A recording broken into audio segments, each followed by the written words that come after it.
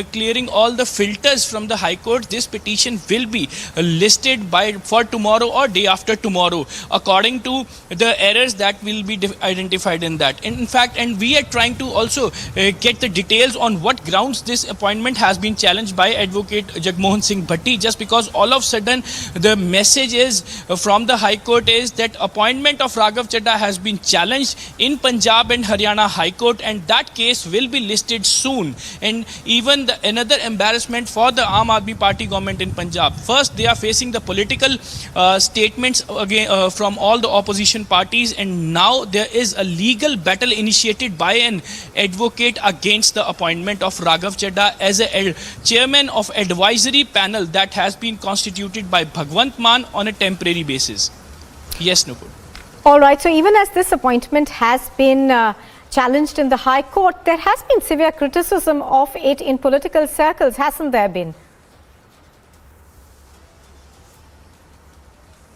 Well, absolutely, Nupur, absolutely. The moment Bhagwant Mann formally announced that Raghav Chadha has been appointed as a chairman of advisory panel that was constituted to give the advice and suggest the Punjab government on the temporary basis, since that minute, all the political parties has started opposing and questioning this appointment, including BJP, Shromani Akali Dal, Congress. Everybody is questioning, and in fact, they are claiming that Bhagwant Mann is a dummy chief minister. The entire Punjab government is being run from the Delhi, from the office of the Kejriwal, and Bhagwant Mann is only the stamp power to Punjab government. And now appointment of Raghav Chadha is very much clear to this. All right. The entire government is being run by the Delhi So the latest offices, that we are getting right now, Amandeep, is that that appointment has been challenged in the Punjab and Haryana High Court. Amandeep, thank you for joining us. Now, the presidential polls that are due for the 18th of July and the ongoing legal battle in the Supreme Court are likely to lead to the expansion of the Eknath Shinde, Devendra Fadnavis cabinet being postponed for now at least. The Shinde-led camp of Shiv Sena MLAs has indicated that the much-awaited expansion of the Maharashtra cabinet led by Chief Minister Eknath Shinde may take place after the July 18 presidential polls. After being sworn in on 30th of June, CM Shinde and his Deputy Chief Minister Devendra Fadnavis of the BJP are the only members of the cabinet. On July 14, BJP-led NDA's presidential candidate Draupadi Murmu will visit Mumbai to seek support for the presidential polls that will take place on July 18. Electors for the top constitutional post consist of members of parliament and MLAs. Shinde and Fadnavis last week visited New Delhi and met Prime Minister Narendra Modi, Union Home Minister Amit Shah and BJP President JP Nadda. Deliberations on cabinet expansion in Maharashtra were believed to have taken place with the BJP's top brass during the visit. Bureau Report, Republic TV.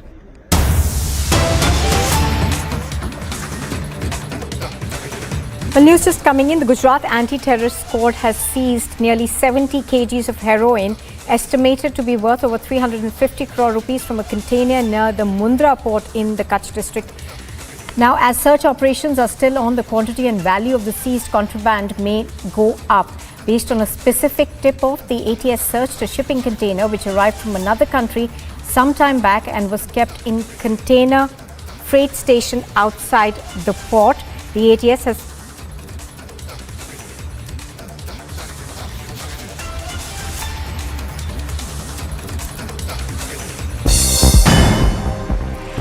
And here's a look at some news in brief now. The expansion of the Maharashtra cabinet led by the Chief Minister Eknath Shinde may take place after the July 18 presidential elections, as has been indicated by an MLA of the Shinde-led camp of the Shiv Sena. The Chief Minister Shinde and his deputy Devendra Fadnavis of the BJP are currently the only members in the cabinet.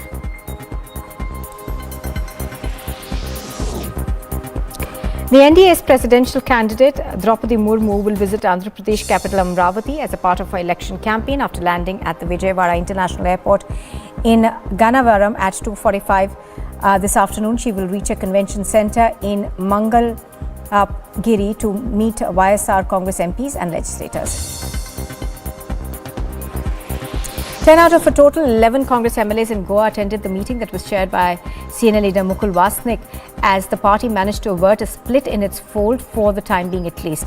Except former Chief Minister Digambar Kamath, all other Congress MLAs including Michael Lobo were present in the meeting, which went on for over 2 hours. Heavy rains along with strong winds lashed Mumbai and its suburbs this morning amid an orange alert that's been issued by the Indian Met Department. There has not been a report of any major waterlogging from anywhere in the city so far. The BJP President JP Nadda has reached Udaipur from Delhi to attend a training camp of the party being held at Mount Abu in Sirohi district. Central level BJP leaders have addressed various sessions in the camp, which is being held for the party's state level office bearers.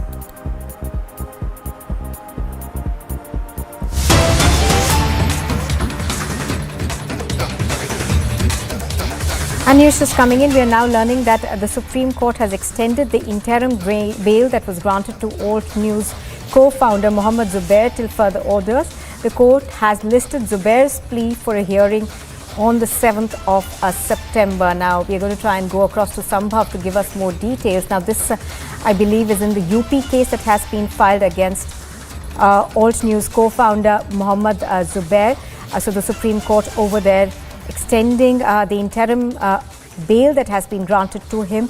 It has also listed for hearing the plea on the 7th of September. So he will remain on bail in that particular case till the 7th of September. But do remember that there is another case that has been registered against him in Delhi, in which he will remain in custody. So the interim bail that has been extended to him is only in the Uttar Pradesh case. Sambhav is joining us live from outside the Supreme Court. Sambhav, give us more details. Yes, so when it comes to Mohammad Zubair's case in Supreme Court against UP Police's FIR, so there the interim bail will continue. This is what the Supreme Court said. So earlier he was on the 5 days of interim bail, a kind of breather from the side of Supreme Court that was ending today. So that interim bail against those of UP Police, mind you, the warrant issued against him for which he is in 15 days of judicial custody by Lakhimpur court yesterday, that is sustaining. So the interim protection for Mohammad Zubair is regarding the cases, regarding the UP Police's FIR before that warrant issued by Lakhimpur Police. So that is one thing. Apart from it, there was another case of which in Delhi by the Delhi Police, in which the Patiala House Court, the Sessions Court, will hear the matter day after. So that's the update. So that's the case. That's the update in all this. So the Supreme Court today will hear. Yes. So essentially, Sambhav, what we have to understand is that in the case that was filed by the UP Police, his interim protection from arrest remains. But in the other case in which has been filed in Delhi, he remains under custody still, and that is going to continue till the Patiala House Court hears this case? Yes. So the Patiala House Court will hear the matter on July 14th, that is day after. So that's the case. That's the update here. All right. So Sambhav bringing us those details that the Supreme Court has extended the interim bail that has been granted to the Alt News co-founder Mohammad Zubair till further orders. This, of course, is a case that was filed against him in Uttar Pradesh. There is another case that's been filed in Delhi. He will remain in custody till that matter is decided by the court. So the interim bail has only been extended in the case that has been filed against him in Uttar Pradesh, but he will remain in custody as far as the other case goes. To remember that the Patiala House Court will be hearing that case, I think, day after tomorrow, that has been filed in New Delhi against a social media post that he had made.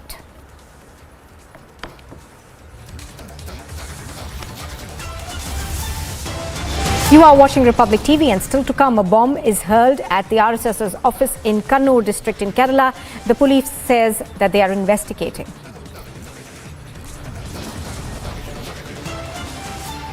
More embarrassment as the ED investigation exposes Amnesty India made millions and all in the garb of human rights advocacy.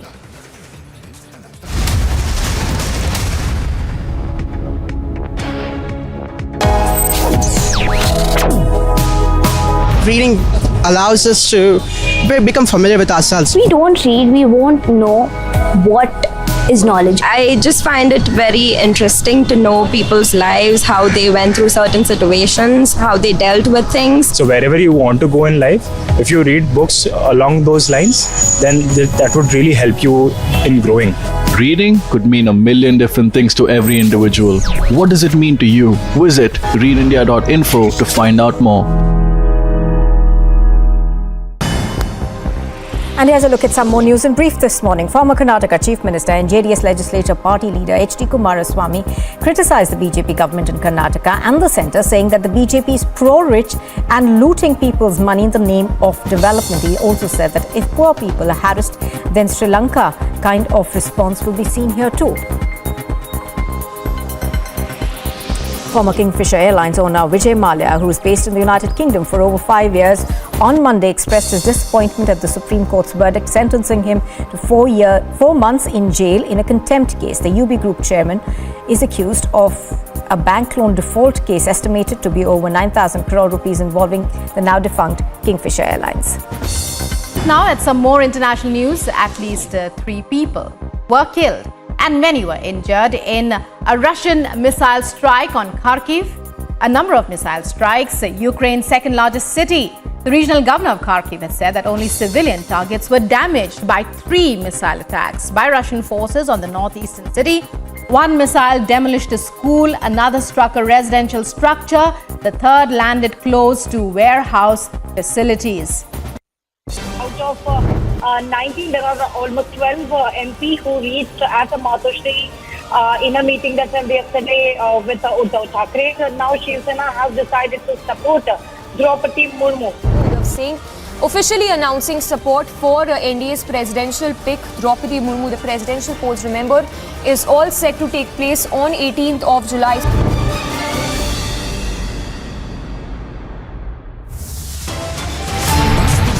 Top stories at 12:30 p.m. After BSP, TDP and JMM, Uddhav forced to give in opposition support for Draupadi Murmu swells.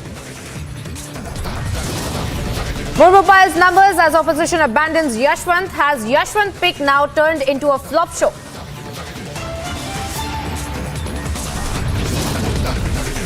Furor over Kejriwal's Raghav Chadda's appointment decision. Opposition tears into the Aam Aadmi Party and Man. Bomb hurled at the RSS office in Kannur district. Police informs window panes had been shattered. Probe underway.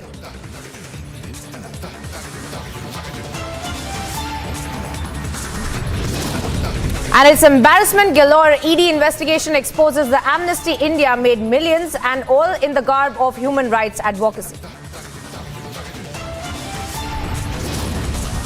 Rajapaksa's brother tries to flee as millions continue to throng streets, but residents block Basil at the airport.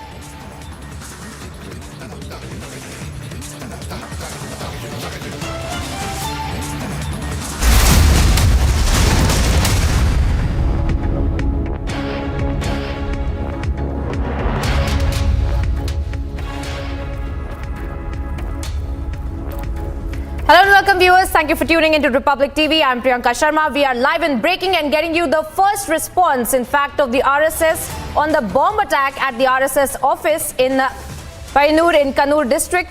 Now, the incident happened early this morning with window glasses of the building broken in the attack as per the Payanur police officials as well.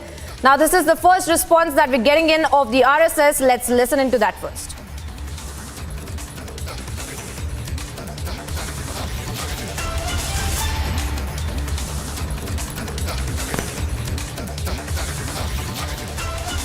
आज़ादी से पहले British हुकूमत ने ban लगाने की कोशिश की संघ पर, वो पराजित हुई। आज़ादी विभाजन के बाद आज़ादी मिलने पर कांग्रेस सो कॉल्ड सेकुलर, जिन्होंने देश का बंटवारा करवा दिया, उन्होंने भी बार बार संघ पर प्रतिबंध लगाने की कोशिश की और लोकतंत्र को कुचलने की कोशिश की, वो भी नाकामयाब रहे। ऐसे ही प्रारंभ से वामपंथी कम्युनिस्ट जिनकी निष्ठाएं भारत नहीं है विदेश हैं, आप कभी वामपंथियों को, मजहबी कट्टरवादियों को अपने जलसे जुलूसों में भारत माता की जय, हिंदुस्तान जिंदाबाद का नारा भी नहीं लगाते, ऐसा देखते होंगे। उन्होंने पिछले कई वर्षों में केरल में विशेष रूप से, कहीं बंगाल में और कहीं और जगह ये कोशिश की है कि संघ पर, संघ कार्यालयों पर, संघ कार्यकर्ताओं पर हमले करें। उनके मंसूबे कभी भी देशभक्तों को, समाज सेवियों को, इस देश के अंदर जो शांति और सद्भाव के परचम को लेकर चले, ना उनके बढ़ते कदमों को रोक सके हैं, ना रोक सकेंगे।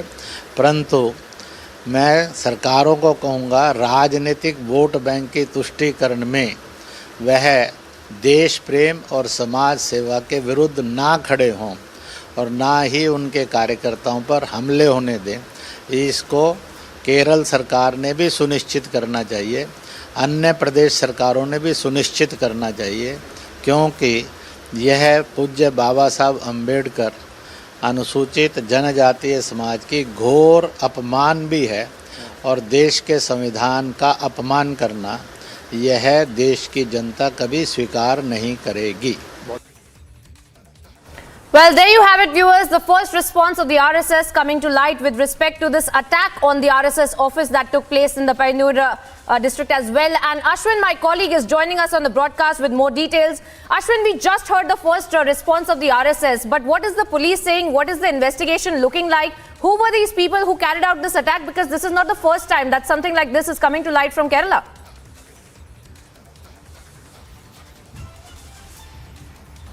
Absolutely. The police is still tight-lipped about the whereabouts, about who are the attackers. Earlier they had stated that they were the suspicion was on individuals who were going on a bike. But now the police has now confirmed that the individuals who threw 2 bombs, and the police has also confirmed the bombs that were used were steel bombs as well. And the police has stated that the investigation is on, the forensic study is going on, and the whereabouts of the attackers are still not known. However, they're also checking the mobile towers in the area to also zero in on the suspects who have thrown these 2 bombs. Meanwhile, the local RSS leaders have also spoken, very privately to Republic, and what they have stated is that it is it looks like a ploy by the CPM to divert the issue. Right, Ashwin, stay on with us. Stay on with us as we're getting some more visuals with respect to this bomb squad officials as well that have reached the RSS office to carry out their investigation. As you had also been pointing out the entire details of who these people had been and how the investigation has been going on forward, please continue to speak to us over these visuals that we are getting of the bomb squad at the RSS office trying to determine the entire scene of crime and what really had went down when these people attacked the office.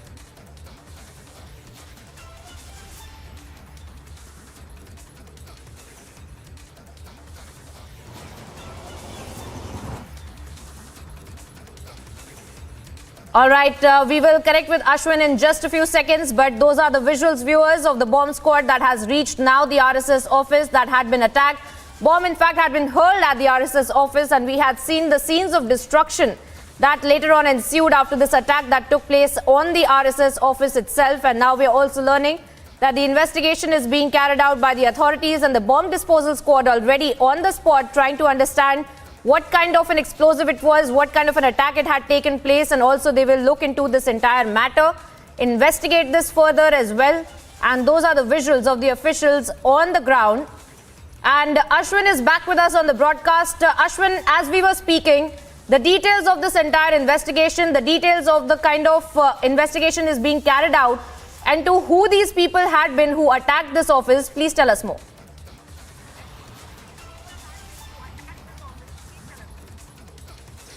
Yes, well, the police is, as I told you earlier, the police is actually looking at the mobile towers and trying to zero in. Remember, the incident happened at around 1:30 a.m.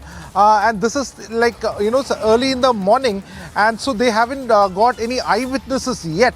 But from the CCTV footage, we can gather that 2 bombs, and police has confirmed the 2 bombs that were used were steel bombs that were used, and that was hurled into the RSS office.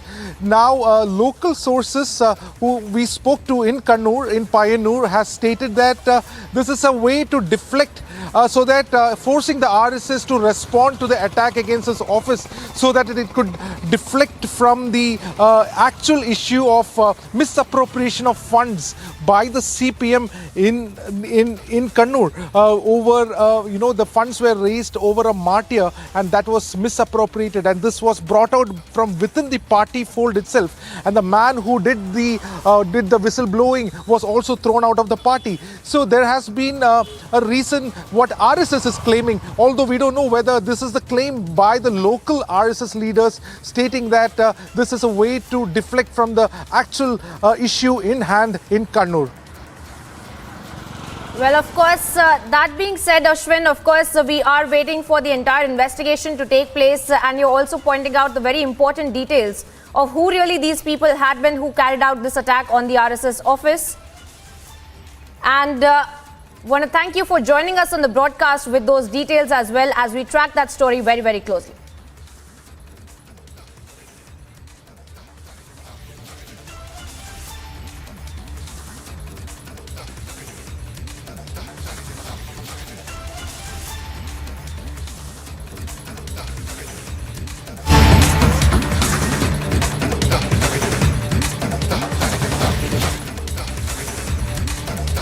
And cutting across to some more breaking updates that we are getting this time now from the state of Maharashtra, where another big claim has been made by the Maharashtra Chief Minister Eknath Shinde.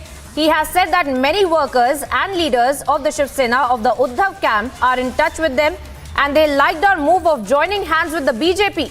Now remember, this is the kind of statements that had come to light from the Eknath Shinde camp, claiming that there are natural allies of the BJP, and that is why they were not okay with Uddhav camp having an alliance with the NCP and the Congress, who are the unholy alliance, is something that Eknath Shinde had also called it. And now he is claiming that there are more and more leaders, more and more workers, ground level cadre as well, that are in touch with the Eknath Shinde camp, with Eknath Shinde himself from the Uddhav camp, and they are likely to join with them as well. They have said that they have praised their move of Eknath Shinde clan for joining hands with the BJP, and also having Shiv Sena's chief minister in Maharashtra as well. Let's listen in as to what he really had to say. सृष्टी भागामध्ये पूर परिस्थिती ज्या ठिकाणी निर्माण झालेली आहे त्या ठिकाणी एक आता त्या सर्वच परिसराचा आम्ही आढावा घेतलेला आहे. सर्व प्रशासन यंत्रणा सर्व विभाग अलर्ट आहेत. सगळे अधिकारी आमच्या फील्डवर आहेत आणि एकंदरीत कुठलीही दुर्घटना होऊ नये, जीविताचं नुकसान होऊ नये यासाठी सगळ्या सूचना दिलेल्या आहेत. त्याचबरोबर आरोग्य विभागाच्या माध्यमातून देखील सर्व यंत्रणा सज्ज आहे. परंतु आज जे आम्ही सुपर स्पेशालिटी हॉस्पिटलची जे काही जे नियोजन केलं होतं,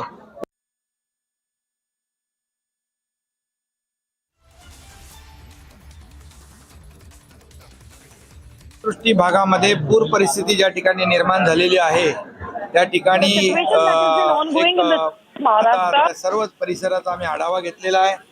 सर्व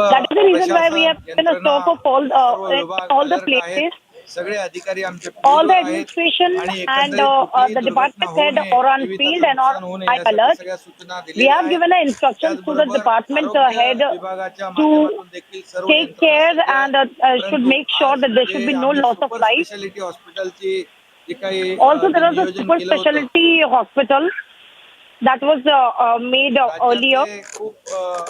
पदाधिकारी असतील, कार्यकर्ते असतील, लोकप्रतिनिधी असतील, there are the workers and leaders and the step that has been taken forward the legacy of Thackeray. भूमिका घेतलेली आहे. Whatever stand what we have taken, एक जनतेमध्ये विश्वास निर्माण झालेला आहे. which is really people has given a support to, and they have accepted this government, that is Shiv Sena BJP government.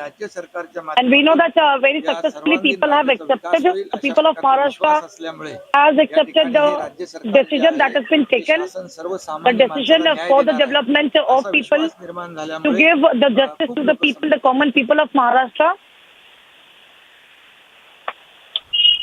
And there you have it, viewers. Eknath Shinde making a huge claim. In fact, that there are several leaders of the Uddhav camp that are still in touch with them. They have praised their decision of going with the BJP, having an alliance government in Maharashtra with the BJP, with Devendra Fadnavis as the Deputy Chief Minister as well. And at this point also, let me bring in my colleague Alisha Nair, who's been tracking this story very, very closely for us. Alisha, speak to us about what this really means. Because over the last few weeks, we have seen this kind of a political posturing between Eknath Shinde and, of course, Uddhav Thackeray as well. But now Eknath Shinde also claiming that there are more leaders now that are still with the Uddhav camp, that are in touch with Eknath Shinde because they like their decision of going with the BJP.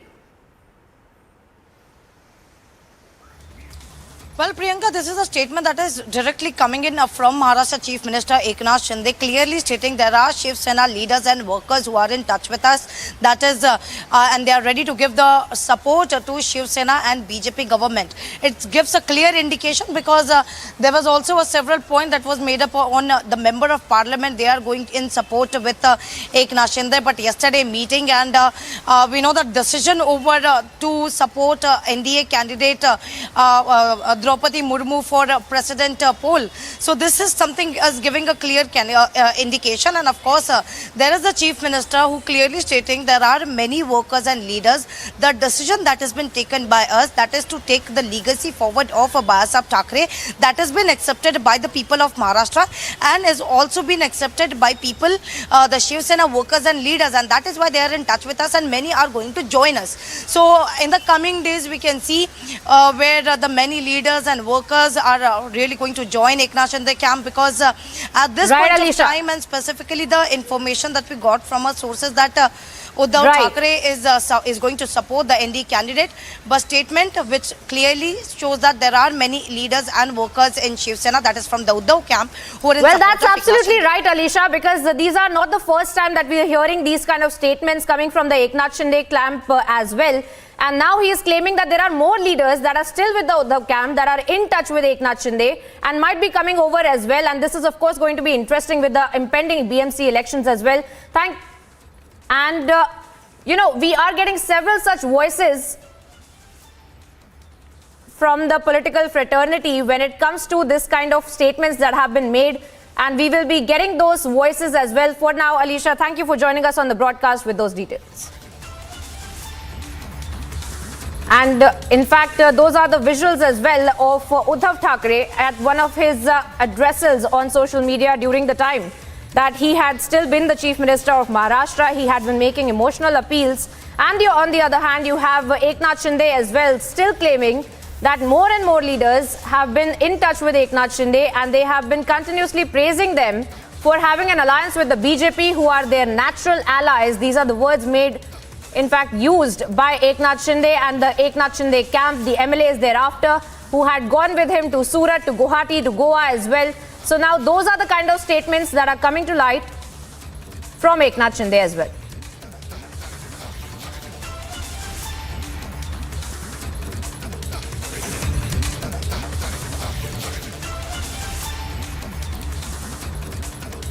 Now, viewers, we are also learning about a case of fraud that has been registered against the SpiceJet chairman and managing director Ajay Singh. Let's take a look as to what's really happening there. The managing director of SpiceJet Airlines, Ajay Singh, has now been booked by Gurugram police for allegedly duping a businessman. According to complainant businessman Amit Arora, he has given a complaint to Gurugram police where he has mentioned that he was promised by Ajay Singh of transferring around 10 lakh shares of SpiceJet Airlines in lieu of services those were being provided by Amit Arora to Ajay Singh. Now, Ajay Singh has mentioned in his complaint that Ajay Singh initially had gave a depository instruction slip to Amit Arora, which later on turned out to be the invalid and fake one, after which he approached to Ajay Singh multiple times, but he refused to answer to his calls.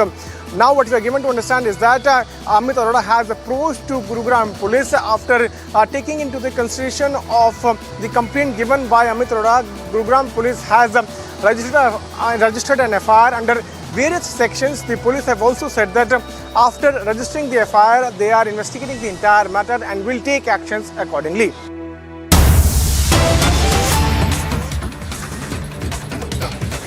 Now viewers, straight away getting across to some more breaking updates that we are getting this time from the Congress party, where Rahul Gandhi has gone abroad today and he will be back on Sunday according to sources on July the 17th. Now this is according to several Congress sources that have confirmed to us, where we are learning that Rahul Gandhi in fact has left for abroad as well, and this comes in the backdrop of the kind of crisis that the Congress party is really seeing in Goa now, where we had seen an open rebellion of sorts also breaking out of the state of Goa in the Congress party. And now in the backdrop of that, we are learning that Rahul Gandhi in fact has left India, he has gone abroad. And of course, we are waiting for that itinerary as well to come to light as to where he has gone and what really has he gone for in the middle of the crisis that the Congress party is also suffering in the state of Goa.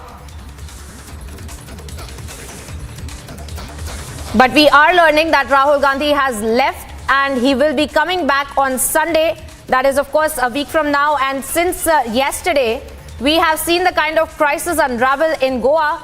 And on that note, let me also bring in Aishwarya Kapoor on the broadcast. Aishwarya, once again, the Congress is in a flux. Congress is facing a crisis and Rahul Gandhi has left for abroad. What more can you tell our viewers? Well, absolutely. I'll point your time, but this is a format which the Congress leader has been following, though he still feels that he should be the Congress party president. But his complete inactiveness and his switch on, switch off mode is something which not the media, but the leaders who have left the Congress party have stated over and over again.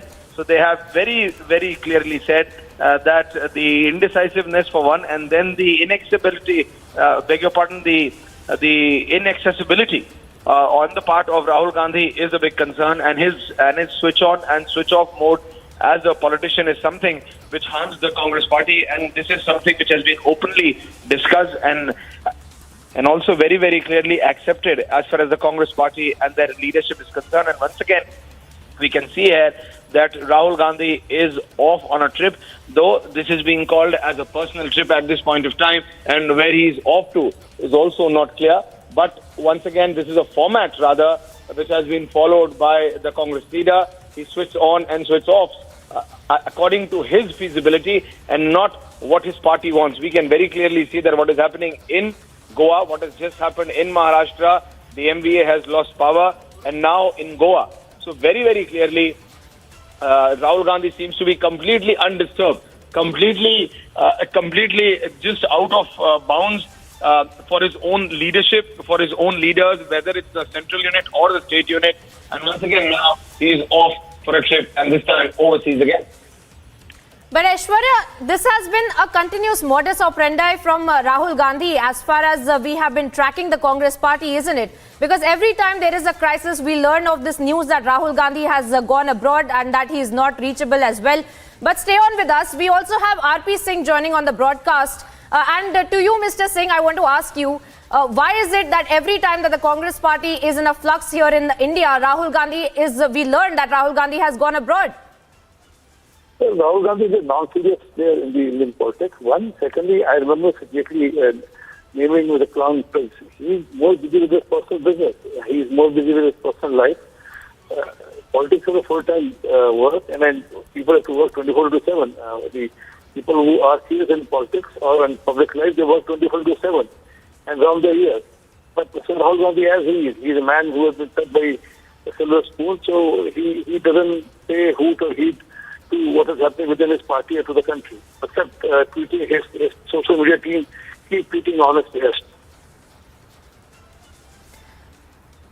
All right, so RP Singh of the BJP joining us on the broadcast with those perspective on this latest development that we are tracking for you viewers, that Rahul Gandhi has once again left for abroad, and of course we are waiting for further details of the itinerary of this trip that he is taking in the backdrop of the crisis that the Congress party is undergoing in the state of Goa. And in fact, they have just gone under one in Maharashtra as well, and now in Goa, and we are learning that Rahul Gandhi has left the country.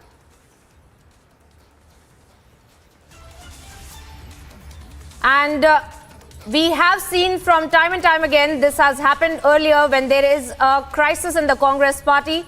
There are multiple reports suggesting that Rahul Gandhi has usually left for a foreign trip. And of course, we are waiting for more details as far as this particular trip is concerned, because now we are learning that he has left right now and he will be returning on July the 17th, that is on Sunday. Almost a week from now, and we have seen the kind of crisis that has been unraveling in the state of Goa since yesterday, and the kind of open rebellion in the Congress party in the state of Goa as well that is coming to light. And in the backdrop of those multiple reports suggesting this kind of an open rebellion, we're learning that Rahul Gandhi has left India.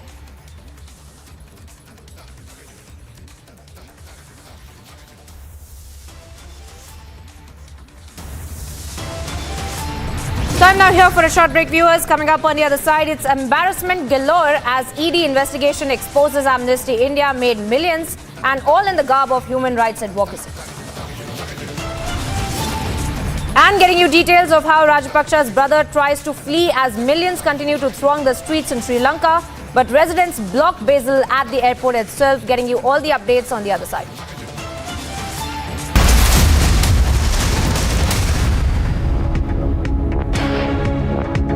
In the latest Indian university rankings announced by QS, the world's leading university rankings organization, India's #1 ranked universities in various categories are IISc Bangalore, IIT Bombay, University of Delhi, University of Calcutta, and Amity University.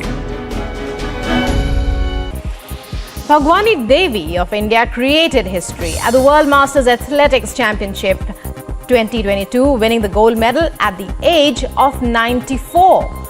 The Indian athlete won gold in the 100-meter sprint event, at which she ran in 24.74 seconds in Finland, in addition to a shot put gold. England are preparing for their second group match of the Women's Euro 2022 against Norway at Falmer Stadium in Brighton on Monday. Both squads have won their opening matches, although Norway sit on top of Group A after their 4-1 victory over Northern Ireland. Romeo Beckham scored his first goal of the season in Inter Miami 2's 3-1 win over Orlando City. The 19-year-old son of David Beckham showed signs of his famous dad when he curled in a beautiful free kick in the 84th minute to give the visitors a lead.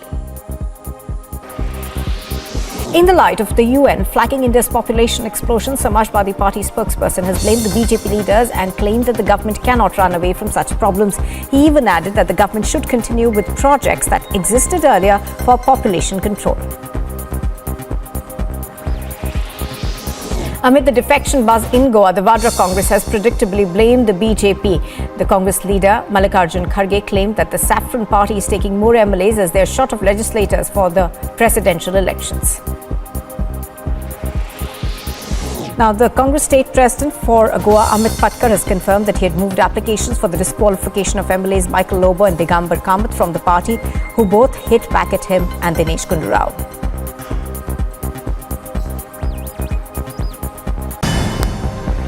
And here's a look at some more news in brief this morning. Former Karnataka Chief Minister and JDS Legislature Party leader H.D. Kumaraswamy criticized the BJP government in Karnataka and the centre, saying that the BJP is pro-rich and looting people's money in the name of development. He also said that if poor people are harassed, then Sri Lanka kind of response will be seen here too.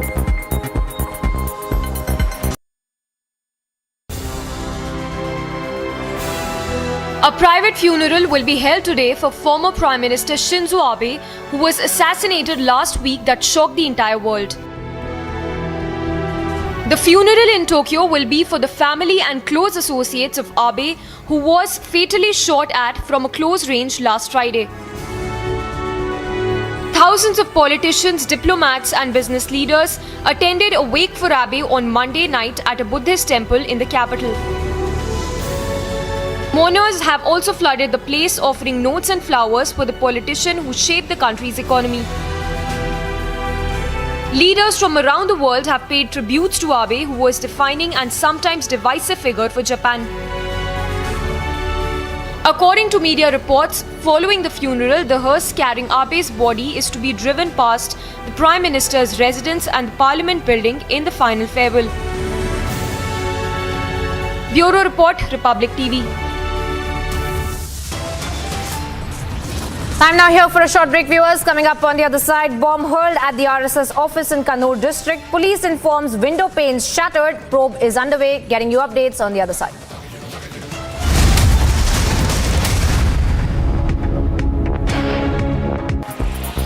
A district court in Varanasi will resume hearing on the Gyanvapi Mosque case today. The Masjid Committee will continue its arguments regarding the maintainability of the right to worship petitions filed by Hindu petitioners. The hearing in the case is being held before the district and sessions judge in Varanasi, with strict restrictions on entry of people into the courtroom and heavy police presence.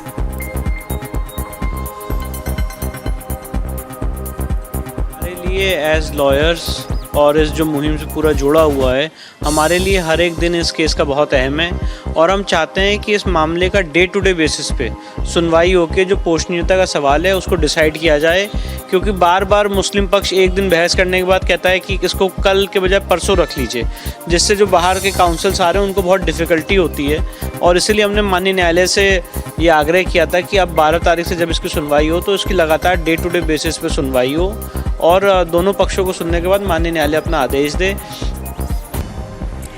And now a look at some sports news. Manchester United has officially confirmed France midfielder Paul Pogba's return to Juventus. The France midfielder's contract at Old Trafford expired this month and he is set to rejoin the club, with which he won the Serie A title twice in his first spell. Wayne Rooney arrived at Dulles International Airport in Washington, D.C. as rumors of him becoming D.C. United's new head coach intensified. According to reports, Rooney and the D.C. club have agreed on terms for a new deal. Bhagwani Devi of India created history at the World Masters Athletics Championship 2022, winning the gold medal at the age of 94.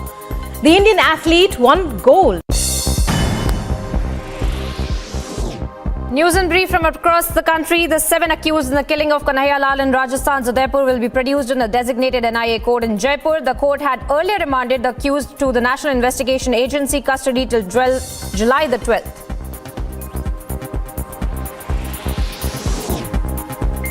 All India Masjid-e-Ittehadul Muslimin MP Imtiaz Jalil on Monday alleged that the name change plan of Maharashtra's Aurangabad district to Sambhaji Nagar was only intended to change the documents of the government department and will put a burden of rupees 1,000 crores.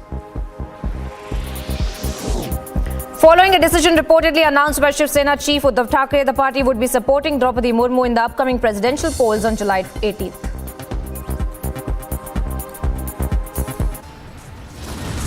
Taking a short break here now, viewers, getting you updates on the other side of how there was a bomb hurled at the RSS office in Kannur district. Police has informed window panes had been shattered and the probe is underway.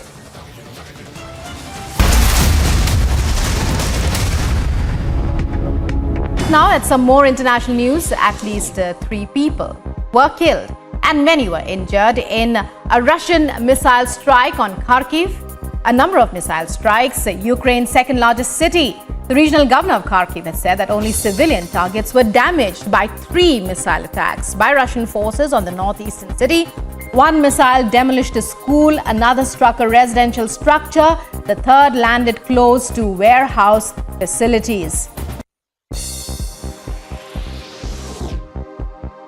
And Sri Lanka remains in a political vacuum for a second day, with opposition leaders yet to agree till Monday, but it appears they have now on who should replace its roundly rejected leaders. Key residences are still occupied by protesters who are angry at the country's deep economic woes.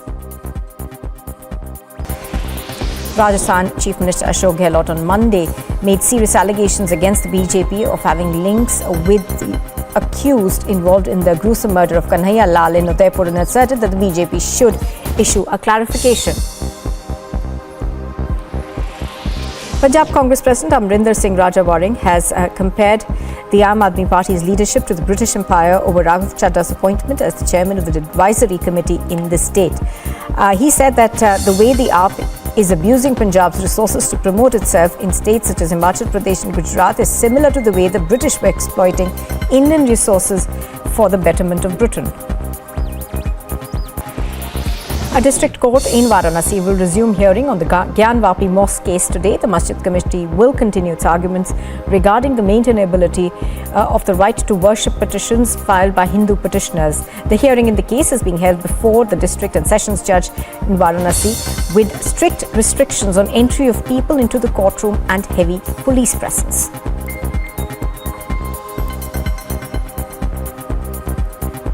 As lawyers और इस जो मुहिम से पूरा जुड़ा हुआ है, हमारे लिए हर एक दिन इस केस का बहुत अहम है और हम चाहते हैं कि इस मामले का day to day. Top headlines at this hour: after brutal hate attacks in Udaipur and Amravati, BJP worker attack with lethal attacks in Karnataka's Shivamogga.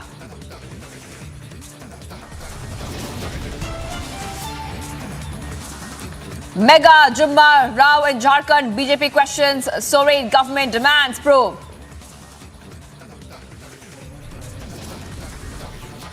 After BSP and TDP Yodha forced to give in opposition support for Draupadi Murmu.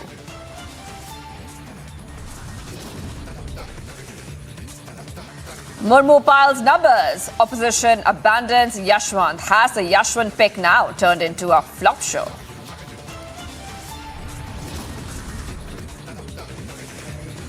Bomb hurled at RSS office in Kannur district. Police launches probe. Bomb squad deployed.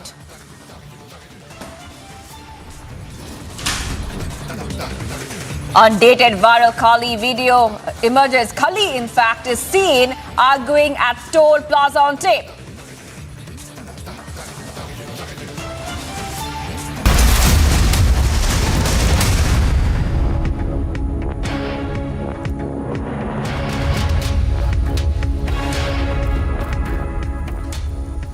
We are live and breaking on Republic TV. I am Shivamogga and we'll get to the fastest updates in this show. Now, the first news coming in right now is that BJP ward president Kantha Raju has been attacked near the Rajiv Gandhi colony in Shivamogga district of Karnataka. Now, Kantha Raju was earlier a Bajrang Dal activist and now a BJP worker. He had actively participated in the protest against Harsha's murder there.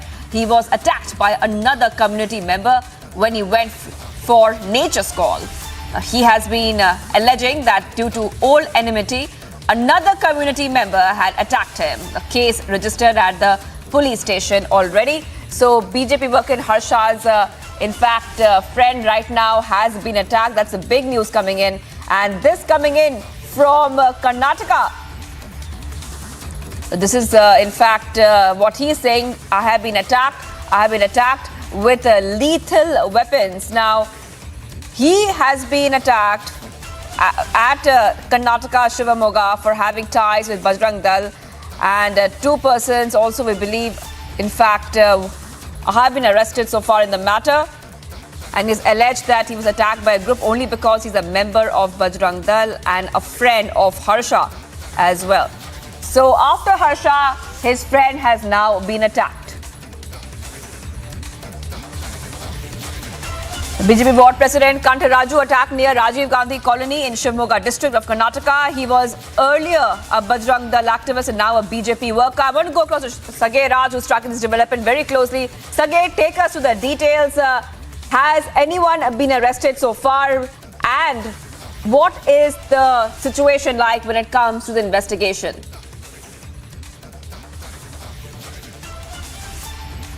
See, so far, two of them are being detained by the police. They have been identified as Junaid and Suhail. and the police are investigating further to nab 3 more people who had involved in this particular attack. And Kantaraju is also a Bajrang Dal activist and ward president of a BJP party in Shivamogga, was attacked last night around 11:30 p.m. when he stepped out his house for a nature call. The perpetrators had already planned and they were trying to execute of attacking him and murdering him outside his residence with lethal weapons. Once he stepped out of his house, he was being attacked by them in the Rajiv Gandhi colony, but he had escaped with minor injuries. What we also get to learn from our sources from the police department is that he's shifted to Mega Hospital in Shivamogga district, where he is undergoing treatment and he is out of danger.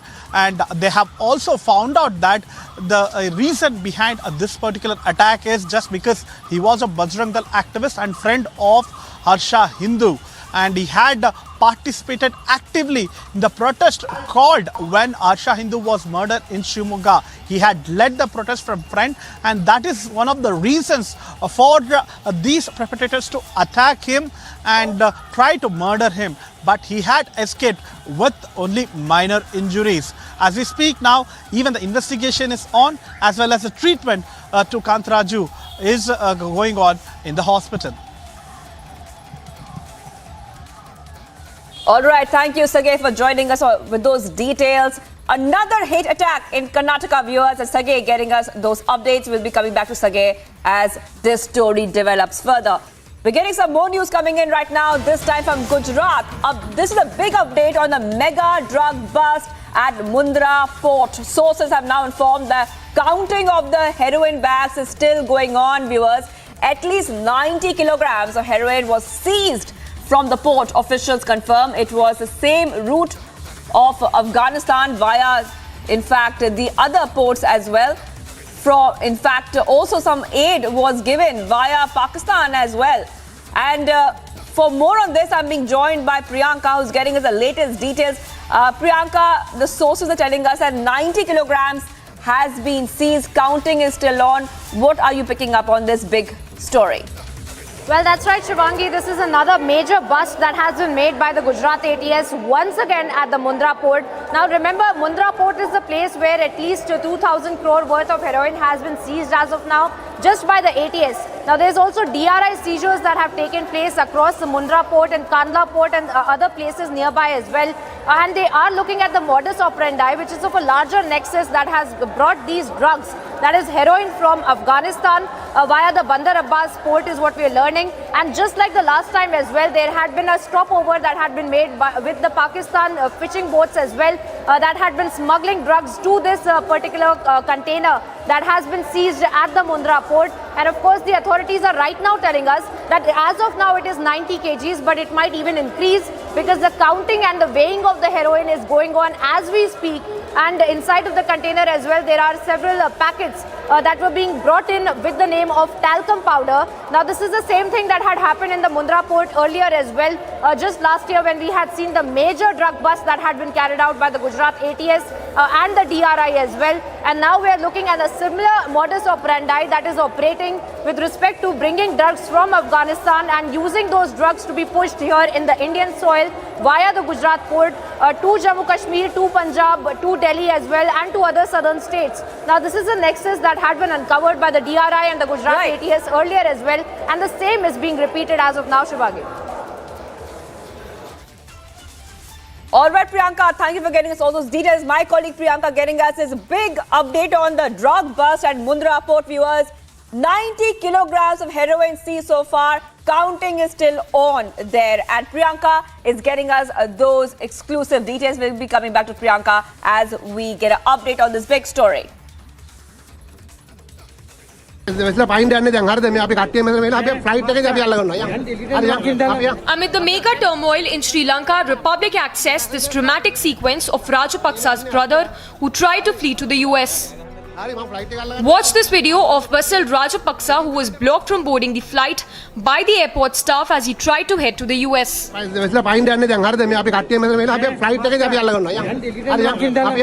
අපි නෑ නෑ ඇයි නෑ නෑ හරි අපි පැසෙන්ජර්ස්ලා අපි ලස්ස ගන්න දීලා යන්නේ ඇත්ත හරි අපි දැන් ඔයා ගෑ ගහන්න තියෙන්නේ හරි මම ෆ්ලයිට් එක අල්ල ගන්නම්කෝ ආපු දංගේ ෆ්ලයිට් එකට චෙකින් කරන්න එපා මිස් ඔයගොල්ලෝ අවුරක්කත් හොඳේ චෙකින් කරන්න එපා ඔයගොල්ලෝ අවුරක්කත්. In the video, the passengers can also be seen refusing to let Basil Rajapaksa into the plane. And Basil Rajapaksa, which only corroborates that the former finance minister of Sri Lanka tried to flee to the US as the country faces one of its worst economic crises since the 90s. Bureau Report, Republic TV.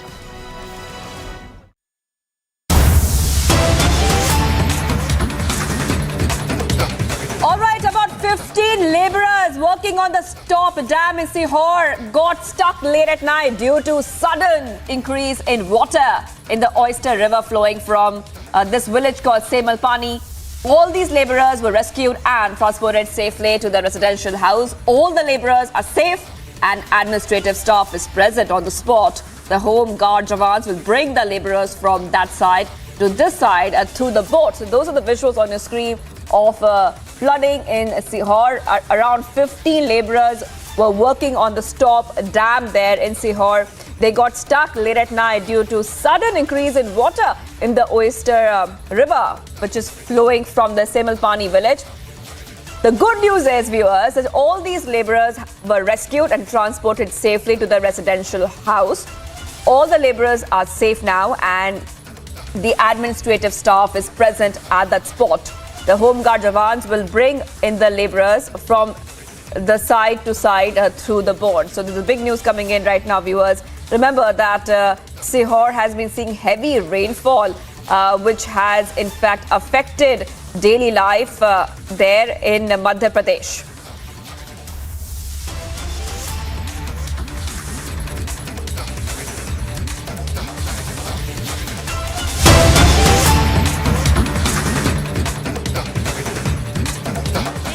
तैयार है विकास की एक नई तस्वीर प्रस्तुत करने के लिए। ऐसे में आपके स्वागत हेतु मैं सादर आमंत्रित करती हूं माननीय सांसद श्री निशिकांत दुबे जी को स्वागत संबोधन हेतु।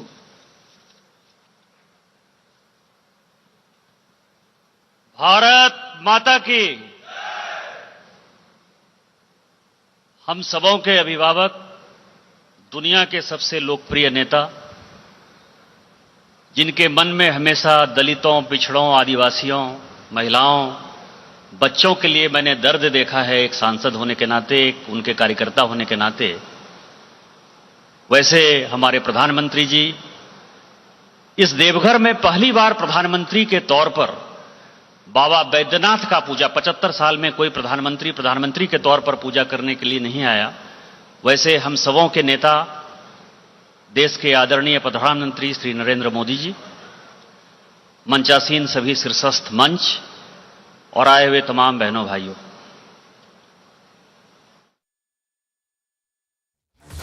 All right, there we see Prime Minister Modi in Jharkhand's Deoghar. The Prime Minister is in fact going to launch various projects in Jharkhand and Bihar. He is in fact embarking on that visit to Jharkhand and Bihar. And what we can expect, viewers, is the much-awaited second international Deoghar airport in Jharkhand, which the PM Modi, in fact, will be inaugurating. He'll be laying the foundation stone of various development projects worth more than 16,800 crores. The airport has been constructed at an estimated cost of around 400 crores, according to the Prime Minister's office. And joining me is Senior Executive Editor Abhishek Kapoor. Abhishek, this is going to be a very important launch of the project, especially the International Deoghar Airport in Jharkhand. Take us through the details, Abhishek. Well, Shivangi, yes. So, second international airport in the state of Jharkhand, which is predominantly tribal-dominated, one would say, and it's a big development booster for the state, for the people of the state to travel outside of Deoghar. It's an important pilgrimage town, both for Hinduism because of one of the Jyotirlings being there, and then of course nearby is the important Jain pilgrimage site. And remember, it was Prime Minister himself who laid the foundation stone of this project in 2018, and he himself is going to inaugurate it. So this development pitch by the Modi government that projects happen with fixed deadlines, and in the pictures we can see Prime Minister along with Jharkhand Chief Minister Hemant Soren. Remember when in 2014 Narendra Modi became Prime Minister of India, there were 74 operational airports in the country.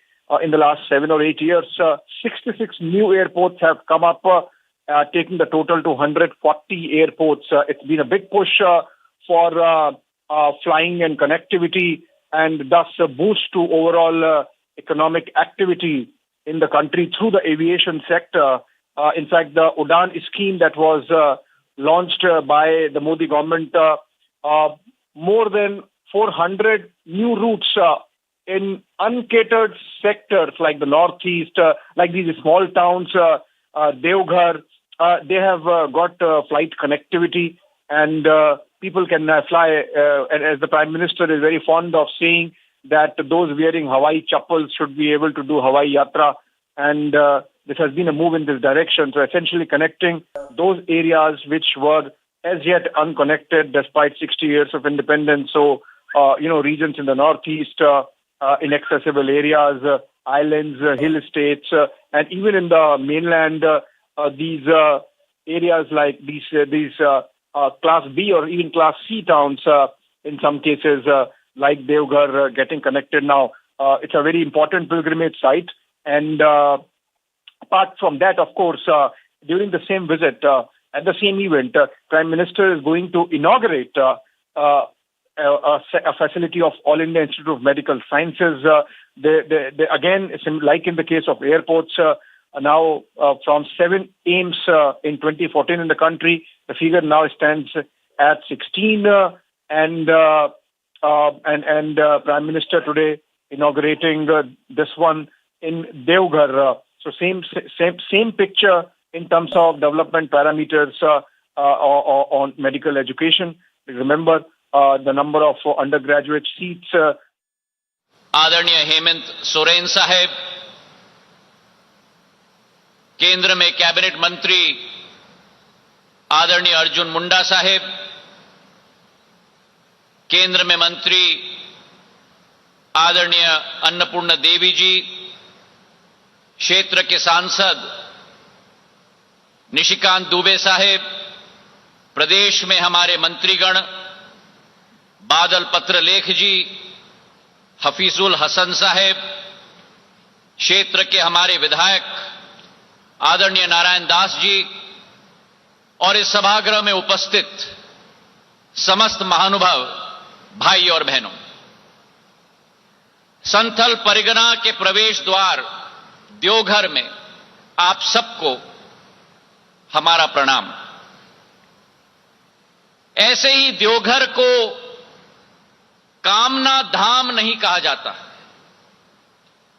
क्योंकि बाबा बैजनाथ ज्योतिर्लिंग मंदिर और शक्तिपीठ के दर्शन के साथ साथ आज जो इस क्षेत्र के लाखों लोगों ने सपना देखा था, प्रधानमंत्री नरेंद्र मोदी जी के प्रभावशाली नेतृत्व में आज वो सपना इस देवघर के हवाई अड्डे के रूप में और 16,000 करोड़ के विकास के कार्यों के आधार पर आज साकार होने जा रहा है। मेरे भाइयों और बहनों, हमारे भारत की संस्कृति में लिखी गई है, अतिथि देवो भव, और उस भारत के देवघर में मतलब यानी देवी देवताओं के घर में पधारने वाले हमारे भक्तों के लिए सगमता से अपने इष्ट देवता का दर्शन हो पाए, ये कोई मामूली उपलब्धि नहीं है। और वो उपलब्धि भी प्रधानमंत्री जी के द्वारा उस समय में दिया जा रहा है जब विश्व प्रसिद्ध श्रवणी मेले की शुरुआत अगले 2-3 दिनों में होने जा रही है, जिसके आधार पर लाखों श्रद्धालु इस हवाई अड्डे के आधार पे भी उस मेले में अपना उपस्थिति दर्ज कर पाए। यह केवल एक मामूली बुनियादी ढांचा नहीं है। इस एयरपोर्ट के साथ प्रधानमंत्री जी की दूरदर्शी समकालिक सोच विचारधारा जुड़ी हुई है। और पुराना जमाना होता था जहां केवल आर्थिक महत्वपूर्ण शहरों के में हवाई अड्डा स्थापित होता था, लेकिन प्रधानमंत्री जी ने उस परिभाषा को बदल दी। आज जहां हवाई अड्डा स्थापित होता है वहीं से आर्थिक पहिए घूमने शुरू हो जाते हैं। और प्रधानमंत्री जी ने अपनी इस परिभाषा को एक कदम आगे बढ़ाकर केवल आर्थिक सोच विचारधारा के साथ नहीं, लेकिन उसके अतिरिक्त धार्मिक और आस्था के स्थलों के साथ भी अधोसंरचना और आर्थिक प्रगति को जोड़ने का एक प्रयास किया है। और पिछले 1-1.5 सालों में चाहे कुशीनगर में जो बौद्ध सर्किट का केंद्र हो, वहां एक एयरपोर्ट जो स्थापित किया प्रधानमंत्री जी के नेतृत्व में, चाहे अयोध्या में अंतर्राष्ट्रीय एयरपोर्ट बनने जा रहा है और अब देवघर का एयरपोर्ट बनने जा रहा है। भाई और बहनों, ये वही व्यक्ति कर सकते हैं जिनकी एक धर्म संस्कृति के साथ एक जुड़े हुए एक जनसेवक की सोच और विचारधारा हो सके, जो हमारे प्रधानमंत्री नरेंद्र मोदी जी की सोच और विचारधारा है भारत के प्रति। सोच और विचारधारा है अध्यात्म को प्रगति के साथ जोड़ने का, सोच और विचारधारा है धर्म को प्रगति के साथ जोड़ने का, सोच और विचारधारा है संस्कृति को प्रगति के साथ जोड़ने का, और अध्यात्म धर्म और संस्कृति के संगम के साथ साथ क्षमता की एक महाशक्ति के रूप में भारत को परिवर्तित करने का एक संकल्प हमारे प्रधानमंत्री नरेंद्र मोदी जी ने लिया है। मेरे भाई और बहनों, भारत के विगत गौरव को भारत के वर्तमान के गौरव को बनाना और आस्था के गौरव में परिवर्तित करना, यह प्रधानमंत्री के नेतृत्व में ही संभव हो पाया है। अगर देवघर की हम बात करें तो हर दिशा में धर्म और आस्था से परिपूर्ण है, और हमारा संकल्प है कि रांची के बाद झारखंड का यह दूसरा प्रवेश द्वार देवघर जरूर बनेगा। 401 करोड़ रुपए की यह योजना है, 654 एकड़ में यह एयरपोर्ट स्थापित है, और आसपास के कई जिलों, चाहे दुमका हो, पाकुड़ हो, गोड्डा हो, गिरदिया हो, धनबाद हो, हजीराबाद हो, करीब 2.5 करोड़ जनता के लिए एक नई सुगम आवागमन की व्यवस्था इस एयरपोर्ट से बनेगी। जो कैपेसिटी इस एयरपोर्ट की वर्तमान की है 5 लाख लोगों की यात्रियों की कैपेसिटी है, और बोइंग 737 और एयरबस दोनों विमान इस रनवे पर लैंड कर सकते हैं। आज प्रधानमंत्री जी के आदेश के आधार पर पहली फ्लाइट देवघर कलकत्ता को जोड़ने वाली फ्लाइट इंडिगो द्वारा संचालित हुई है। लेकिन प्रधानमंत्री जी के आदेश है कि यह मात्र शुरुआत है। आने वाले दिनों में देवघर को रांची के साथ जोड़ा जाएगा, देवघर को पटना के साथ जोड़ा जाएगा, और प्रधानमंत्री जी की आशा और के अनुरूप आने वाले दिनों में देवघर को देश की राजधानी दिल्ली के साथ भी जोड़ा जाएगा। आज इस दिवस पर हम ये संकल्प लेते हैं कि जो झारखंड में वर्तमान में 2 हवाई अड्डे हैं, आने वाले दिनों में इसे बढ़ाकर हम 5 हवाई अड्डे तक बढ़ाएंगे, जो बोकारो, दुमका और जमशेदपुर को भी हवाई मानचित्र में झारखंड में हम लोग सम्मिलित करने जा रहे हैं। प्रधानमंत्री जी की सोच है कि हवाई चप्पल पहनने वाला भी हवाई जहाज में उड़े, और इसकी अतिरिक्त उनकी यह भी सोच है कि हवाई चप्पल पहनने वाला हवाई अड्डे के पास जाने के बजाय हवाई अड्डा हवाई चप्पल पहनने वाले के पास जाए। यह उनका संकल्प और उनका उद्देश्य है। और इसलिए भारत में जितने उपकृत एयर स्ट्रिप हैं उन सबको हम लोग एक्टिवेट करने वाले हैं। पिछले 8 साल में झारखंड राज्य में अकेले, जिस राज्य में केवल 1500 यात्री प्रतिदिन आते थे, आज वो 5 गुना बढ़कर 7,500 यात्री प्रतिदिन झारखंड आते और जाते हैं। जिस झारखंड में केवल 20 एयरक्राफ्ट मूवमेंट होती थी, आज बढ़कर 56 एयरक्राफ्ट मूवमेंट हो चुकी हैं। और आने वाले समय में प्रधानमंत्री जी के आदेश के आधार पर 14 नए रूट झारखंड के लिए प्रचलित होंगे। दुमका से रांची, दुमका से कोलकाता, बोकारो से पटना, बोकारो से कलकत्ता और देवगढ़ से पटना, देवगढ़ से कोलकाता और देवगढ़ से रांची। ये 14 नए रूट्स आने वाले दिनों में प्रचलित होंगे। प्रधानमंत्री जी की जो सोच और विचारधारा है, भारत को भारत के साथ जोड़ने का, B2B भारत को भारत के साथ जोड़ने का, उस आधार पे जो शहर नागर ओडियन मानचित्र से पूर्ण रूप से मिटाए गए थे, प्रधानमंत्री जी की विचारधारा के आधार पर, चाहे वो देवगढ़ हो, चाहे झरसुगुड़ा हो, चाहे रूपसी हो, चाहे दरभंगा हो, उन सभी शहरों को आज नागर विमानन क्षेत्र के साथ जोड़ा जा चुका है। तो आज इस मंच से जो प्रधानमंत्री जी का संकल्प है, जिस भारत में केवल 74 हवाई अड्डे होते थे 70 साल में, प्रधानमंत्री जी के संकल्प के आधार पर पिछले 8 वर्षों में 67 नए हवाई अड्डे, वाटरड्रोम और हेलीपोर्ट बने हैं। 141 देश में बन चुके हैं।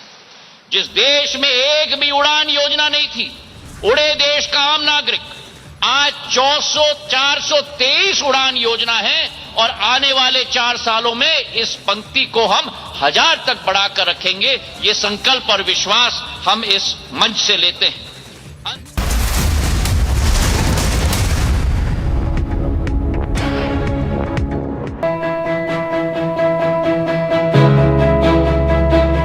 Getting a cab these days is nearly impossible because half the time you don't get rides. Even if your cab gets booked, you're not sure when it is going to get cancelled or how much you're going to pay. Now, answering all this, Mind has come up with beautiful solutions whereby we don't have a surge rate here because they go by government prescribed rates. Not just that, Mind has a beautiful feature where you incentivize the driver, ensuring that he will come and pick you up on time. So, thanks Mind.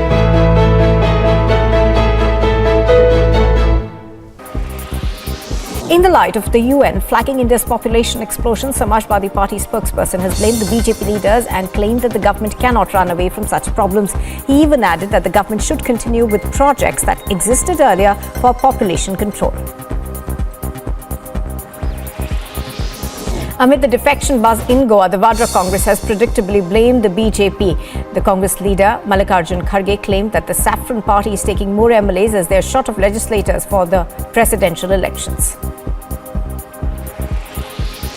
Now, the Congress state... Having accessed the CCTV of the bomb attack at the RSS office in Kerala's Kannur district, we are told the incident, remember, happened earlier this morning. The police suspect that the people who threw these bombs had come in a bike, and they're also looking at whether there is a political reason for the attack in the RSS office. The office has suffered losses, including the window panes have been destroyed and few parts of the furniture at the entrance has also been destroyed.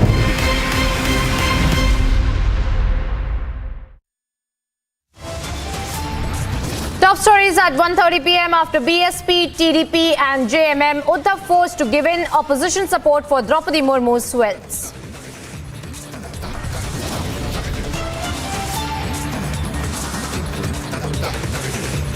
And it is a mega Juma row in Jharkhand. BJP questions Soren government, demands a probe. After BSP and TDP, Uddhav forced to give in opposition support for Draupadi Murmu swells now. Bomb hurled at the RSS office in Kannur district. Police launches probe. Bomb squad has been deployed.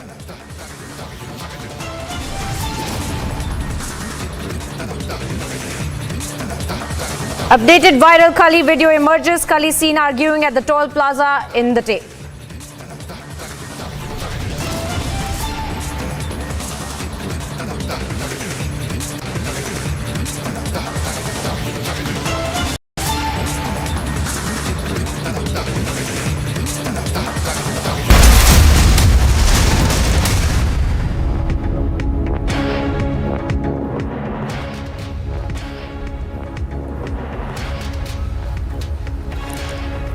welcome viewers. Thank you for tuning into Republic TV. I am Priyanka Sharma. We are live and breaking and getting you all the updates now. First up, of the 11-year-old girl who had been sexually assaulted in Palakkad was abducted by the accused uncle and her close relatives. Now, the girl was abducted from her grandmother's house when the trial in the case was about to begin on 16th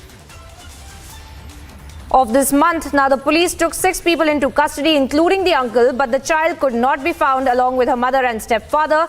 Now, we have also accessed the CCTV visuals of the abduction on the road itself. Now, the grandmother has approached the Chief Minister for justice.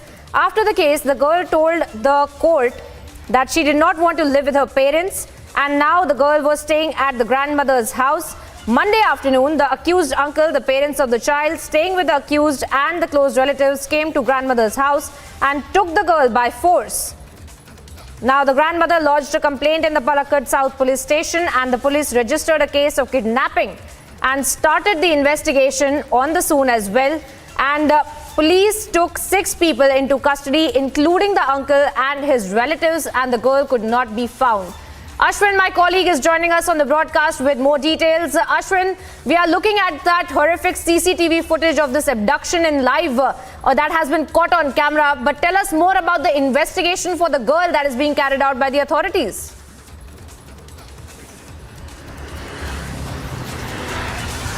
Shockingly, it's been 48 hours almost since the girl was abducted on the middle of the road and right in front of many people. Despite that, the Kerala police has not been able to find the whereabouts of this girl, who's a minor and who's also a survivor of a POCSO case. Now, on the coming 16th, the trial for the very POCSO case was to be conducted, and there was pressure from those accused, which includes the stepfather as well as the accused uncle, to force the girl to speak in favor of them. Now, all this was refused by the girl, and the girl in the earlier time had also told that she does not want to stay with her own mother and stepfather, and thereby the court had directed her to stay with the grandmother. Now, the incident happened yesterday afternoon, on Monday afternoon, and right in the middle of the road where the girl was trying to escape, she was taken up by the relatives. Now, 6 people have been taken into custody, of which 3 are women itself. The 3 women, all of them relatives of the minor girl, have been taken into custody. But shockingly, the stepfather, the mother, as well as the girl has still not been found. Now, this puts a big lapse. There has been question raised on the big lapse by the Kerala police because this has happened in the middle of the road, and 48 hours passed. The girl who's a survivor, a POCSO survivor, has still not been found, and the police is still searching for the girl. Well, that being said, Ashwin, as you very rightly pointed out, that this entire act had also been caught on the CCTV footages, and it's happening in broad daylight. So what are really the authorities doing? Because as you pointed out, it has been 48 hours, and those are the crucial hours that needs to be used for this kind of an investigation. So what are the authorities telling you?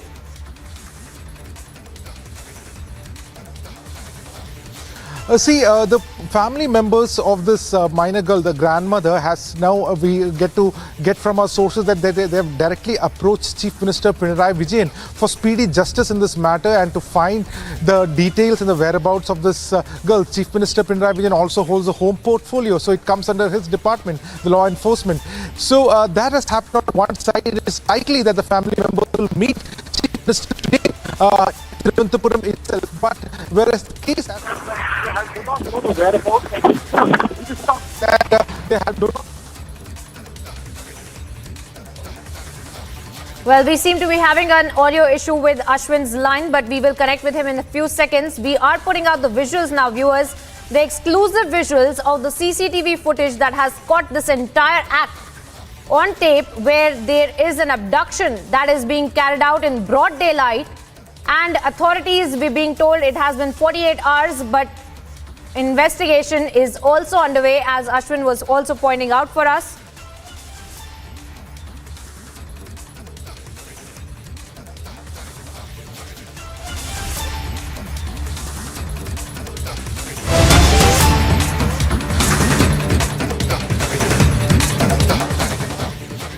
Now, viewers, getting you back-to-back breaking updates now also with respect to the office of the RSS that had been attacked upon. And we are now getting the first response of the RSS with respect to the attack on their office and the response of the CPM as well that is coming in. The incident happened early this morning with window glasses at the building broken in the attack as per the police officials that are carrying out the investigation on the ground as well.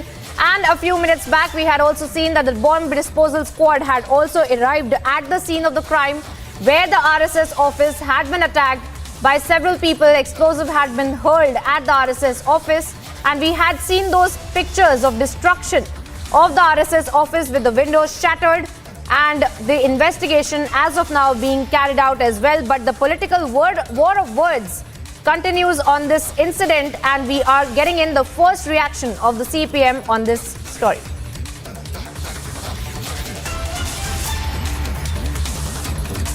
And before we just play that out, we are learning about the investigation as well that was being carried out, and those are the dramatic visuals of this explosion, of this attack that had taken place at the RSS office earlier this morning.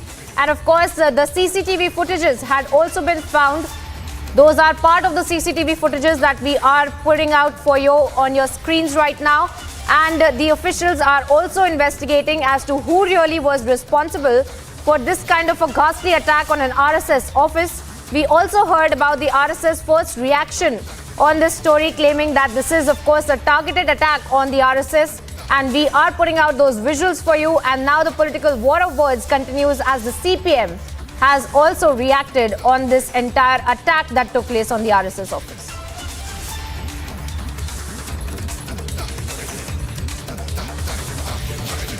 आज हुआ है, आप पिछले 50 साल में देखो, उसको 50 गुण ज़्यादा हमला सीपीएम पर हुआ। सीपीएम का कैडर बार बार खून होता है और लड़ाई हो रहा है। आरएसएस का प्लान है पूरे हिंदुस्तान में अपोजिशन के ऊपर हमला करना, कोई केरल स्पेशल नहीं है, हर जगह कर रहा है। तो इसलिए वहाँ जो हो रहा है, वहाँ बार बार हमारा पार्टी को कहना है कि पॉलिटिकल जो फाइट है on the street and killing and all this thing, that is not proper.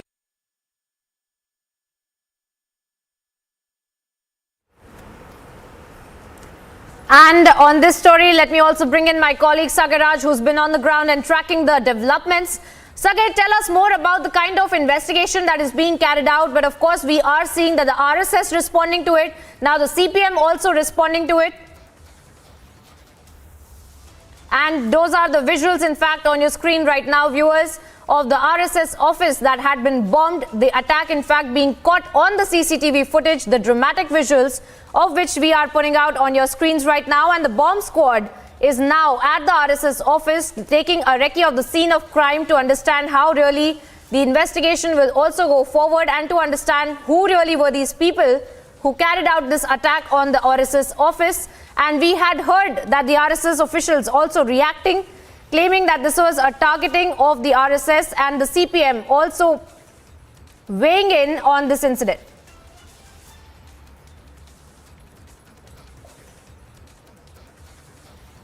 Now, viewers, we are tracking for you with respect to the kind of images that have come to light from across the country, where there are villages and cities that have been completely inundated in the flood water. And also, there has been warnings that have been set out by the IMD. Let's take a look as to what's really happening.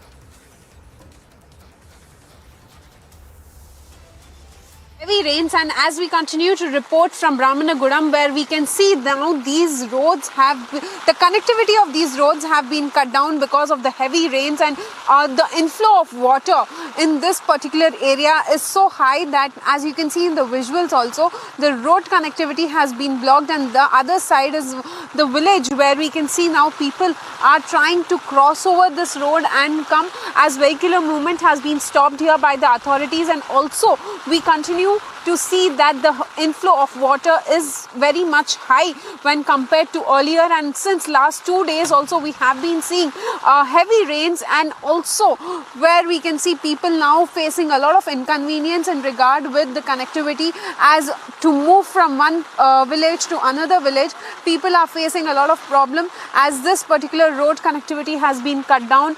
And also at the same time we see that there is heavy rains which are being witnessed in many areas, including Mulgu district, Ittunagaram, and also Warangal, where we are seeing heavy rains in last few hours. And also IMD continues to predict that there will be a red alert in districts like Asifabad, Nirmal, Warangal, and many other districts like Mulugu also will be witnessing heavy rains for coming next 3 days. And so the officials have also been asked to stay on alert and make sure that there is no loss of life, as we see that Telangana has been witnessing incessant rains since last few days, and as there's a red alert also been sounded by the IMD, so officials are put on high alert. And also the Godavari River flood warning has been issued by the management board.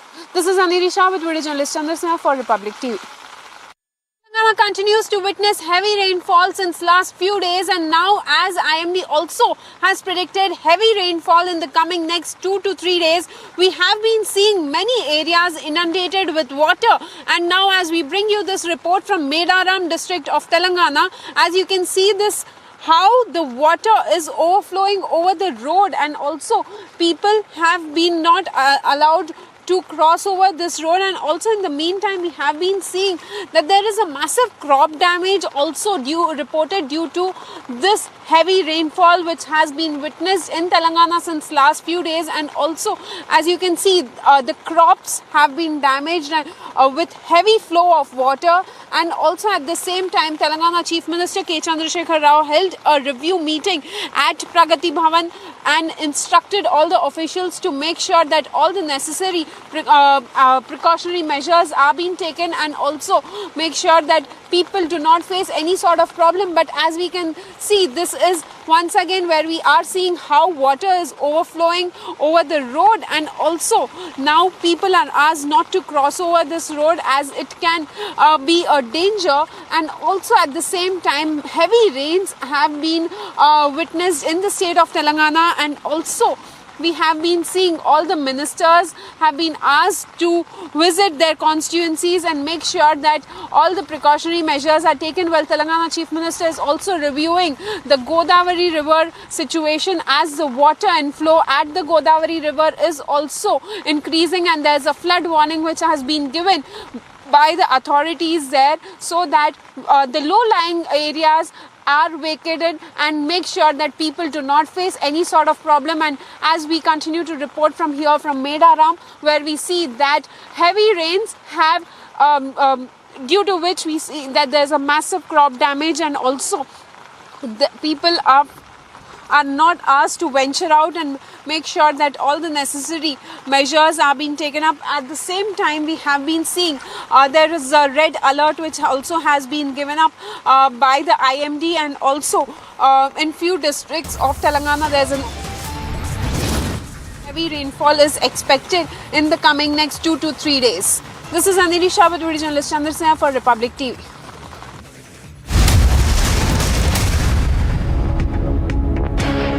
In the latest Indian university rankings announced by QS, the world's leading university rankings organization, India's #1 ranked universities in various categories are IISc Bangalore, IIT Bombay, University of Delhi, University of Calcutta, and Amity University.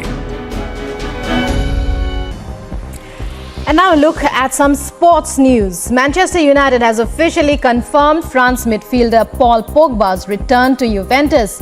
The France midfielder's contract at Old Trafford expired this month, and he is set to rejoin the club, with which he won the Serie A title twice in his first spell. Wayne Rooney arrived at Dulles International Airport in Washington, D.C. as rumors of him becoming D.C. United's new head coach intensified. According to reports, Rooney and the D.C. club have agreed on terms for a new deal. Bhagwani Devi of India created history at the World Masters Athletics Championship 2022, winning the gold medal at the age of 94. The Indian athlete won gold in the 100-meter sprint event, at which she ran in 24.74 seconds in Finland, in addition to a shot put gold. England are preparing for their second group match of the Women's Euro 2022 against Norway at Falmer Stadium in Brighton on Monday. Both squads have won their opening matches, although Norway sit on top of Group A after their 4-1 victory over Northern Ireland. Romeo Beck.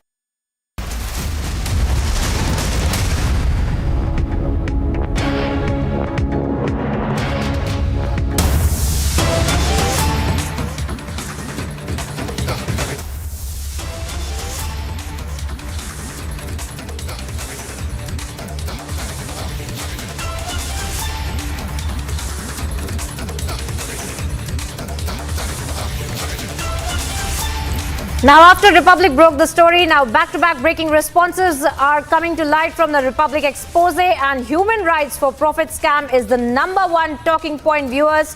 And the stunned left and Congress questioned the ED investigation as well.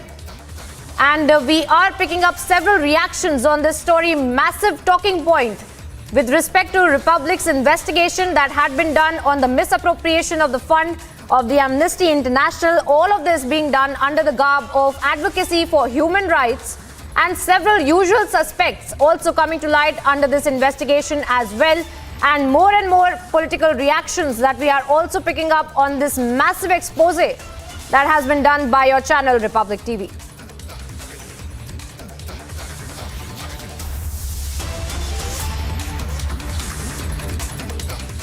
Amnesty International is targeted by BJP government when they came to power, because BJP want to suppress the dissenting voice. This is because they are doing so many wrong things, and naturally dissenting voice will come. But one after another, they are trying to stop the dissenting voice. Amnesty has a major role in the world. If there is human rights are violated. An enforcement directorate investigation has revealed that Amnesty India allegedly has used millions of money for personal gains. With us, we have BJP's national spokesperson RP Singh. Sir, thank you for speaking with us. How do you see Amnesty's enforcement directorate's entire investigation against Amnesty and the misuse of funds that has happened under the garb of providing human rights aid? Well, I doubt they are providing any human rights aid. They are using this money for many other objectives and very nefarious objectives. And this money was routed through various companies, which has some name which looked like human rights name. And then from those companies, the money was used for other objectives. Money was collected on name of human rights, but used for some other objectives. Because as per the law, you can't get the direct transfer from any foreign sources in NGOs also. So they have started using this as a new route. I mean, they initially also named some company also name of Amnesty International. And then they made people worldwide feel that this is a probably human rights organization. And that's how they have been misusing all these platforms for their personal objectives and for various other nefarious objectives. It's good that ED has directed this, and ED is going around the trail, and we are hopeful soon they will be exposed. So how do you see the entire opposition questioning the modus operandi of the ED while investigation begins? Well, opposition will support anything which is anti-India today. I'm saying on record, Amnesty International is not doing anything for humanity. They are doing it only for which is not in favor of India, and doing anything which is anti-India, as they have joined hands with all anti-India forces. And so is opposition today.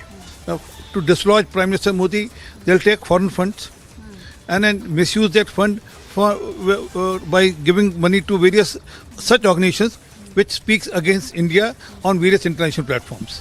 Thank you for speaking with us, sir. This was BJP's RP Singh, and he has very amicably confirmed that the Bharatiya Janata Party feels that Amnesty. This human rights has become a huge business. There are people who do not notice the genocide of the Kashmiri Muslims. They do not stand up in support of the persons who were killed in Udaipur and Amravati. Whatever happens against Hindus is not noticed by them. And whenever a terrorist is killed, they rise up in a chorus to talk about human rights, to belittle and demoralize the Indian army, to support the Tukre Tukre gang, and do it all in the name of democracy and free speech. They should be exposed. Fortunately, we have a republic in India which does its work fearlessly, professionally, and with excellent results.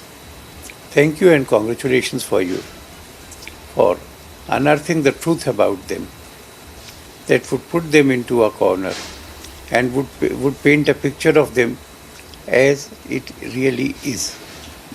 I would say that the Hindus are united, upbeat. There have been aberrations. A temple has been vandalized.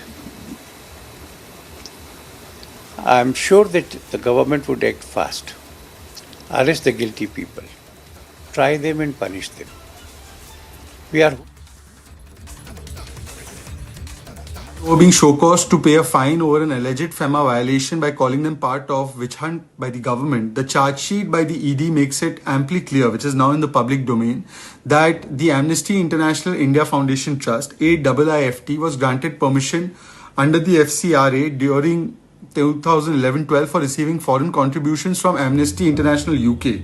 Now, the same was cancelled because of 16,000 crore रुपए से अधिक के projects का लोकार्पण और शिलान्यास हुआ है। इनसे झारखंड के आधुनिक कनेक्टिविटी, ऊर्जा, स्वास्थ्य, आस्था और पर्यटन को बहुत अधिक बल मिलने वाला है। हम सभी ने देवघर एयरपोर्ट को और देवघर एम्स, इसका सपना लंबे समय से देखा है। ये सपना भी अब साकार हो रहा है। साथियों, इन प्रोजेक्ट से झारखंड के लाखों लोगों का जीवन तो आसान होगा ही, व्यापार कारोबार के लिए, टूरिज्म के लिए, रोजगार स्वरोजगार के लिए भी अनेक नए अवसर बनेंगे। विकास के इन सभी परियोजनाओं के लिए मैं सभी झारखंड वासियों को बहुत बहुत बधाई देता हूं, अनेक अनेक शुभकामनाएं देता हूं। ये जो प्रोजेक्ट्स हैं, ये झारखंड में भले शुरू हो रहे हैं, लेकिन इनसे झारखंड के अलावा बिहार और पश्चिम बंगाल के भी अनेक क्षेत्रों से सीधा लाभ होगा। यानी परियोजनाएं पूर्वी भारत के विकास को भी गति देगी। साथियों, राज्यों के विकास से राष्ट्र का विकास, देश पिछले 8 वर्षों से इसी सोच के साथ काम कर रहा है। पिछले 8 वर्षों में हाईवेज, रेलवेज, एयरवेज, वाटरवेज, हर प्रकार से झारखंड को कनेक्ट करने के प्रयास में भी यही सोच, यही भावना सर्वोपरि है। आज जिन 13 हाईवे प्रोजेक्ट्स का लोकार्पण और शिलान्यास हुआ है, उनसे झारखंड की बिहार और पश्चिम बंगाल के साथ साथ बाकी देश के साथ भी कनेक्टिविटी मजबूत होगी। मिर्जा चौकी से फरक्का के बीच जो 4 लेन हाईवे बन रहा है, उससे पूरा संथाल परगना को आधुनिक सुविधा मिलने वाली है। रांची जमशेदपुर हाईवे से अब राजधानी और इंडस्ट्रियल सिटी के बीच यात्रा का समय और ट्रांसपोर्ट के खर्च दोनों में बहुत कमी आएगी। पलामा गुमला सेक्शन से छत्तीसगढ़ तक वहां पहुंच बेहतर होगी। पारादीप पोर्ट और हल्दिया से पेट्रोलियम पदार्थों को झारखंड लाना भी और आसान हो जाएगा, सस्ता हो जाएगा। रेल नेटवर्क में भी जो आज विस्तार हुआ है, उससे पूरे क्षेत्र में नई ट्रेनों के लिए रास्ते खुले हैं। रेल ट्रांसपोर्ट और तेज होने का मार्ग बना है। इन सभी सुविधाओं का सकारात्मक असर झारखंड के औद्योगिक विकास पर पड़ेगा। साथियों, मुझे 4 साल पहले देवघर एयरपोर्ट का शिलान्यास करने का अवसर मिला था। कोरोना की मुश्किलों के बावजूद भी इस पर तेजी से काम हुआ और आज झारखंड को दूसरा एयरपोर्ट मिल रहा है। देवघर एयरपोर्ट से हर साल लगभग 5 लाख यात्रियों की आवाजाही हो पाएगी। इससे कितने ही लोगों को बाबा के दर्शन में आसानी होगी। साथियों, अभी ज्योतिरादित्य जी कह रहे थे, हवाई चप्पल पहनने वाला भी हवाई यात्रा का आनंद उठा सके। इसी सोच के साथ हमारी सरकार ने उड़ान योजना की शुरुआत की थी। आज सरकार के प्रयासों का लाभ पूरे देश में दिख रहा है। उड़ान योजना के तहत पिछले 5-6 सालों में लगभग 70 से ज्यादा नए स्थानों को एयरपोर्ट, हेलीपोर्ट और वाटर एरोड्रम्स के साथ उसके माध्यम से जोड़ा गया है। 400 से ज्यादा नए रूट्स पर आज सामान्य से सामान्य नागरिक को हवाई यात्रा की सुविधा मिल रही है।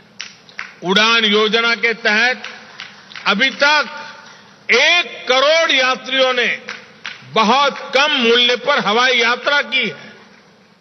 इनमें से लाखों ऐसे हैं जिन्होंने पहली बार एयरपोर्ट देखा, पहली बार हवाई जहाज पर चढ़े।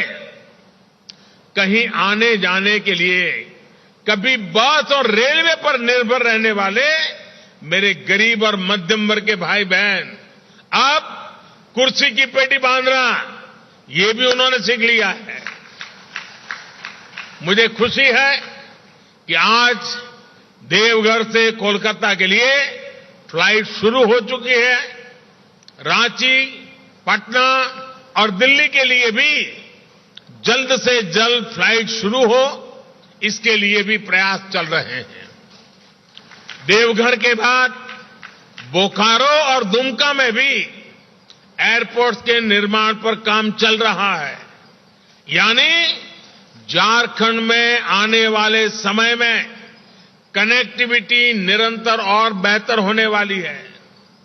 साथियों, कनेक्टिविटी के साथ साथ देश के आस्था और आध्यात्म से जुड़े महत्वपूर्ण स्थलों पर सुविधाओं के निर्माण पर भी केंद्र सरकार बल दे रही है। बाबा बैद्यनाथ धाम में भी प्रसाद योजना के तहत आधुनिक सुविधाओं का विस्तार किया गया है। इस प्रकार जब संपूर्णता की सोच से काम होता है तो पर्यटन के रूप में समाज के हर वर्ग, हर क्षेत्र को आय के नए साधन मिलते हैं। आदिवासी क्षेत्र में ऐसी आधुनिक सुविधाएं इस क्षेत्र की तकदीर बदलने जा रही है। साथियों, पिछले 8 वर्ष में झारखंड को सबसे बड़ा लाभ गैस आधारित अर्थव्यवस्था की तरफ बढ़ते देश के प्रयासों का भी हुआ है। जिस प्रकार का इंफ्रास्ट्रक्चर पूर्वी भारत में था, उसके चलते गैस आधारित जीवन और उद्योग यहां असंभव माना जाता था। लेकिन प्रधानमंत्री ऊर्जा गंगा योजना पुरानी तस्वीर को बदल रही है। हम अभावों को अवसरों में बदलने पर अनेक नए ऐतिहासिक निर्णय कर रहे हैं। आज बोकारो आंगुल सेक्शन के उद्घाटन से झारखंड और ओडिशा के 11 जिलों में सिटी गैस डिस्ट्रीब्यूशन नेटवर्क को विस्तार मिलेगा। इससे घरों में पाइप से सस्ती गैस तो मिलेगी ही, सीएनजी आधारित यातायात को बिजली, fertiliser, steel, food processing, cold storage, ऐसे अनेक उद्योगों को भी गति मिलने वाली है। साथियों, हम सबका साथ, सबका विकास, सबका विश्वास और सबका प्रयास के मंत्र पर चल रहे हैं। इंफ्रास्ट्रक्चर में निवेश कर विकास के रोजगार, स्वरोजगार के नए रास्ते खोजे जा रहे हैं। हमने विकास की आकांक्षा पर बल दिया है, आकांक्षी जिलों पर फोकस किया है। इसका भी लाभ आज झारखंड के अनेक जिलों को हो रहा है। मुश्किल समझे जाने वाले क्षेत्रों पर, जंगलों, पहाड़ों से घिरे जनजातीय क्षेत्रों पर हमारी सरकार विशेष ध्यान दे रही है।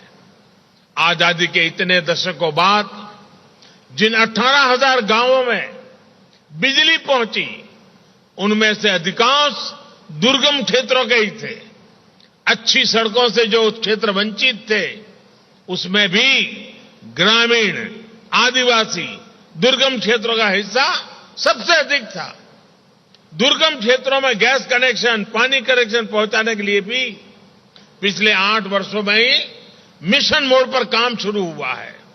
हम सभी ने देखा है कि पहले किस तरह बेहतर स्वास्थ्य सुविधाएं भी सिर्फ बड़े बड़े शहरों तक ही सीमित थी। अब देखिए, एम्स की आधुनिक सुविधाएं अब झारखंड के साथ साथ बिहार और पश्चिम बंगाल के एक बड़े जनजातीय क्षेत्रों को मिल रही है। ये तमाम प्रोजेक्ट्स इस बात के प्रमाण है कि जब हम जनता की सुविधा के लिए कदम बढ़ाते हैं तो राष्ट्र की संपदा का निर्माण भी होता है और विकास के नए अवसर भी बनते हैं। यही सही विकास है। ऐसे ही विकास की गति को हमें मिलकर तेज करना है। एक बार फिर झारखंड को मैं बहुत बहुत बधाई देता हूं, बहुत बहुत शुभकामनाएं देता हूं। बहुत बहुत धन्यवाद।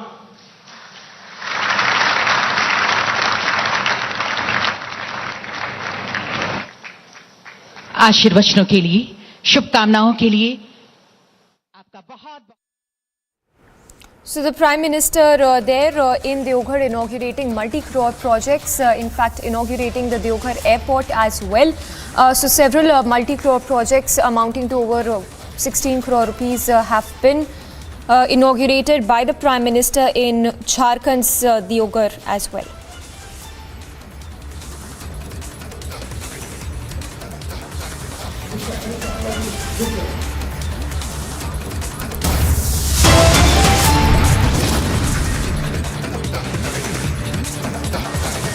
After brutal attacks in Udaipur and Amravati, BJP worker attacked with lethal weapons in Karnataka's Shivamogga. Mega Juma Rao in Jharkhand, BJP questions Sorin government demands probe.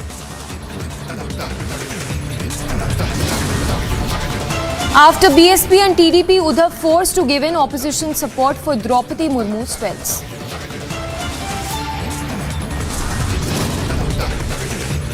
Murmu piles numbers, opposition abandons Yashwant Sinha as a Yashwant pick now turned into a flop show. Bomb hurled at RSS office in Kannur district, police launches probe, bomb squad deployed.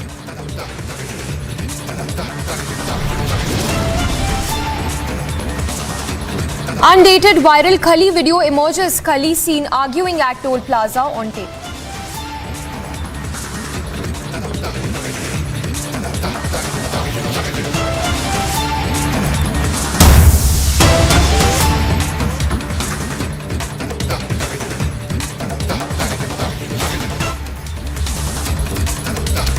And the big story that we are tracking this hour after Republic broke the story, now back-to-back breaking responses coming in on Republic's expose on amnesty, criminal conspiracy. Now human rights for profit scam is #1 talking point, and the Stun Left and Congress are questioning the ED investigation. A lot of reactions coming in. Let's listen into all those.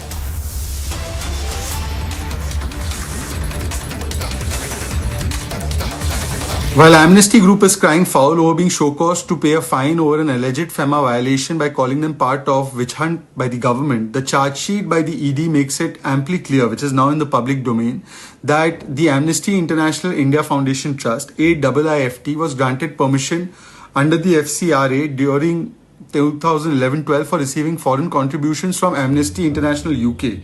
Now, the same was cancelled because of adverse inputs that were received from security agencies, and thereafter, Amnesty International India Private Limited, AIIPL, and Indians Amnesty International Trust, IAIT, were formed in the year 2013-14 and 2012-13 respectively to purportedly receive money from abroad, wherein Amnesty International UK sent crores of rupees in the guise of export services and foreign direct investment.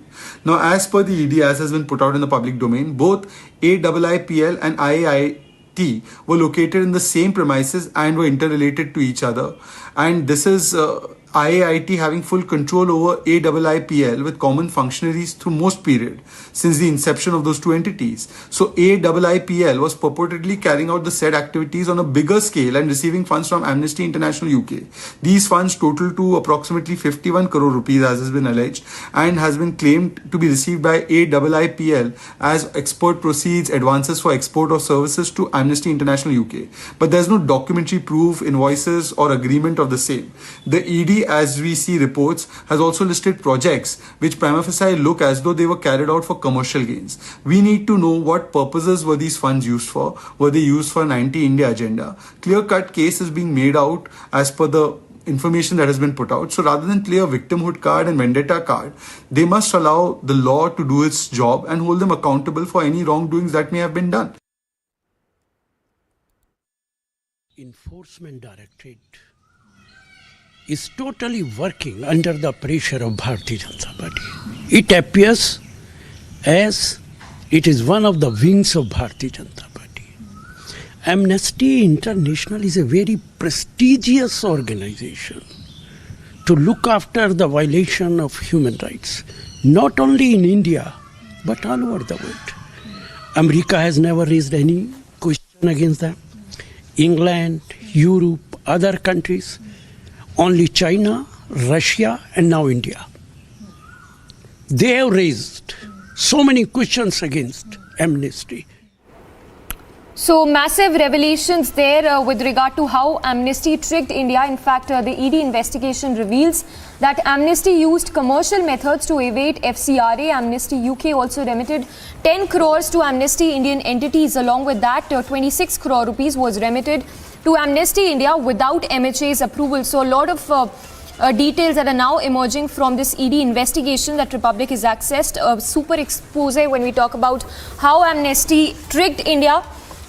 Just to give a recap of what the details of the ED investigation so far, which says that there is criminal conspiracy on part of Amnesty. Civil society work was carried out on huge profit on commercial lines. Funds were also obtained in garb of remittances against export of devices.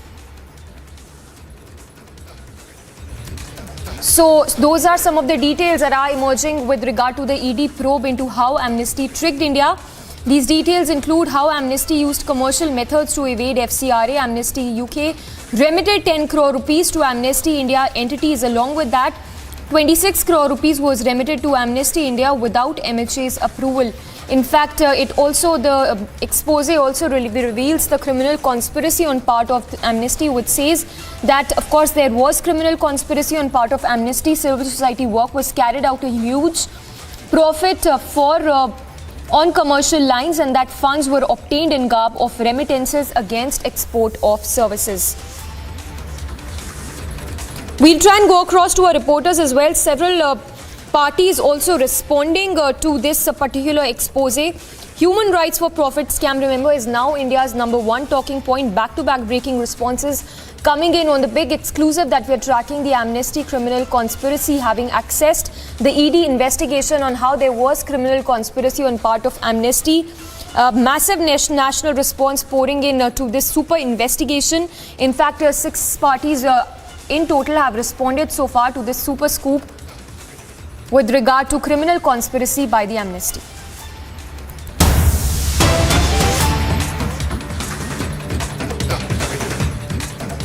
And getting in an update on Udaipur murder beheading case, accused we are told were presented in the NI court. 7 accused in total were brought to the court after the end of their remand, which ended today. The main accused, Mohammad Ghaus and Riaz Atri, were presented in the court. And we'll try and go across to our reporters as well as to what transpired in the court after they were presented before the court. But those are some of the details emerging that the accused have been produced before the court with regard to the beheading of the Hindu tailor Kanhaiya Lal, which happened in Udaipur. So the details that are now coming in is that the accused, all 7, which includes Riaz Atri as well as Mohammad Ghaus, have been presented before the court. This as their remand was set to end today. The accused include Asif Mohsin, Wasim Ali, Muhammad Mohsin and Farad Muhammad as well, who all have been produced before the NIA court amid tight security. In fact, those are the visuals as well that we are getting right now of the accused being taken to the court amid tight security that prevails. So remains to be seen what comes out of this court hearing, which we are told they have been presented before the court. The main accused include Mohammad Ghaus and Riaz Atri. This is with regard to the Udaipur beheading case. Remember, Kanhaiya Lal was beheaded in Udaipur just a few weeks back. A lot of links that are also emerging. The Park link, which is also under scanner, because as reported earlier, the accused was trained in Pakistan, travelled to Pakistan not once but twice between 2013 and 2014. Dawat-e-Islam link is also under scanner. The latest that is coming in with regard to the probe into Udaipur beheading case is that all accused have been produced before the court.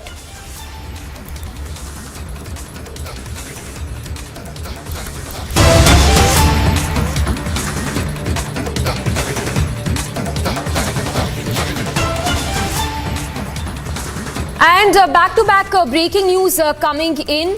The SP Supremo Akhilesh Yadav has attacked Chief Minister Yogi Adityanath over population, saying that anarchy does not arise from the population but from the destruction of democratic values.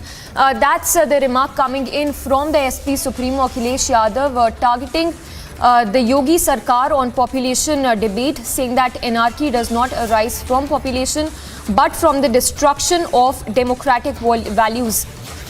And this, of course, comes just a day after Yogi Adityanath responded on the population debate, saying that all steps are being taken to control the growing population in the state of UP. And now we have the SP that is targeting the Yogi government with regard to the statements that were made by Yogi Adityanath earlier on population debate. Akhilesh now attacking Yogi government, saying that anarchy does not arise from the population but from the destruction of democratic values. So a full-blown political slugfest that seems to have erupted over the population debate as well, with Akhilesh Yadav targeting Yogi Adityanath now, saying using the term anarchy and saying that anarchy does not arise from the population but from the destruction of democratic values. In fact, that's a tweet as well on your screens that has been put out by Akhilesh Yadav, calling it anarchy under Chief Minister Yogi Adityanath, saying that anarchy does not arise from the population but from the destruction of democratic values. So the SP there hitting out at the BJP government, at the Yogi government in UP, saying that Akhilesh targeting Yogi Adityanath, saying that anarchy does not arise from the population. We'll try and go across to our reporters as well, but that's a response coming in from Akhilesh Yadav when we talk about this population debate that has also surfaced after the UN report that was released, which said that India is set to surpass population by next year. And now we have Akhilesh targeting Yogi government on population balance debate, saying that anarchy not due to population explosion. So clearly hitting out at the Yogi government, saying calling it anarchy under the Yogi government in the state of UP. So those are some of the developments when we talk about the population balance debate. This, of course, a day after the UN report that was released, which said that India's population is set to cross that of China by next year, and that India is set to become the most populous country by next year. And amid that, we are seeing a debate that has also surfaced when we talk about the population explosion. Yogi Adityanath there, of course, clearly responded to this population debate as well, saying that all steps are being taken to control the burgeoning population in the state of UP. And now we have Akhilesh Yadav who is targeting the Yogi government, saying that calling it anarchy under the Yogi government, and saying that it does not arise, saying that the anarchy does not arise from population explosion but from destruction of democratic values. So bizarre arguments there that are being made by Akhilesh Yadav when we talk about the growing population, saying that anarchy does not arise from population, rather from destruction of democratic values.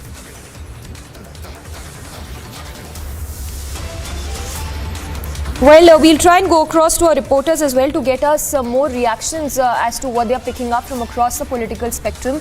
But for now, we have Akhilesh Yadav, who is targeting the Yogi government over the population debate, attacking the Yogi government. So that is the latest coming in, the population debate that has surfaced after a UN report that was released, which said that India is set to become the most populated country by next year.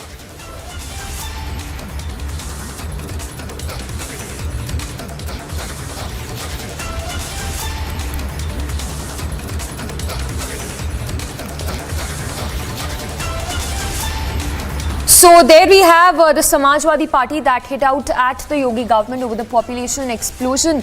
That debate that has surfaced, of course, just a day after the UN report said that India is set to surpass the population of China.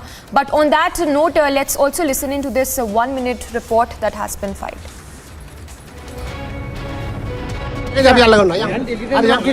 Amid the mega turmoil in Sri Lanka, Republic accessed this dramatic sequence of Rajapaksa's brother who tried to flee to the US. Watch this video of Basil Rajapaksa, who was blocked from boarding the flight by the airport staff as he tried to head to the US. In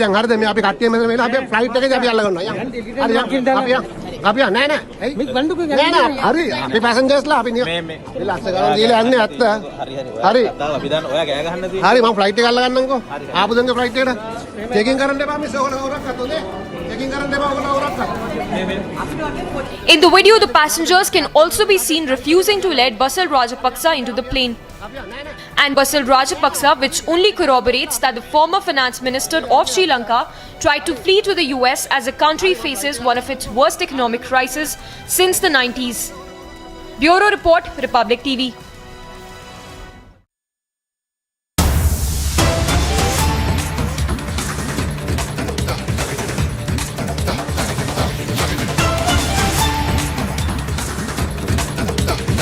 Well, those are the visuals that we are getting right now of the hate attack which has been reported from Karnataka's Shivamogga after the BJP ward president Kantharaju was attacked near Rajiv Gandhi colony in Shivamogga district of Karnataka. Remember, Kantharaju was earlier Bajrang Dal activist and now a BJP worker.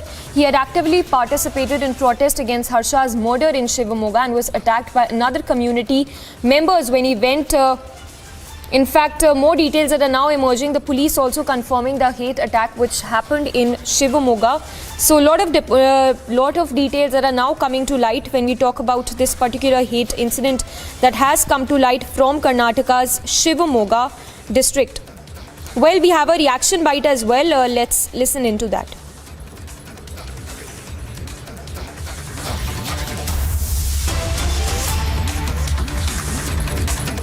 Gandhi ಬಡಾವಣೆ ಅಂತ ಹೇಳ್ಬಿಟ್ಟು ಅಲ್ಲಿ ಓರ್ವ ವ್ಯಕ್ತಿ ಬಜರಂಗದಳದ member ಇರೋರು ಕಾಂತರಾಜ್ ಅಂತ ಹೇಳ್ಬಿಟ್ಟು 27 ವರ್ಷ ಇವ್ರ ಮೇಲೆ ಒಂದು ಮಚ್ಚಿನಿಂದ ಹಲ್ಲೆ ಆಗಿದೆ 3 ರಿಂದ 5 ಜನ ಅಂತ ಹೇಳ್ಬಿಟ್ಟು ನಮಗೆ ಕಂಪ್ಲೇಂಟ್ ನಲ್ಲಿ ಸ್ವೀಕೃತಿ ಆಗಿದೆ ಈಗ ಕೇಸ್ಗೆ ಸಂಬಂಧಪಟ್ಟಂತೆ ನಿನ್ನೆ ರಾತ್ರಿಯಿಂದ ನಮ್ಮವರು ಕಾರ್ಯಾಚರಣೆ ಮಾಡಿಬಿಟ್ಟು 3 ಜನಗೆ ಇದುವರೆಗೆ ಡಿಟೈನ್ ಮಾಡಿದೀವಿ ಇನ್ನ ಯಾರಿದ್ದಾರೆ ಅಂತ ಹೇಳ್ಬಿಟ್ಟು ನಾವು ಪತ್ತೆ ಮಾಡ್ತಾ ಇದೀವಿ ಆದಷ್ಟು ಬೇಗ ಅವ್ರದ್ದು ಕೂಡ ಡಿಟೆನ್ಷನ್ ಆಗುತ್ತೆ ಅದು ಇನ್ನ ನಾವು ಇನ್ವೆಸ್ಟಿಗೇಟ್ ಮಾಡ್ತಾ ಇದೀವಿ ಅದರಲ್ಲಿ ಸ್ಟಾರ್ಟಿಂಗ್ ಅಲ್ಲಿ ಅವರು ದುಡ್ಡಿನ ವಿಚಾರ ಅಂತ ಹೇಳಿದ್ರು ಬಟ್ ಈಗ ಸ್ವಲ್ಪ ಅವ್ರು ಹೇಳೋ ಪ್ರಕಾರ ನಮ್ದು ಇನ್ವೆಸ್ಟಿಗೇಷನ್ ಅಲ್ಲಿ ಬಂದಿರೋ ಪ್ರಕಾರ ಹಳೆ ಏನ್ ಆಕ್ಟಿವಿಟೀಸ್ ಇತ್ತು ಬಜರಂಗ್ ದಳ ಮೆಂಬರ್ ಇರೋದ್ರಿಂದ ಅದರಿಂದ ಅಸಾಲ್ಟ್ ಆಗಿದೆ ಅಂತ ಹೇಳ್ಬಿಟ್ಟು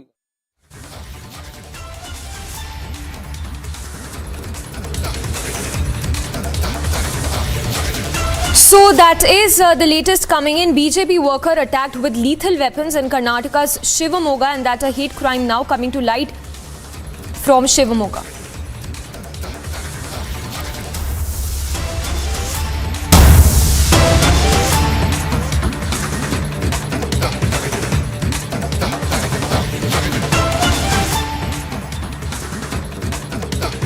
These are the visuals that we are getting to you right now of the mega welcome for Prime Minister Modi in Jharkhand's Deoghar. So a grand welcome that is being given to Prime Minister Modi, who is in Deoghar. Also, he unveiled projects amounting to crore of rupees, and as you can see, a huge mega roadshow that has been planned for Prime Minister Modi. You can see the people there, gathering in large number by people who are raising flags as well as banners of Prime Minister in Jharkhand's Deoghar. So crowd there lined up on the streets for Prime Minister Modi to just catch a glimpse, one glimpse of Prime Minister there. As you can see there, there are people who are ardent fans of the Prime Minister who are there with the portrait of Prime Minister, raising slogans for the Prime Minister, waiting to get just one glimpse of the Prime Minister whose convoy is all set to pass this particular area in Deoghar of Jharkhand. So all eyes on the roadshow of Prime Minister Modi, which will take place very, very shortly. Those are the live visuals that we are getting to you of the crowds that have gathered in large numbers to catch a glimpse of the Prime Minister there. As you can see, they are raising flags. There are portraits they have made of the Prime Minister Modi, waiting to greet the Prime Minister of the country. In fact, flowers also being showered there on the streets as Prime Minister's convoy is set to pass this particular area in Jharkhand's Deoghar. Remember, the Prime Minister has unveiled projects worth crores of rupees at Deoghar Airport as well. That's been inaugurated by the Prime Minister in Deoghar. And just after that, we have a massive roadshow that is planned for Prime Minister. पहुंचे वो स्वतः स्फूर्त है। कुछ आयोजन जरूर किया गया होगा, लेकिन बावजूद जिस तरह से यहाँ पर भीड़ उमड़ी है वो स्वतः स्फूर्त है। लोग खुद ही यहाँ पहुंचे हैं प्रधानमंत्री का स्वागत करने के लिए, और हो भी का क्यों ना, क्योंकि जिस तरह से हम अभी बता रहे थे कि एक विकास की राह में झारखंड को उसकी गति जो है जरूर थोड़ी मंथर पड़ गई थी, लेकिन 2014 के बाद से विकास की नई परियोजनाएं परवान चढ़ी हैं। राज्य को एक विकास की नई दौड़ में राज्य शामिल हुआ है, और के बाद आज जिस तरह से 16,000 करोड़ रुपए से अधिक की परियोजनाएं, एम्स अस्पताल और उसके साथ ही साथ एक एयरपोर्ट, ये सारा सपना कभी झारखंड के लोगों ने देखा था और वो अब सच हो रहा है। तो निश्चित तौर पर इनका सपना सच किया है जिस व्यक्ति ने, जिस लोक नायक ने। उसका स्वागत करने के लिए, प्रधानमंत्री नरेंद्र मोदी का स्वागत करने के लिए लोग स्वतः स्फूर्त लगातार वहां पहुंचे हैं, बड़ी संख्या में पहुंचे हैं।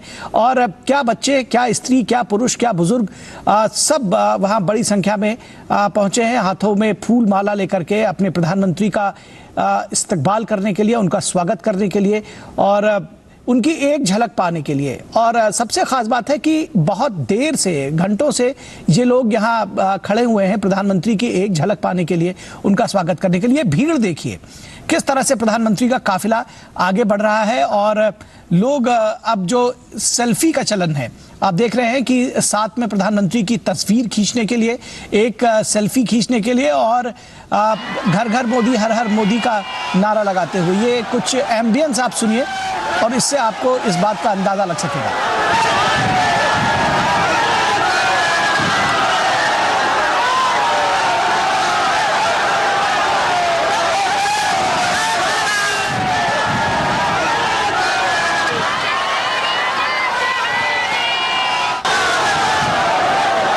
एक संवेद स्वर का शोर जो है, जो उत्साह का माहौल है, पीछे दौड़ती हुई भीड़, और सुरक्षा कर्मियों को निश्चित तौर पर बड़ी मशक्कत करनी पड़ रही है यहाँ पर, क्योंकि बहुत उत्साहित जनता है, प्रसन्न चित्त है लोग अपने प्रधानमंत्री को, अपने नेता को अपने बीच पाकर।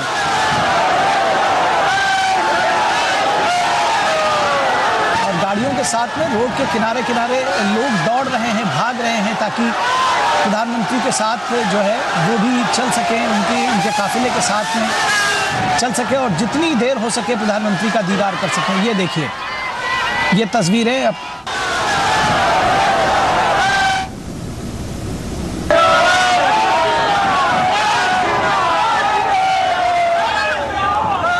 हाथ हिलाकर प्रधानमंत्री का स्वागत करते हुए, फूलों से स्वागत करते हुए, उनके ऊपर फूल बरसाकर उनके काफिले पर।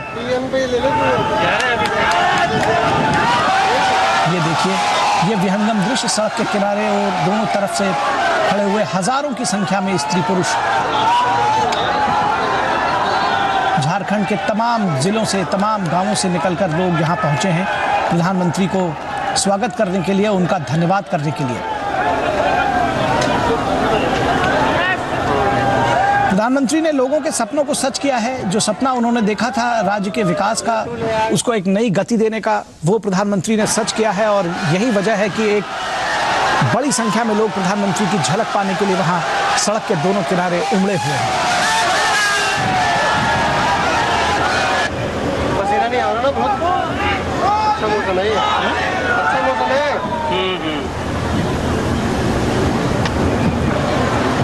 मोदी मोदी के नारों से इस वक्त जो ये पूरा इलाका है वो गूंज रहा है। घर घर मोदी, हर हर मोदी, और प्रधानमंत्री की तस्वीरों के साथ में लोग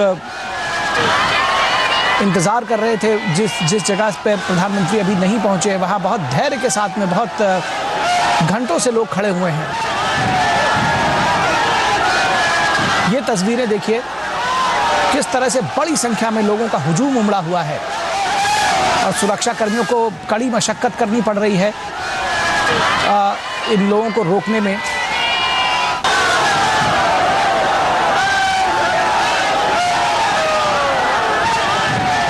आभार जताने के लिए प्रधानमंत्री का, उनको धन्यवाद देने के लिए, विकास के एक नए सोपान जो उन्होंने गढ़े हैं झारखंड में, उसके लिए, और उसके साथ ही साथ उनकी एक झलक पाने के लिए, उनका स्वागत करने के लिए ये काफिला जो है आगे बढ़ता हुआ। हमारे संवाददाता अभिषेक सिंह ने जानकारी दी कि ये 10 किलोमीटर लंबा ये पूरा रूट है। एयरपोर्ट से जब निकले हैं प्रधानमंत्री,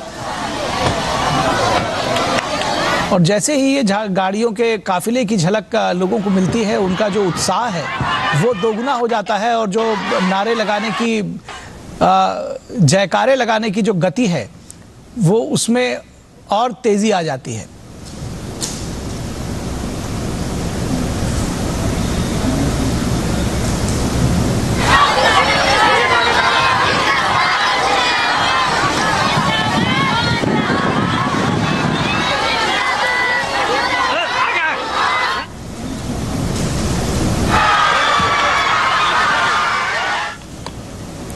और प्रधानमंत्री अपनी गाड़ी से लगभग बाहर निकलकर गेट खोलकर फिर लोगों को हाथ हिलाकर उनका अभिनंदन करते हुए, उनका स्वागत का धन्यवाद करते हुए, जनता जनार्दन को धन्यवाद देते हुए बड़ी संख्या में लोग जुटे हैं। तो प्रधानमंत्री भी, उनका जो रिस्पांस है वो उसी तरह से है, स्वतः स्फूर्त। प्रधानमंत्री अपनी सीट से उठकर दरवाजे के पास आ गए हैं और खड़े हो गए हैं गाड़ी के पायदान पर, और वहां से हाथ हिलाकर लोगों को। So massive roadshow there of Prime Minister Modi in Deoghar. You can see people have gathered, hundreds and thousands of people have gathered in large numbers to catch a glimpse of Prime Minister. And there we have the convoy of Prime Minister passing through as people wave their hands to the Prime Minister. We have Prakash also joining us. Prakash, if you could talk to us about the scenes we are seeing right now, a rousing welcome for Prime Minister Modi, and along with that, talk to us about the projects as well that have been unveiled by the Prime Minister in Deoghar. Well, it's a big mega project of the Deoghar airport that has been unveiled by the Prime Minister Narendra Modi today. And it's significant from the point of view that first it was at Kashi that went a total facelift. And Deoghar is also considered to be one of the Jyotirlings as far as Lord Shiv is concerned. And Prime Minister and the Government of India sending a message, because this particular airport is an important landmark as far as Deoghar is concerned, and it will connect the region of Bhagalpur, Banka and Jamui and in Bihar. So now the connectivity will improve and strengthen for the people of Bihar and Jharkhand, and especially people from different parts of India flying to Deoghar for pilgrimage, like it happened in Kashi and other parts of the country. So it is a very important milestone as far as the government of India is concerned. Similarly, an airport was established in Kushinagar as far as Lord Buddha was concerned. So this particular place holds important significance as far as the Hindu religion is concerned, and it is one of the Jyotirling. And the Prime Minister doing a road show also sends out a message to the people of Devghar and Bihar, because this Devghar region borders Bihar and Jharkhand. So people of Bihar and Jharkhand being sent a message that the government of India is concerned about the connectivity of this particular region. And Prime Minister Narendra Modi getting a rousing welcome from the people of Devghar and the adjoining areas of Bihar, especially Jamui, Munger, Bhagalpur, Banka in Bihar. So, as you can see in the visuals, that people have gathered in large numbers on both sides of the road, to welcome Prime Minister Narendra Modi. And this is also auspicious from the point of view that in a week from now, the month of Shravan, which is very auspicious from the Hindu religion point of view, and people walk on feet for 20 to 25 kilometers from Sultanganj to Devghar. Sultanganj is in Bihar and Devghar is in Jharkhand, and they walk on feet with prayers, and it's very auspicious. So, Prime Minister Narendra Modi sending a message to the people of Bihar and Jharkhand that we care, and it is very auspicious that this is with the onset of the month of Sawan, which is very auspicious in the Hindu religion, and the Kamariyas also fly from various parts of Bihar and Jharkhand to this particular destination. So, Prime Minister Narendra Modi, as you can see in the visuals, that is getting a rousing welcome. He is accompanied by leaders from the BJP as well as the local MP Nishikant Dubey, who's put in an effort, as well as the people of Bhagalpur in Bihar also getting the benefit. So this particular airport as well as Devghar holds an important significance as far as the Jyotirling of Lord Shiv is concerned. Back to you.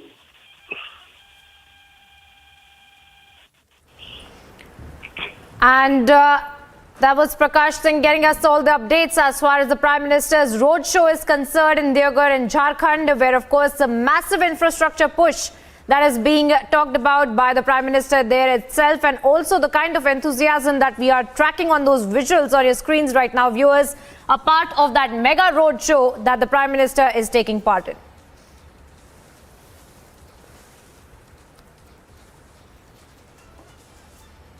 के बाद जिस तरह से उन्होंने उन योजनाओं को गति दी है, उसके बाद से लोगों के हाथ पे मोबाइल फोन और उसके जरिए जो कनेक्टिविटी है उसको किया है, लोगों के अकाउंट में जिस तरह से सीधे पैसे पहुंचने लगे हैं, लोग मोबाइल फोन्स का इस्तेमाल करने लगे हैं, डिजिटल इंडिया की जो एक धमक है वो उसकी भी एक झलक ये मोबाइल फोन दिखाता है कि संथाल परगना के इलाकों में, ये दूसरा एक इलाका है, हमारे दूसरे कैमरे से देखिए, यहाँ तक बड़ी संख्या में लोग, ये तस्वीरें अपने आप में बहुत कुछ कहती हैं, ये एम्बियंस आप सुनिए और समझिए कि इसके क्या मायने हैं।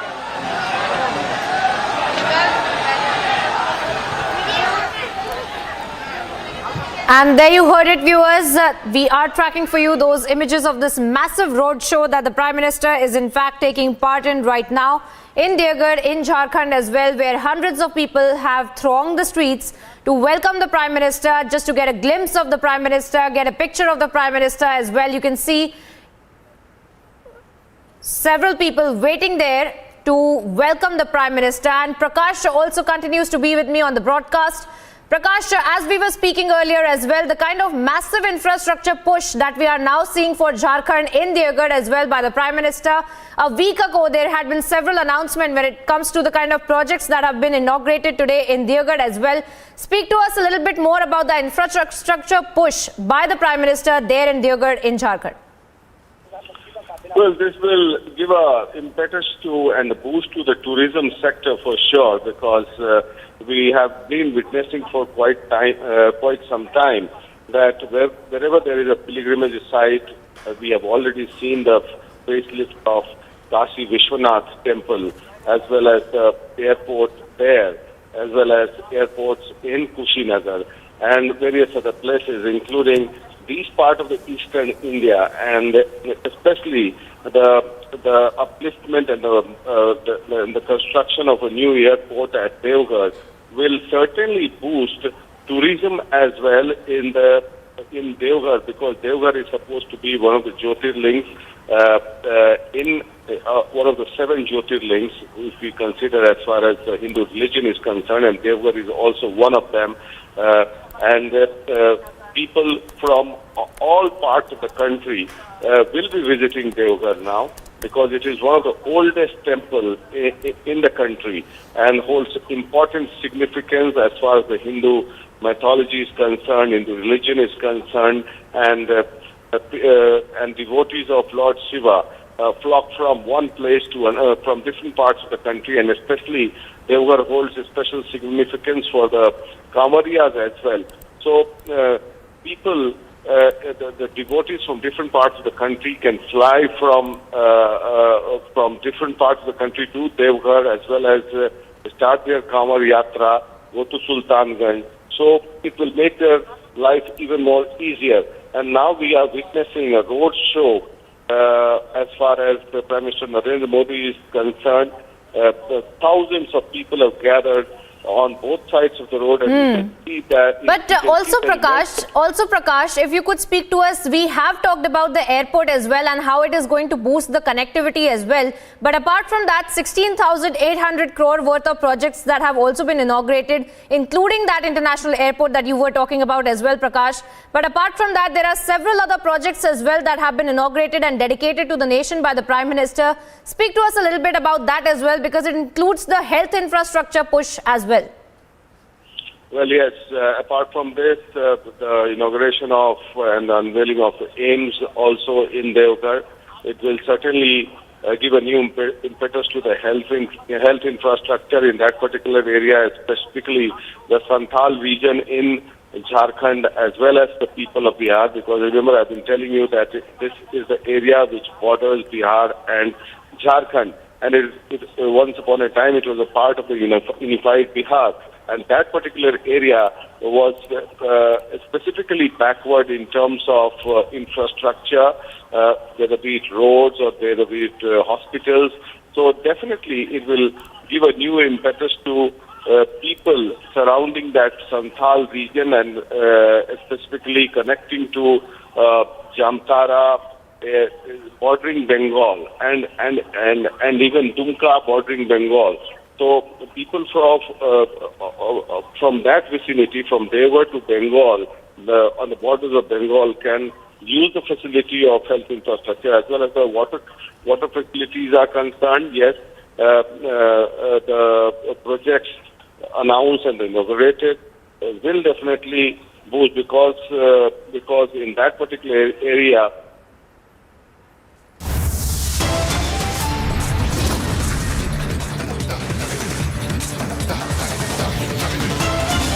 And taking a short break here now, viewers, but bringing you all the details, tracking all that is happening in Deoghar in Jharkhand, where the Prime Minister is taking part in that mega roadshow and inaugurating 16,000 crore worth of projects as well. Getting you all the updates on the other side.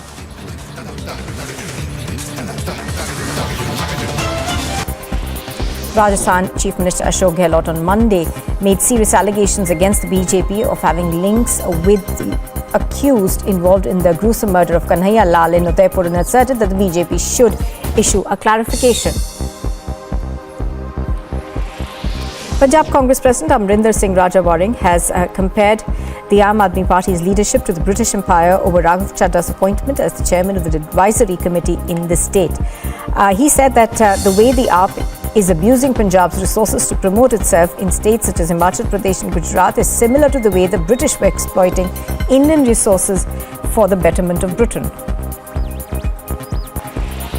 A district court in Varanasi will resume hearing on the Gyanvapi Mosque case today. The Masjid Committee will continue its arguments regarding the maintainability of the right to worship petitions filed by Hindu petitioners. The hearing in the case is being held before the district and sessions judge in Varanasi, with strict restrictions on entry of people into the courtroom and heavy police presence.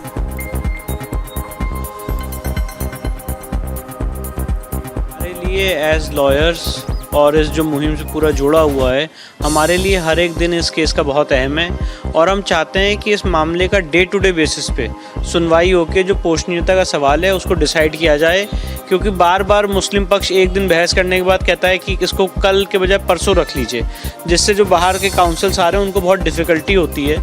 और इसीलिए हमने माननीय न्यायालय से ये आग्रह किया था कि अब 12 तारीख से जब इसकी सुनवाई हो तो इसकी लगातार डे टू डे बेसिस पे सुनवाई हो और दोनों पक्षों को सुनने के बाद माननीय न्यायालय अपना आदेश दे।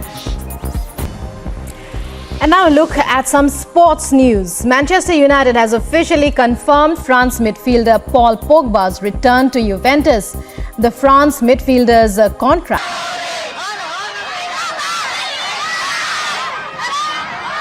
क्या बच्चे, क्या स्त्री, क्या पुरुष, क्या बुजुर्ग, क्या महिलाएं, सभी जो है बड़ी संख्या में उमड़े हैं अपने प्रधानमंत्री। And those are the visuals once again, viewers, that we are tracking for you from Deoghar in Jharkhand, where the Prime Minister, right there on your screens now, is actually waving at the hundreds of crowds that have thronged to see the Prime Minister, since he has just now inaugurated 16,000 crore worth of projects, which will give a huge infrastructure push to Jharkhand as well. This is something that had been stated by the Prime Minister in a tweet in the morning as well, where he had said that he's looking forward to inaugurating this projects there in Deoghar, and that's exactly what he has done. But even as he is now going towards the temple to carry out the rituals and the puja as well, and on the way, the Prime Minister making sure that he greets the people who have been waiting since morning to get a glimpse of the Prime Minister. And that's usually the kind of route that we have seen of the Prime Minister while going from one event to the other. It is a massive roadshow, since people from that particular area come to get a glimpse of the Prime Minister, and that's exactly what we are seeing happening in Deoghar right now as well, where the Prime Minister is waving at the crowd, waving at the people who have been waiting since morning. And as we are beaming those visuals for you viewers from Deoghar, let me also bring in my colleague Prakash, who's been tracking this story very, very closely.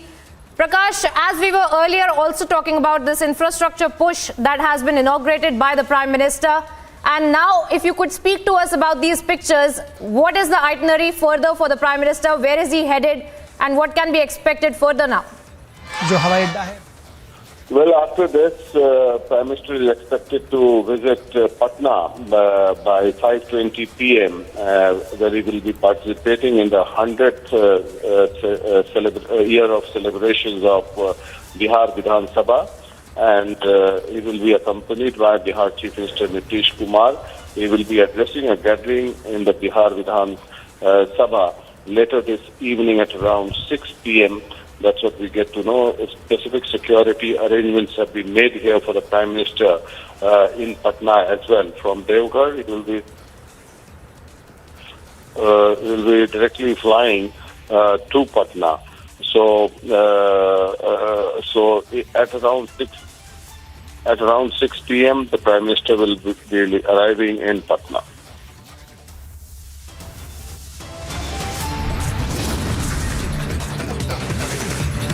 We are tracking that very important day and the mega roadshow of the Prime Minister there in Deoghar, and we'll be bringing you all the updates on the other side, viewers. Staying with that visuals for now. Stay tuned to Republic.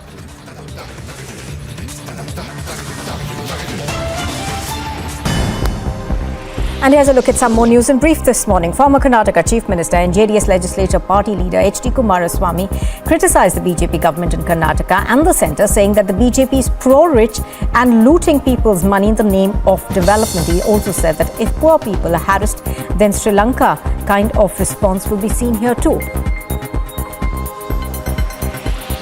Former Kingfisher Airlines owner Vijay Mallya, who is based in the United Kingdom for over 5 years, on Monday expressed his disappointment at the Supreme Court's verdict sentencing him to 4 months in jail in a contempt case. The UB Group chairman is accused of a bank loan default case estimated to be over 9,000 crore rupees involving the now defunct Kingfisher Airlines. Now at some more international news, at least 3 people were killed and many were injured in a Russian missile strike on Kharkiv. A number of missile strikes, Ukraine's second largest city. The regional governor of Kharkiv has said that only civilian targets were damaged by 3 missile attacks by Russian forces on the northeastern city. 1 missile demolished a school, another struck a residential structure, the third landed close to warehouse facilities. And Sri Lanka remains in a political vacuum for a second day, with opposition leaders yet to agree till Monday, but it appears they have now, on who should replace its roundly rejected leaders. Key residences are still occupied by protesters who are angry at the country's deep economic woes. Rajasthan Chief Minister Ashok Gehlot on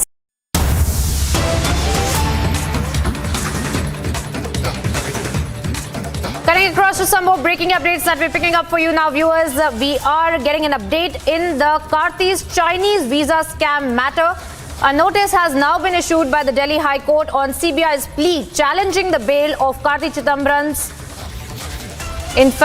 case in connection with the alleged Chinese visa scam, and the court has heard the matter on September the 27th. High Court has also sought the response of Bhaskar Raman in the matter as well. Remember, he was being named as one of the aides of Karti Chidambaram in this entire visa scam that had come to light, for which the CBI had also carried out raids in multiple locations, and they had in fact seized several documentation and bank account details as well.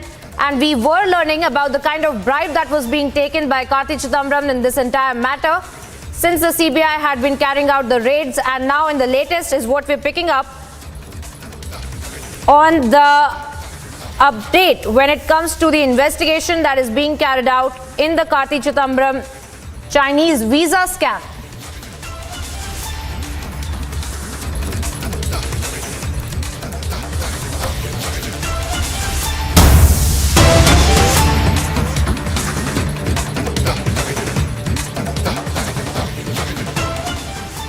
And back-to-back breaking updates that we are getting you here on Live and Breaking. On 11th of July, SpiceJet B737 aircraft VTSZK operated flight Mangalore to Dubai, and now post-landing during the walk-around inspection, the engineer observed nose wheel strut compressed more than normal, and the engineer grounded the aircraft as well. A recovery aircraft has been ferried from Bombay as well, is what we are learning. Now, this is the latest that we are picking up from the DGCA as well. Remember, viewers, back-to-back incidents of malfunction in the SpiceJet aircrafts that we have been tracking for you. The first incident that had come to light from Patna, and then back-to-back from Delhi as well. There were several incidents that had been reported of a malfunction in the SpiceJet aircraft as well. And now on 11th of July, what we are learning is the SpiceJet B737 aircraft VTSZK operated the flight from Mangalore to Dubai, and post-landing during the walk-around inspection that was being carried out by the authorities, there has been an observation made that the nose wheel strut has been compressed more than normal.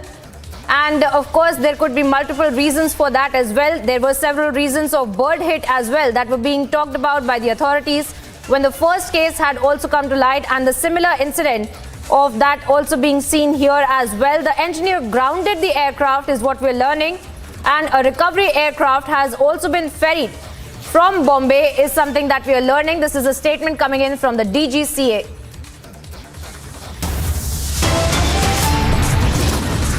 And viewers, we're taking a Short break now here, and we're bringing you all the updates of the Prime Minister's itinerary there in Deoghar in Jharkhand, where the massive roadshow is underway.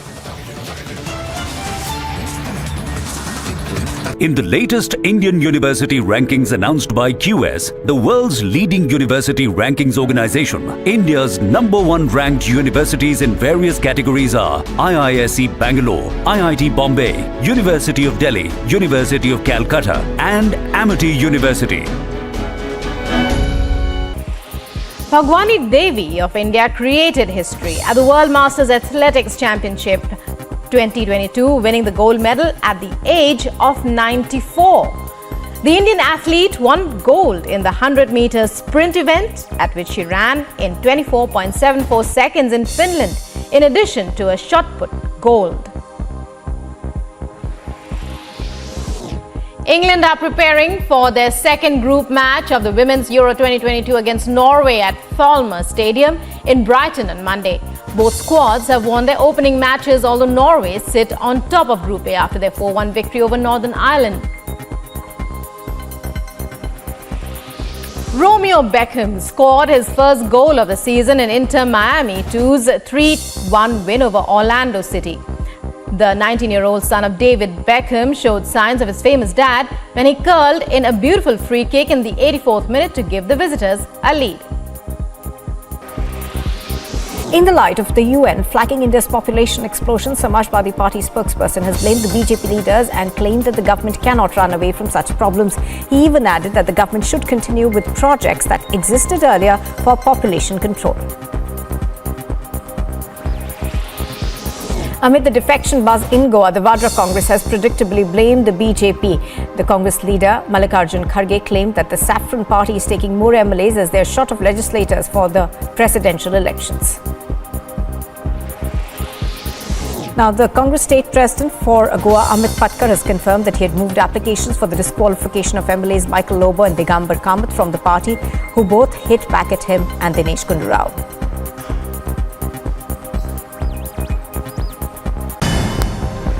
And here's a look at some more news in brief this morning. Former Karnataka Chief Minister and JDS Legislature Party leader H.D. Kumaraswamy criticized the BJP government and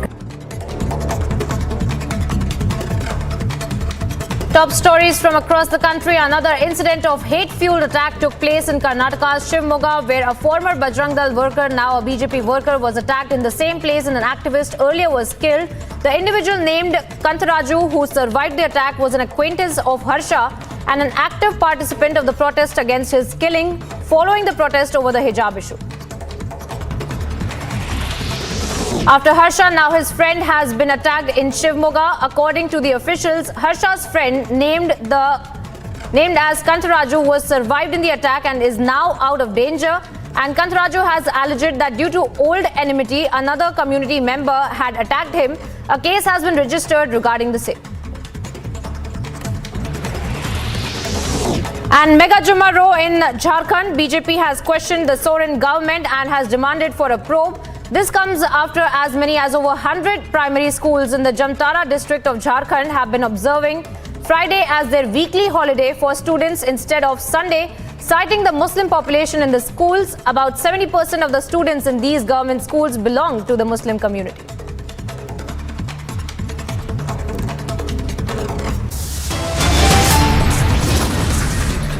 Time now here for a short break, viewers. Coming up on the other side, bomb hurled at the RSS office in Kannur district. Police launches a probe. Bomb squad has been deployed as well.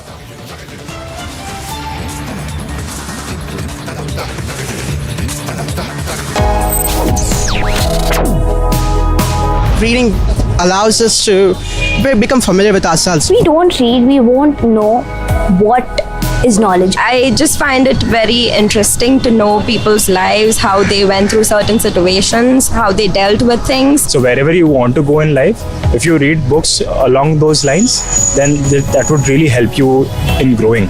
Reading could mean a million different things to every individual. What does it mean to you? Visit readindia.info to find out more. A district court in Varanasi will resume hearing on the Gyanvapi Mosque case today. The Masjid Committee will continue its arguments regarding the maintainability of the right to worship petitions filed by Hindu petitioners. The hearing in the case is being held before the district and sessions judge in Varanasi, with strict restrictions on entry of people into the courtroom and heavy police presence.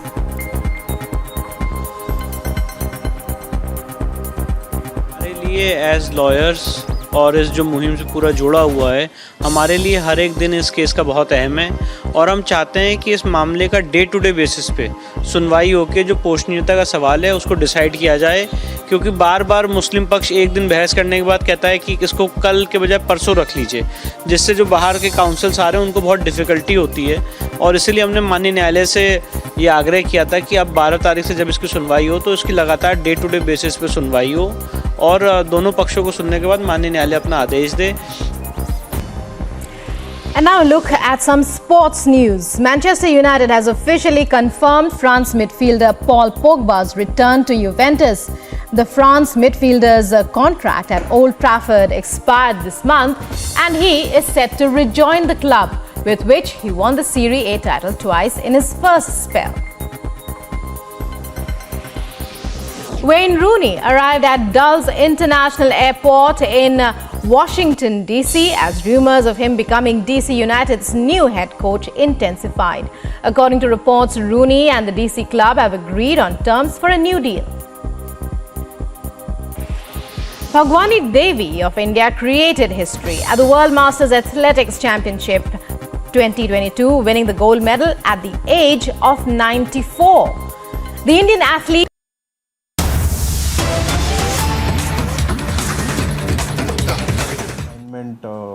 पकड़ा है और आगे की investigation जो है वो अभी की जाएगी। सर, अपराधियों को पकड़ने के लिए किस तरह से काम किया जा रहा है, जो लोग इसमें जुड़े हुए हैं उसमें? हाँ, तो हम लोगों की टीम्स जो हैं इस काम के लिए जुटी हुई हैं और जैसे कि मैंने बताया कि ये पंजाब जाने वाला था और जो जो लोग इसमें इन्वॉल्व हैं उनको राउंड अप करने के लिए हम कार्रवाई कर रहे हैं। जो भी इसमें प्रगति होगी वो फिर आपको बता दी जाएगी। Thank you sir. થોડાક ફ્લડ સિચ્યુએશન બાબતમાં બી હું અત્યારે જે રેનફોલના લીધે જે સિચ્યુએશન ડેવલપ થઈ છે એમાં ટોટલ એનડીઆરએફની ટોટલ 20 ટીમો કામ કરી રહી છે અને અલગ અલગ જગ્યા ઉપર એ ટીમો ડિપ્લોયડ છે। નવસારીમાં 2 છે, ગીર સોમનાથમાં 1 છે, સુરતમાં 2 છે। The situation for floods is also being monitored right now by the Gujarat police. There have been several NDRF teams that have been deployed across the state to make sure that there are evacuation drills being carried out. બનાસકાંઠામાં 1, વલસાડમાં 2, ભાવનગરમાં 1, કચ્છમાં 1, જામનગરમાં 1, અમરેલીમાં 1, દ્વારકામાં 1, જૂનાગઢમાં 1। And that was the Gujarat DGP Ashish Bhatia, viewers, talking about this massive drug bust that has been carried out by the Gujarat ATS there in Mundra port. Those are the visuals of that drug bust that we are putting out on your screens right now. At the Mundra port itself, there are at least 75 kg worth of heroin that has been seized, 75 kgs and counting, because more and more heroin is being seized from that container. It is being weighed as well. And these are the visuals of how the heroin was being smuggled inside of the country via the Gujarat port, via Mundra port, and from the Mundra port, in fact, by road, it was all set to be distributed to Punjab and Delhi and other states as well. Those are the visuals of how the heroin was being smuggled via the Mundra port.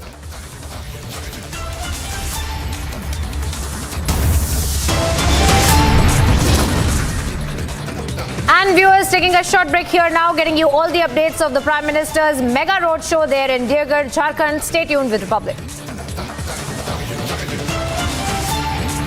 In the latest Indian university rankings announced by QS, the world's leading university rankings organization, India's #1 ranked universities in various categories are IISc Bangalore, IIT Bombay, University of Delhi, University of Calcutta, and Amity University.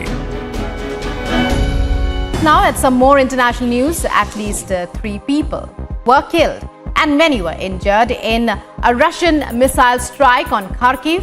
A number of missile strikes, Ukraine's second largest city. The regional governor of Kharkiv has said that only civilian targets were damaged by 3 missile attacks by Russian forces on the northeastern city. One missile demolished a school, another struck a residential structure, the third landed close to warehouse facilities. And Sri Lanka remains in a political vacuum for a second day, with opposition leaders yet to agree till Monday, but it appears they have now, on who should replace its roundly rejected leaders. Key residences are still occupied by protesters who are angry at the country's deep economic woes. Rajasthan Chief Minister Ashok Gehlot on Monday made serious allegations against the BJP of having links with the accused involved in the gruesome murder of Kanhaiya Lal in Udaipur, and asserted that the BJP should issue a clarification. Punjab Congress President Amrinder Singh Rajawaring has compared the Aam Aadmi Party's leadership to the British Empire over Raghav Chadra's appointment as the chairman of the advisory committee in the state. He said that the way the AAP is abusing Punjab's resources to promote itself in states such as Himachal Pradesh and Gujarat is similar to the way the British were exploiting Indian resources for the betterment of Britain. A district court in Varanasi will resume hearing on the Gyanvapi Mosque case today. The Masjid Committee will continue its arguments regarding the maintainability of the right to worship petitions filed. The Republic having accessed the CCTV of the bomb attack at the RSS office in Kerala's Kannur district. We are told the incident, remember, happened earlier this morning. The police suspect that the people who threw these bombs had come in a bike, and they're also looking at whether there is a political reason for the attack in the RSS office. The office has suffered losses, including the window panes have been destroyed and few parts of the furniture at the entrance has also been destroyed.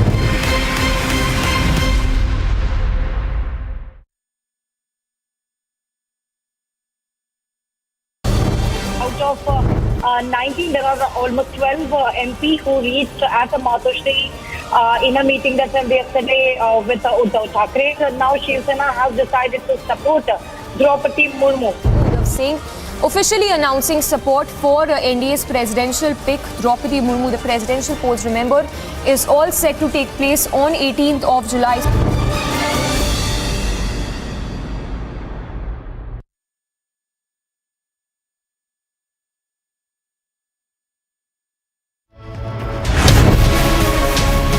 The modus operandi has now been exposed by the Enforcement Directorate. 2012 FCRA license was cancelled of Amnesty International India Foundation Trust.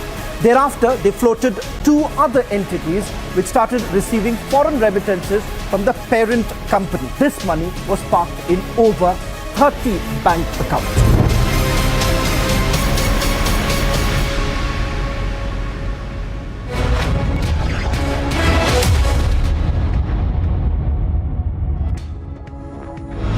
Let's start with Superfast 50. Another incident of a hate fuel attack took place in Karnataka, Shivamogga, where a former Bajrang Dal worker, now a BJP worker, was attacked in the same place where an activist was killed earlier. The individual named Kantaraju, who has survived the attack, was an acquaintance of Harsha and an active participant of the protest against his killings following the protests over the hijab issue. After Harsha, now his friend has been attacked in Shivamogga. According to officials, Harsha's friend named Kantaraju has survived the attack and is now out of danger. Kantaraju has alleged that due to old enmity, another community member had attacked him. A case has been registered regarding the same.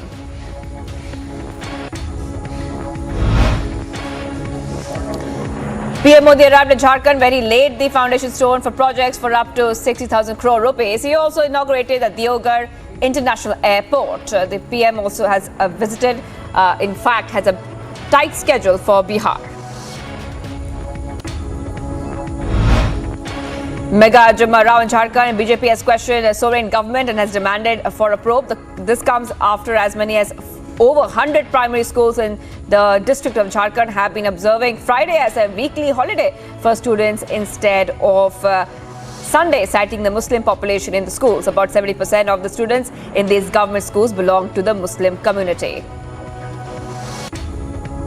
तो अब कल से हम लोग अभियान चलाए हैं कि जहाँ जहाँ उर्दू लिखा हुआ है उन सभी विद्यालयों को मिटाना है और जो उसमें कार्यरत शिक्षक हैं उनसे शोकॉज करना है और किया गया है बीओ के द्वारा कि किस परिस्थिति में आप लोगों ने उर्दू लिखा और इसकी सूचना किसे दी आपने।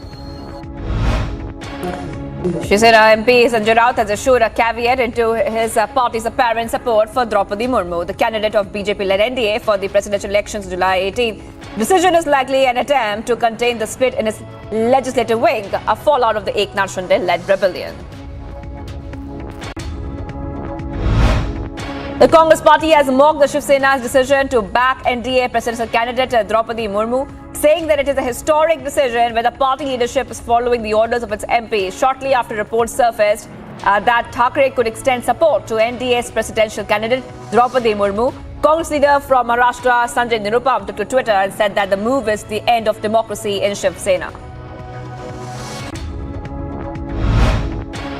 A bomb was hurled at RSS office in Kannur district. The incident happened early this morning with the window glasses of the building broken in the attack. The number of attackers is not known yet and the CCTV footage of the area was being examined to ascertain the same.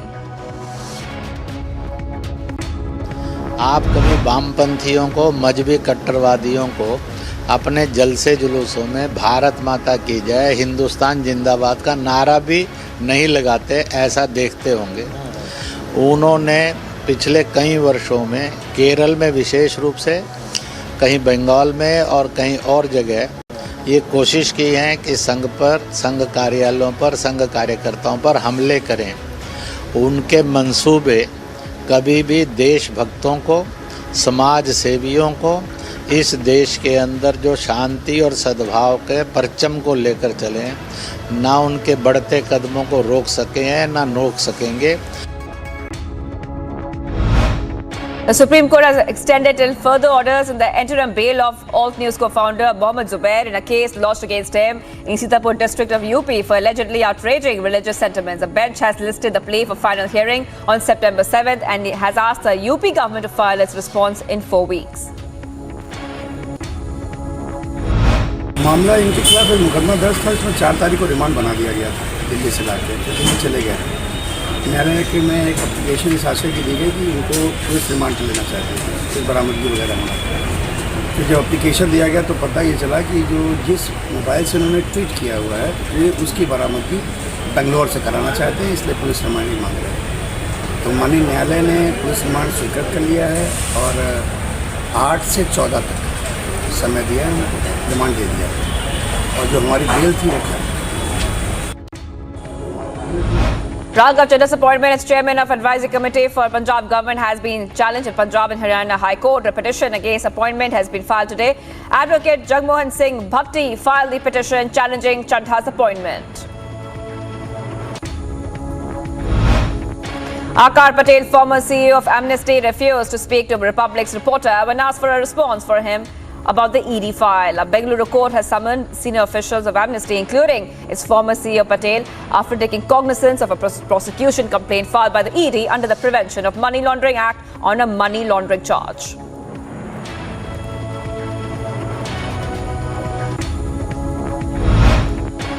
Security forces have defused a suspected improvised explosive device in Pulwama district of Jammu and Kashmir. The suspected IED, fitted with some firecrackers, was detected in a gas cylinder along a road at Chaudhary Bagh in the Litter area of South Kashmir district. In what has come to be the third such incident in the Jammu region, a Hanuman temple was vandalized in the Mahanpur area of Kathua in the state. Local staged protests against the vandalization caused by unknown persons, with probe underway in the matter following an FIR. मैं अभी मौके पे आया हूँ तो मैं आपको full assurance दे रहा हूँ। इसमें हम फुली प्रोफेशनल इन्वेस्टिगेशन अभी से स्टार्ट कर रहे हैं और आपको पूरा रिजल्ट इसको देखने को मिलेगा। हम यहाँ पे कोई जा नहीं रहे हैं, आप हमारे पास आ सकते हैं। बंदे कब तक अंदर होंगे सर? अरेस्ट कब? बंदे अभी मैंने SHO साहब को बोला, इन्होंने टीमें अभी डिस्पैच की हुई हैं। ठीक है ना? बंदे अभी विदिन जो आप बोल रहे हो, हम उसके पहले ही उनको अंदर लाने की कोशिश करेंगे। International Human Rights NGO Amnesty International is being investigated for money laundering in India. The Enforcement Directorate has alleged that the organization sent a huge amount of foreign contributions to its Indian entities in the guise of business activities to escape scrutiny of India's Foreign Contribution Regulation Act.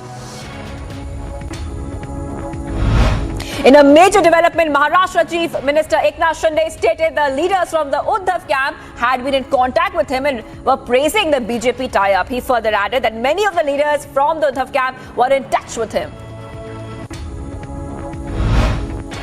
Expansion of the Maharashtra cabinet led by CM Shinde may take place after the July 18 presidential polls, as has been indicated by an MLA of the Shinde-led camp of Shiv Sena. CM Shinde and Deputy Devendra Fadnavis of the BJP are currently the only members of the cabinet. Chennai-based film producer and social activist Amravati has filed a complaint against Leena Manimekalai with the Chennai police, and this has been filed through the Supreme Court lawyer G.S. Mani with the complaint stating that Leena has posted derogatory photos of Hindu goddess Kali and Lord Shiva and Parvati on a social media handle. The 7 accused in the killing of Kanhaiya Lal in Rajasthan's Udaipur will be produced in a designated NIA court in Jaipur. The court had earlier remanded the accused to the National Investigation Agency custody until July 12th. While the two have been accused of carrying out the murder, the other 5 accused have been arrested over suspicion of providing logistical support to the killer, such as conducting an initial recce. Former Kingfisher Airlines owner Vijay Mallya, who is based in UK for over 5 years, on Monday expressed his disappointment at the Supreme Court verdict sentencing him to 4 months jail in a contempt case. The UB Group chair is accused in a bank loan default case estimated at over 9,000 crore rupees involving his now defunct Kingfisher Airlines. Bihar CM Nitish Kumar's Janata Dal United has raised the demand for special category status for the state once again ahead of PM Modi's visit to the state. JDU Parliamentary Board Chief Upendra Kushwaha has raised the demand in a lengthy Facebook post, reminding Modi of his party's old ties with the BJP despite ideological differences. A private funeral was organized for assassinated former Japanese Prime Minister Shinzo Abe at the Jojoji Temple in Tokyo. The Japanese branch of South Korea's Unification Church earlier acknowledged that the mother of the suspect in the assassination was a member but denied it took large donations, which have been reported as a possible motive. Presidential candidate for NDA Draupadi Murmu has visited the Swami Vivekananda's ancestral house in Kolkata and paid her tributes. The former Jharkhand governor is on a multi-state visit to request for support in the upcoming presidential polls to be held this month. The NDA's presidential candidate Draupadi Murmu will visit Andhra Pradesh capital as a part of her election campaign. After landing at Vijayawada International Airport, she will reach a convention centre in Mangalagiri to meet YSR Congress MPs and legislators. UN Secretary General Antonio Guterres called for dialogue to ensure a smooth transition of government in Sri Lanka and find sustainable solutions to the economic crisis. The deputy spokesperson for the Secretary General said that the UN Secretary was closely following the developments in Sri Lanka and that it stood as solidarity with the country. General continues to follow developments in Sri Lanka closely. He stands in solidarity with the Sri Lankan people and calls on all stakeholders to engage in dialogue to ensure a smooth transition of government and to find sustainable solutions to the economic crisis. The Secretary General condemns all acts of violence and calls for those responsible to be held accountable, underlining the paramount importance of maintaining the peace. The United Nations stands ready to support Sri Lanka and its people. Security forces have defused a suspected improvised explosive device in Pulwama district of Jammu and Kashmir. The suspected IED fitted with some firecrackers was detected in a gas cylinder along a road at Chaudhary Bagh in the Litter area of South Kashmir district. As many as 83 people have been killed in rain-related incidents in Maharashtra between June 1 and July 10th, as per the State Disaster Management Authority. The deaths were caused by incidents like floods, lightning strikes, landslides, falling of trees and collapse of structures, among others. Heavy rains along with strong winds lashed Mumbai and its suburbs this morning amid an orange alert issued by the Indian Met Department. There has not been a report of any major waterlogging anywhere in the city so far. Water crashed across the shores of Mumbai as a higher than usual tide was witnessed from areas such as Marine Drive and Colaba in Mumbai. The IMD has further issued an orange alert to Mumbai till July 14th. Heavy rainfall and subsequent flooding in Assam and the northern part of West Bengal has affected the tea plantation sector, said the Tea Association of India, adding that the industry's position stands very tenuous for the current season. The tea industry in Assam and North Bengal accounts for around 80% of India's total production. Speaking on the situation in Ukraine, India's counselor to the UNSC, Pratik Mathur, while giving a statement at the UNSC meeting on Ukraine, said that India remains deeply concerned over the situation in the country. Of the conflict in Ukraine, India has been consistently calling for complete cessation of all hostilities and advocated the path of peace, dialogue and diplomacy. We support all efforts to alleviate the suffering of the people of Ukraine, especially encouraging talks between Ukraine and the Russian Federation. We believe that no solution can be arrived at the cost of innocent lives. 10 out of the total 11 Congress MLAs in Goa attended a meeting chaired by senior leader Mukul Vasnik as the party managed to avert a split in its fold for the time being. Except former CM Digambar Kamat, all the other Congress MLAs, including Michael Lobo, were present in the meeting, which went on for over 2 hours at the state party headquarters. BJP President JP Nadda reached Udaipur from Delhi to attend a training camp of the party being held at Mount Abu in the Sirohi district. Central-level BJP leaders have addressed various sessions in the camp, which is being held for the party's state-level office bearers. AIMIM MP Imtiaz Jalil on Monday alleged that the name change plan of Maharashtra's Aurangabad district to Sambhajinagar was only intended to change the documents of the government department and will put a burden of 1,000 crore rupees. Leaders of the Congress are scheduled to hold a meet to deliberate on the Bharat Jodo Yatra slated to begin from 2nd of October. All AICC General Secretaries in charge of various states and PCC presidents have been asked to attend the meeting by Congress General Secretary at the party headquarters on the 14th of July. The National Commission for Protection of Child Rights has reportedly requested Mumbai police to file an FIR against Yuva Sena chief Aditya Thackeray for using children during Save RA protests. The Shiv Sena hit back at the allegation, questioning how the use of children at the protest could be proven. SpyJet said that the complaint of alleged fraud filed by an individual against airlines chairman Ajay Singh was completely bogus and a defamation suit will be filed against the complainant. Gurugram police on Monday said that an FIR has been filed against Singh, who is the chairman and managing director of SpiceJet, based on a complaint.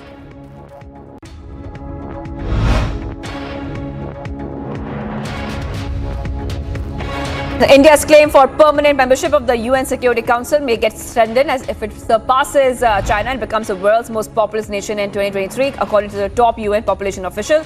The World Population Prospect 2022 report released earlier said that India is projected to surpass China as the world's most populous country next year.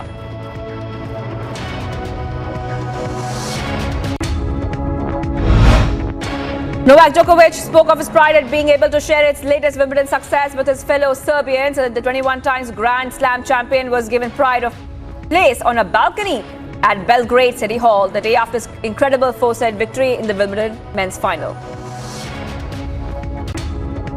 I saw Pete Sampras win his first Wimbledon in '92, and I asked my dad and mom to buy me a racket, and I always dreamed of coming here, realizing the childhood dream and winning this trophy. And every single time it gets more and more meaningful and special, and so I'm very blessed and very thankful to be standing here with the trophy.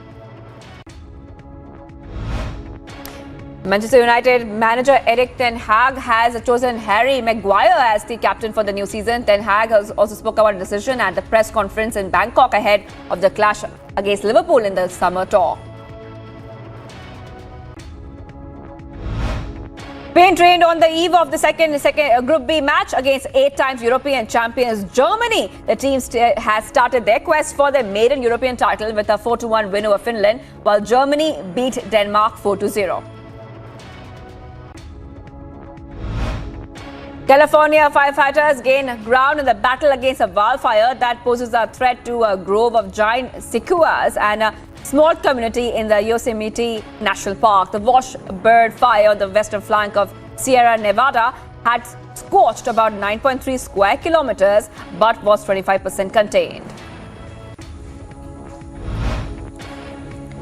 US President Joe Biden revealed the first image of NASA's new space telescope, the deepest view of cosmos ever captured. The image will be followed by the release of 4 more galactic beauty shots from the telescope's initial outward gazes. Johnny Depp's lawyers are urging a Virginia judge to leave his $10 million defamation judgment intact after his ex-wife Amber Heard's attorney asked the judge to set aside the verdict on multiple grounds, including an apparent case of mistaken identity with one of the jurors. 1 week after the shooting massacre at a 4th of July parade that left 7 people dead, the Chicago suburb of Highland Park held a moment of silence to mark the exact time the first shot was fired. More than 100 people gathered and hugged each other in downtown Plaza for a tribute that began at 10:14 a.m. and lasted longer than the planned 2 minutes. 2 people were killed and 3 wounded in shootings before dawn Monday at 4 7-Eleven stores in Southern California, and authorities said that they were seeking a lone gunman in at least 3 of these shootings. The shootings appear to have occurred after robberies or attempted robberies at the 4 convenience stores on July 11th or 7-Eleven, a day when the national 7-Eleven brand is celebrating its 95th year. Police in Warsaw said that they have detained a 31-year-old man after an explosive device was placed in a downtown street. Press officer for Warsaw Police said a 200-meter area was cordoned off around the device and the people in the area were evacuated, including those in nearby restaurants. Several people queued at Tokyo's Zodoji Temple to pay their respects to Shinzo Abe in a private funeral ceremony for the assassinated former Japanese PM. The government is expected to hold a separate memorial service at a later date.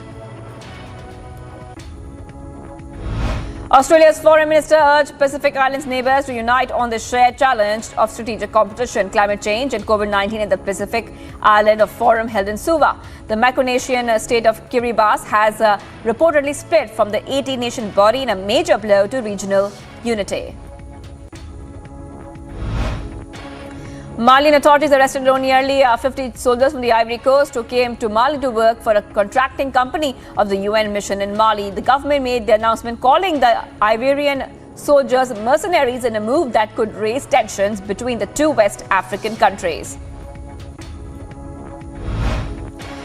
Hong Kong's leader John Lee defended plans to introduce as a new virus health code that would use mobile phones to classify people as red or yellow and limit their movement. People of Hong Kong have traditionally been sensitive about government monitoring. A popular radio station in Haiti has announced it would stop broadcasting for 1 week to protest widespread violence in the capital, Port-au-Prince. Gangs are fighting each other and seizing territory in the capital with a new intensity following the July 7th assassination of the country's president.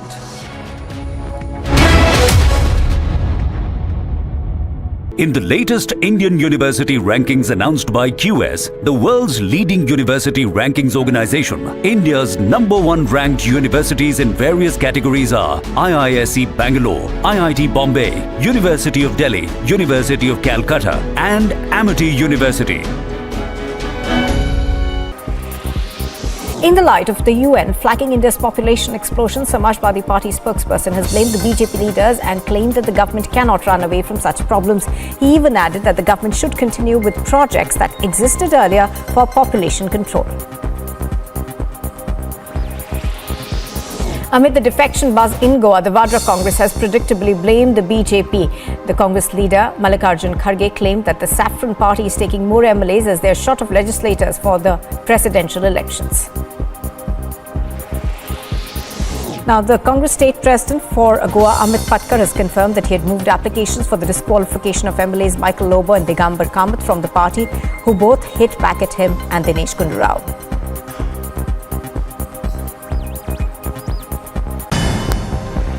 And here's a look at some more news in brief this morning. Former Karnataka Chief Minister and JDS Legislature Party leader H.D. Kumaraswamy criticized the BJP government in Karnataka and the centre, saying that the BJP is pro-rich and looting people's money in the name of development. He also said that if poor people are harassed, then Sri Lanka kind of response will be seen here too. Former Kingfisher Airlines owner Vijay Mallya, who is based in the United Kingdom for over 5 years, on Monday expressed his disappointment at the Supreme Court's verdict sentencing him to 4 months in jail in a contempt case. The UB Group chairman is accused of a bank loan default case estimated to be over 9,000 crore rupees involving the now defunct Kingfisher Airlines.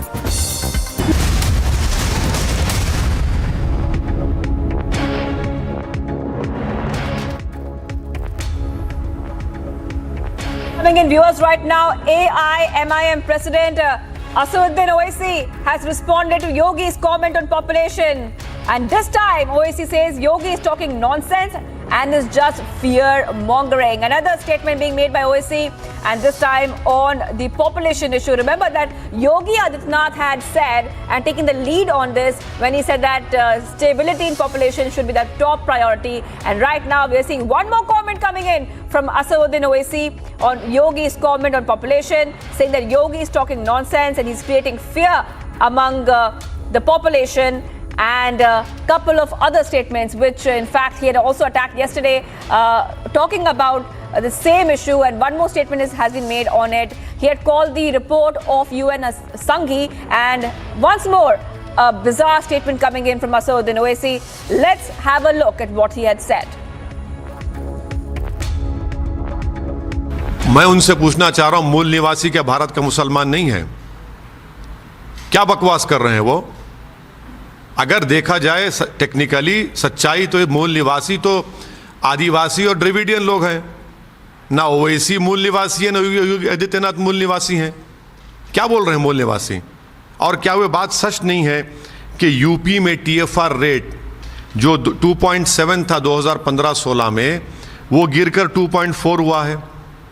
उनको तवज्जो किस पर लेनी चाहिए वैसे तो मुख्यमंत्री, कि उत्तर प्रदेश में जो बच्चे हैं एनीमिक हैं, उत्तर प्रदेश में जो बच्चे हैं सीवियरली वेस्टेड 6% से 7.3% हो चुका है। और उनकी जानकारी के लिए शायद उनको नहीं बता रहा होगा, बगैर कोई कानून बनाए उत्तर प्रदेश में डिजायर्ड फर्टिलिटी रेट 2026 और 30 के दरमियान में आ जाएगा। आप कौन सी बात कर रहे हैं? आप सिर्फ मुसलमानों के ताल्लुक से खौफ पैदा कर रहे हैं। और क्या वो देखते नहीं हैं कि उन्हीं के भाजपा के केंद्र के मंत्री हेल्थ के राज्यसभा में अप्रैल 2, 2022 को ये कह दिया है, क्या कहा है कि भारत में कोई जबरन कानून की ज़रूरत नहीं है। सुप्रीम कोर्ट में 2020 में एफिडेविट दिया गया। क्या उत्तर प्रदेश और भाजपा के लोगों को नहीं मालूम कि सेक्स रेशियो मुसलमानों का कितना है? बताइए। Well, much more coming up on the other side. Bomb heard at RSS office in Kannur district. Police launches probe. Bomb squad deployed.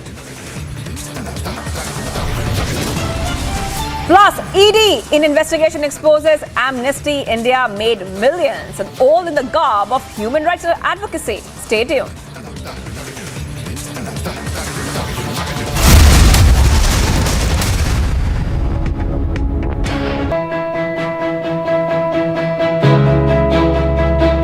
Getting a cab these days is nearly impossible because half the time you don't get rides. Even if your cab gets booked, you're not sure when it is going to get cancelled or how much you're going to pay. Now, answering all this, Mind has come up with beautiful solutions whereby we don't have a surge rate here because they go by government prescribed rates. Not just that, Mind has a beautiful feature where you incentivize the driver, ensuring that he will come and pick you up on time. So, thanks Mind.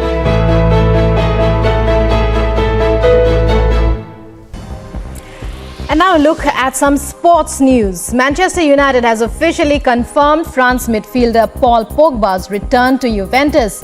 The France midfielder's contract at Old Trafford expired this month and he is set to rejoin the club, with which he won the Serie A title twice in his first spell. Wayne Rooney arrived at Dulles International Airport in Washington, D.C. as rumors of him becoming DC United's new head coach intensified. According to reports, Rooney and the DC club have agreed on terms for a new deal.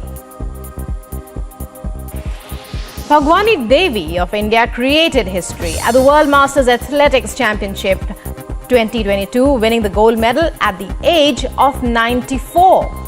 The Indian athlete won gold in the 100-meter sprint event, at which she ran in 24.74 seconds in Finland, in addition to a shot put gold.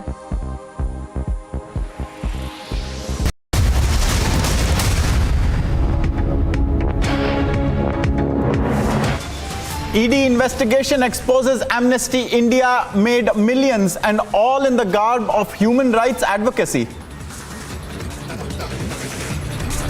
A mega Jumma row in Jharkhand, BJP questions the Hemant Soren government and demands a probe. After the BSP and the TDP, Uddhav Thackeray now forced to give in. The opposition support for Draupadi Murmu for president swells.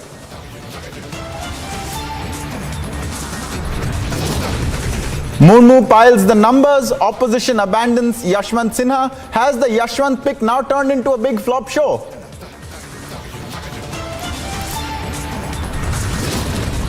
Bomb hurled at an RSS office in Kannur district. The police launches a probe. A bomb squad is deployed.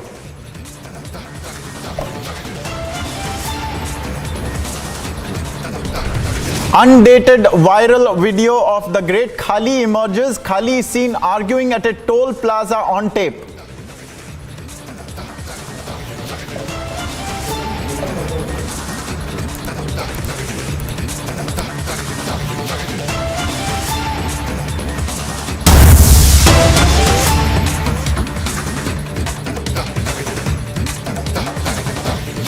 Viewers, these are visuals that are just coming in live of Union Minister Smriti Irani, who is offering prayers at the Kali Mandir in Howrah in West Bengal. The minister is in Kolkata today, and there she is. You can see her in the visuals. These are pictures coming in from the Kali Mandir in Howrah, and that is Union Minister Smriti Irani, who is currently there, and she is offering prayers. Now remember viewers, once again, this is from the Howrah area of Kolkata in West Bengal. Smriti Irani, of course, Union Minister for Women and Child Development, and has also taken on a additional portfolio recently, that is of the Minority Affairs Ministry. We have Moyuk joining us from our sister channel, Art Bangla, to tell us more. Moyuk, what are we looking at? What is Smriti Irani's agenda? Well, right now, Smriti Irani is in a workers meet in Howrah, and today since morning she's visiting different places in Howrah, particularly the supporters' homes of homeless people who are victims of post-war violence. You can see Smriti Irani right now in a Kali temple. Kali temple has always been a point of controversy in Bengal, and right now what we can see is that Smriti Irani is right now in a Kali temple doing the Kali Puja. Kali Puja is one of the biggest rituals in Bengal, and right now Smriti Irani is doing Kali Puja in a local Kali temple. It's very revered Kali temple in Howrah, and the name of this village is Pakshla, where Smriti Irani is doing Kali Puja rituals. After that, she's going to go to some of the workers' homes where she completed her lunch with children, and she was seen offering foods to children while she was eating. On one hand, when Smriti Irani can be seen visiting different temples in Bengal, specifically Kali Ma temples in Bengal. On the other hand, we have seen that how she has started public relations and interactive sessions with supporters as well as children supporters. In Pachla, we have seen Smriti Irani offering puja, Smriti Irani doing Shiv and Kali Puja, and specifically on one hand, on the left hand side, we can see the Kali Mandir visuals. On the right hand side, we can see Smriti Irani is offering food to children, one of the children of the supporters, and they are all sitting together and eating the lunch in one of the workers' home in Howrah. Smriti Irani and other leaders, they came to Bengal to organize a workers' meet, and also Smriti Irani was seen inaugurating East-West Metro project in Bengal yesterday, and right now what we are seeing is that Moyuk, this visit by Smriti Irani, particularly to the Kali Mandir, it comes at a time when the ruling Trinamool Congress is under the cosh a little bit because of Mahua Moitra's remarks on the Kali poster row. Is there an element of the BJP pointing out the fact that there is currently a axe to grind some people have with the TMC regarding the party's indecision on Mahua Moitra? Is there an element of that also involved here? Controversial remark regarding Ma Kali has been the focal point of Bengal and Indian politics, and BJP has time and again said that what Mahua Moitra has said is an insult to the goddess Kali. Several FIRs were also filed against Mahua Moitra, and BJP has made a point. BJP has ensured that Ma Kali's presence, Ma Kali's revered stature in Bengali homes is portrayed as well as respected. All the BJP leaders we have seen in the last 2 weeks, they have visited several Kali temples, they have done pujas, they have offered prayers, and today also when Draupadi Murmu, the presidential candidate of NDA, she went to Kolkata. Shivamogga Adhikari, the opposition leader and the prominent BJP leader in Bengal, Shivamogga Adhikari also offered Kali Murti to Draupadi Murmu as a sign, as a symbol, as a gift from the people of Bengal. And on the other hand, we can see Smriti Irani since morning visiting Kali temples and offering her pujas at a time when another woman leader, also a leader from Bengal, Mahua Moitra, she was seen to be insulting Ma Kali, and a nationwide uproar can be seen. On one hand, we are seeing visuals of Kali temple, and after that, visiting the temple there, Smriti Irani went and interacted with the local supporters who are also going to be part of Smriti Irani's rally in Howrah. Absolutely. Moyuk there sharing key details. There is a lot of symbolism in Smriti Irani's visit to the Kali Ma temple in Howrah. She's been there since yesterday in Kolkata. Yesterday she inaugurated metro works, and today she is at a Kali Ma temple. She's also, like Moyuk is telling us, Moyuk, do stay with us. She's also about to meet the families of the victims of the post-poll violence that was witnessed there. But certainly, like Moyuk is telling us, there is a amount of symbolism attached to Smriti Irani being at the Kali Ma temple. He's been telling us that there have been key leaders of the BJP who have been visiting the temple of Kali Mata.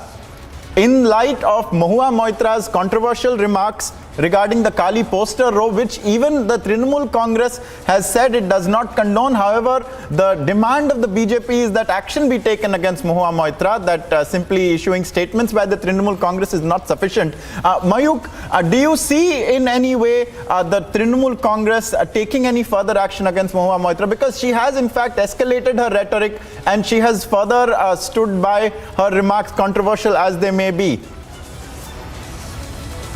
I'm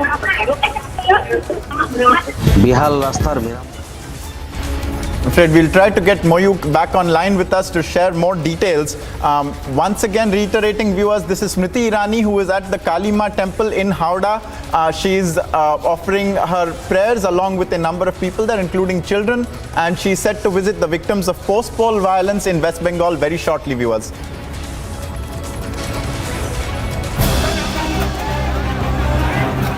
The 7 accused in the killing of Kanhaiya Lal in Rajasthan's Udaipur will be produced in NI court in Jaipur today. The court had earlier remanded the accused to the National Investigation Agency custody until 12th of July. Kanhaiya Lal, a Hindu tailor, was killed by Riaz Akhtari and Kuz Mohammed at his shop on 28th of June in Udaipur's Dhan Mandi police station area over a controversial post on social media. The accused had posted a video of the crime on social media.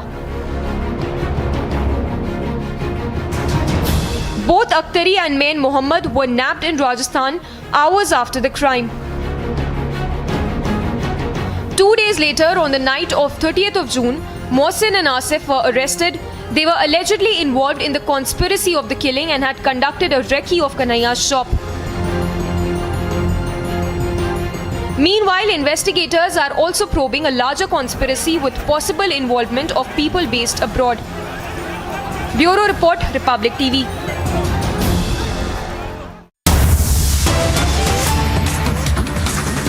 Viewers, now on to a controversy from Punjab. Raghav Chadda was appointed by the Aam Aadmi Party as the chairman of the advisory committee for the Punjab government, the Bhagwant Mann-led government. But this appointment has not gone down well. In fact, it has been challenged in the Punjab and Haryana High Court.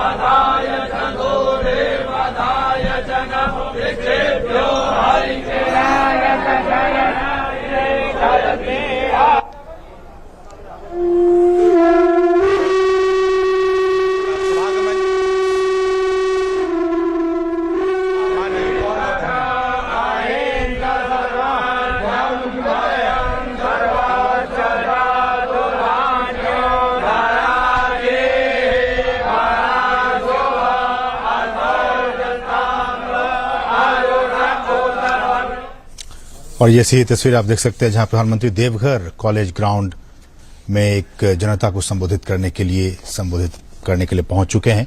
ये आप सही तस्वीर देख रहे हैं। Deoghar college ground में एक rally है, एक विशाल रैली को प्रधानमंत्री अब से कुछ ही क्षणों के बाद संबोधित करने वाले हैं। ये सीधी तस्वीरें आप देख सकते हैं। पहले ही इस जनसभा को संबोधित करेंगे प्रधानमंत्री, जिन्होंने भारत के पहले प्रधानमंत्री के रूप में बाबा बैद्यनाथ का पूजन कर देश के 141 करोड़ लोगों के मंगल कामना के साथ साथ संपूर्ण विश्व की मंगल कामना की है।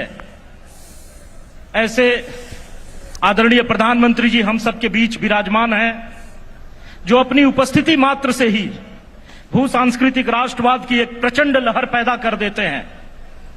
ऐसे देश के सबसे लोकप्रिय राजनेता आदरणीय प्रधानमंत्री जी का अभिनंदन करने के लिए मैं भारतीय जनता पार्टी झारखंड प्रदेश के प्रदेश अध्यक्ष आदरणीय दीपक प्रकाश जी से आग्रह करता हूं कि वो अंग वस्त्र देकर आदरणीय प्रधानमंत्री जी का स्वागत करें।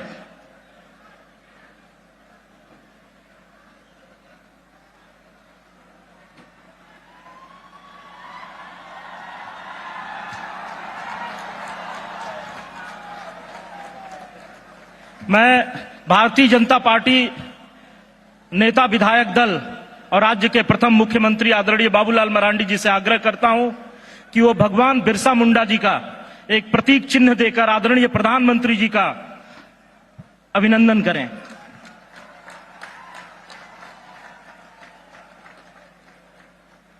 गोड्डा संसदीय क्षेत्र के लोकप्रिय सांसद श्री निशिकांत दुबे जी से मैं आग्रह करता हूं कि वो बाबा बैद्यनाथ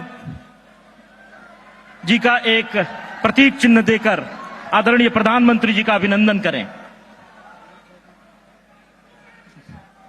अब मैं हमारे प्रदेश अध्यक्ष श्री दीपक प्रकाश जी से आग्रह करता हूं कि वो आएं और स्वागत भाषण करें। भारत माता की, नरेंद्र मोदी जिंदाबाद, नरेंद्र मोदी जिंदाबाद। बहुत बहुत धन्यवाद। आज के इस अभिनंदन रैली में हम सब लोगों के बीच में दुनिया के सर्वाधिक लोकप्रिय नेता, भारत के यशस्वी प्रधानमंत्री, भारत के 141 करोड़ों के दिलों में राज करने वाले सम्मानित मान्यवर नरेंद्र मोदी जी, मंच में बैठे हुए सभी सम्मानित हमारे नेतागण और सम्मानित मंच उपस्थित इस रैली में उपस्थित कोने कोने से आए हुए भारतीय जनता पार्टी के कार्यकर्ता, समर्थक और आम मतदाता और प्रेस और मीडिया के हमारे सम्मानित मित्रगण, सबसे पहले मैं झारखंड की 3.5 करोड़ जनता की ओर से, झारखंड के 3.5 करोड़ जनता की ओर से, भारतीय जनता पार्टी के एक एक कार्यकर्ता की ओर से और प्रधानमंत्री जी को मैं अभिनंदन करना चाहता हूं और उनके प्रति आभार व्यक्त करना चाहता हूं। बाबा की नगरी में हम उनका अभिनंदन कर रहे हैं। ये नगर, ये महानगर शिव की आराधना का स्थल है। यहां पर शिव और शक्ति की भी आराधना की जाती है। इसलिए इस बाबा की नगरी में, बाबा के शहर में हम सब लोग प्रधानमंत्री जी का अभिनंदन कर रहे हैं। हम सब कोई जानते हैं कि इस क्षेत्र से ऐसे कई महापुरुषों का जन्म हुआ है। भगवान बिरसा मुंडा, सिद्धू कान्हू, तिलका मांझी, ऐसे कई महापुरुषों का जन्म हुआ जिनके कारण आज हम कह सकते हैं कि ये देश आजाद हुआ है और उनके बताए हुए रास्ते पर हम सब कोई चलने का काम कर रहा है। ऐसे पवित्र स्थान पर, ऐसे तपोभूमि पर हम प्रधानमंत्री जी का अभिनंदन कर रहे हैं। मैं कहना चाहता हूं कि प्रधानमंत्री जी ने इस क्षेत्र के लिए, झारखंड के लिए 8 करोड़ 8 वर्षों से लगातार यहां पर झारखंड की जनता के लिए स्नेह दिया, प्रेम दिया, आशीर्वाद दिया। इसके लिए भी हम सब लोग अभिनंदन करते हैं, स्नेह करते हैं और उनको बधाई हम देते हैं। हम जानते हैं चाहे वो रिवर कनेक्टिविटी हो, चाहे एयर कनेक्टिविटी हो, चाहे रेल ट्रेन कनेक्टिविटी हो, चाहे सरफेस कनेक्टिविटी हो, सभी क्षेत्रों में हमारे प्रधानमंत्री ने इस क्षेत्र के बारे को जबरदस्त अपनी हम सब लोगों को आशीर्वाद देने का काम किया है। इसके प्रति भी मैं आभार व्यक्त करना चाहता हूं। और आज का दिन तो बहुत ही शुभ दिन है। यहाँ पर एयर कनेक्टिविटी देकर के इस क्षेत्र के आर्थिक विकास और यहाँ के टूरिज्म के बारे में एक बहुत बड़ी सौगात देने का काम किया है।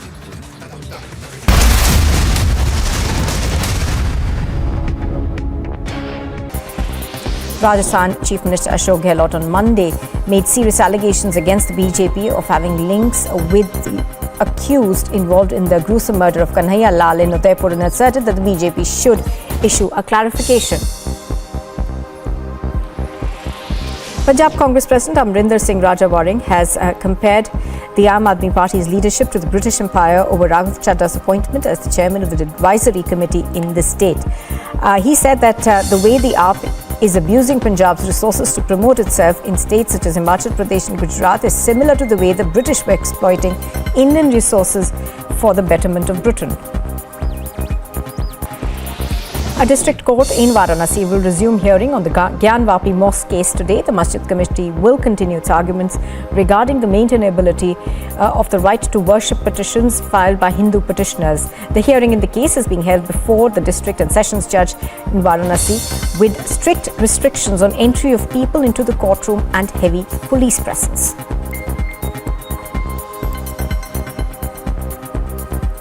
हमारे लिए एज लॉयर्स और इस जो मुहिम से पूरा जुड़ा हुआ है, हमारे लिए हर एक दिन इस केस का बहुत अहम है और हम चाहते हैं कि इस मामले का डे टू डे बेसिस पे सुनवाई होकर जो पोषणीयता का सवाल है उसको डिसाइड किया जाए, क्योंकि बार बार मुस्लिम पक्ष एक दिन बहस करने के बाद कहता है कि इसको कल के बजाय परसों रख लीजिए, जिससे जो बाहर के काउंसिल्स आ रहे हैं उनको बहुत डिफ़िकल्टी होती है।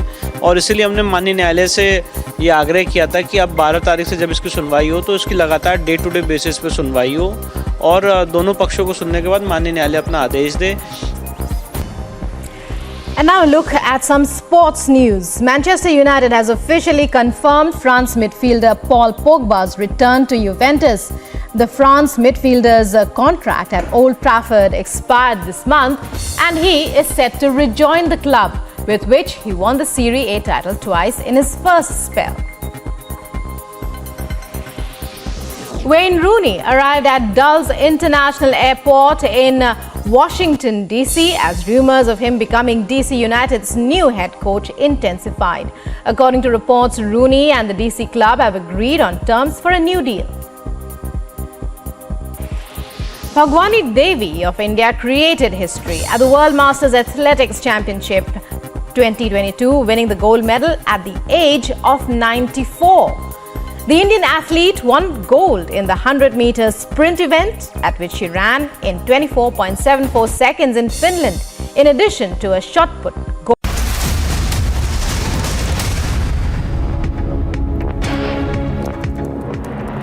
Viewers, we have a breaking tweet from Mahua Moitra, the Trinamool Congress Member of Parliament, and this is in continuation of her seemingly ceaseless attacks on the Modi government. Earlier it was over the Kali Ma portrayal in a poster, and now it appears to be on a slightly different topic, that is the Asoka, the national emblem inauguration on the new parliament building. And she says, truth be told, transition from Satyameva Jayate to Singameva Jayate has long been completed in spirit. So this is her take, and she has been tweeting about this on the national emblem cast made out of bronze, 6.5 meters tall, that was inaugurated by the Prime Minister atop the new and upcoming Parliament building in New Delhi yesterday. The disgruntlement appears to be over the depiction of the lion standard of Asoka, the national emblem of India, and variations that have been picked out by Mahua Moitra with the original. And in light of this, she has made a symbolic jibe at the government, where she says that the transition from Satyameva Jayate, truth alone prevails, to Singameva Jayate has been completed. Bhajpa विधायक दल आदरणीय बाबूलाल मरांडी जी को वो आए और हम सबों को संबोधित करें।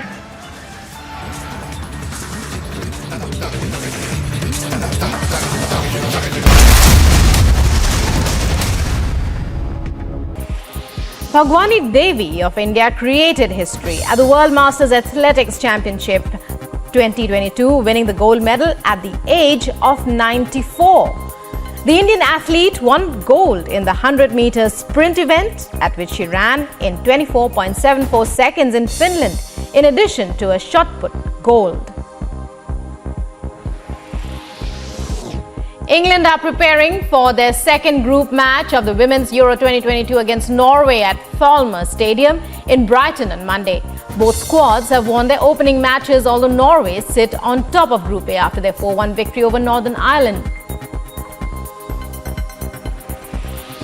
Romeo Beckham scored his first goal of the season in Inter Miami 2's 3-1 win over Orlando City. The 19-year-old son of David Beckham showed signs of his famous dad when he curled in a beautiful free kick in the 84th minute to give the visitors a lead. In the light of the UN flagging India's population explosion, Samajwadi Party spokesperson has blamed the BJP leaders and claimed that the government cannot run away from such problems. He even added that the government should continue with projects that existed earlier for population control. Amid the defection buzz in Goa, the Vadra Congress has predictably blamed the BJP. The Congress leader, Mallikarjun Kharge, claimed that the Saffron Party is taking more MLAs as they are short of legislators for the presidential elections. Now, the Congress state president for Goa, Amit Patkar, has confirmed that he had moved applications for the disqualification of MLAs Michael Lobo and Digambar Kamath from the party, who both hit back at him and Dinesh Gundu Rao.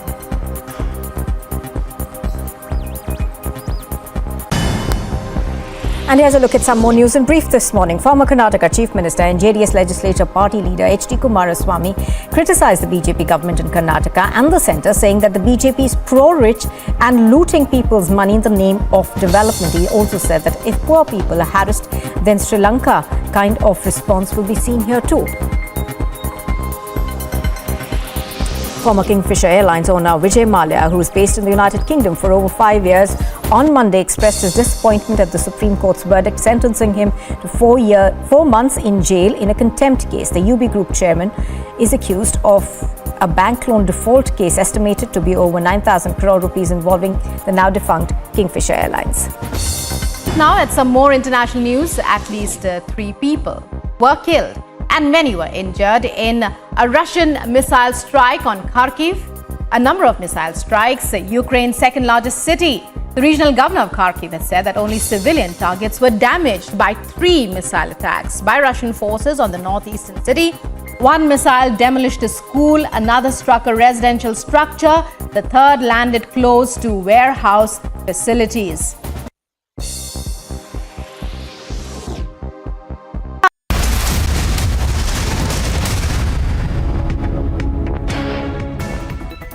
Crude bombs were hurled at an RSS office in Kerala.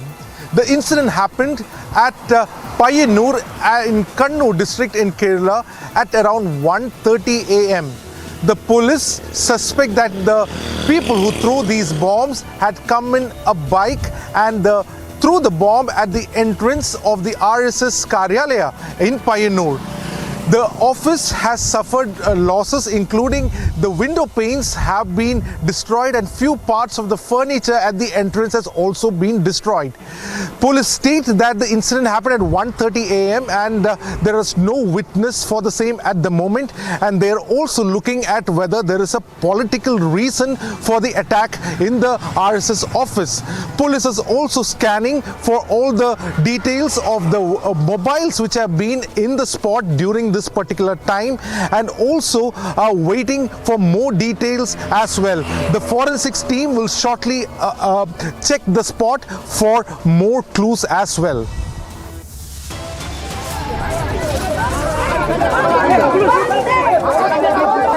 Irani, after her visit to the Kali Mandir in Howrah, continues with a Padyatra there in West Bengal. Viewers, will be back with more after a short break.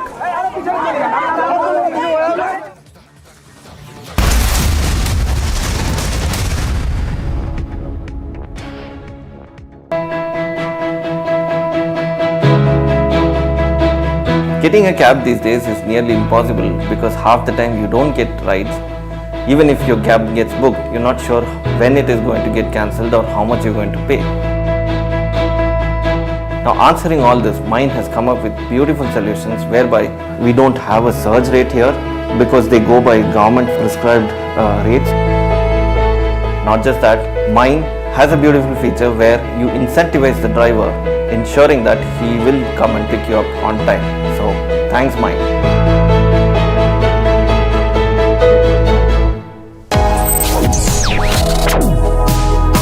सानाम गो बाबा को बोया मिसी को डोबोक जोहार।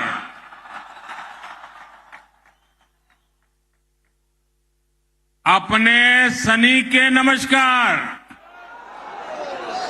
की हालचाल छे।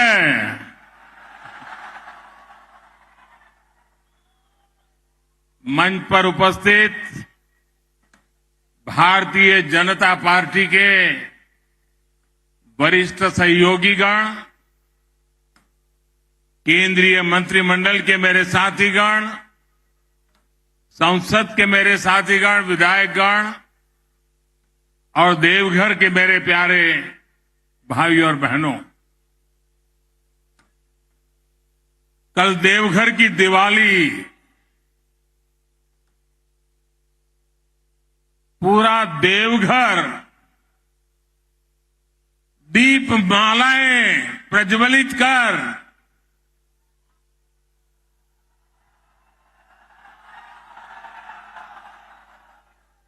और पूरा देश देख रहा था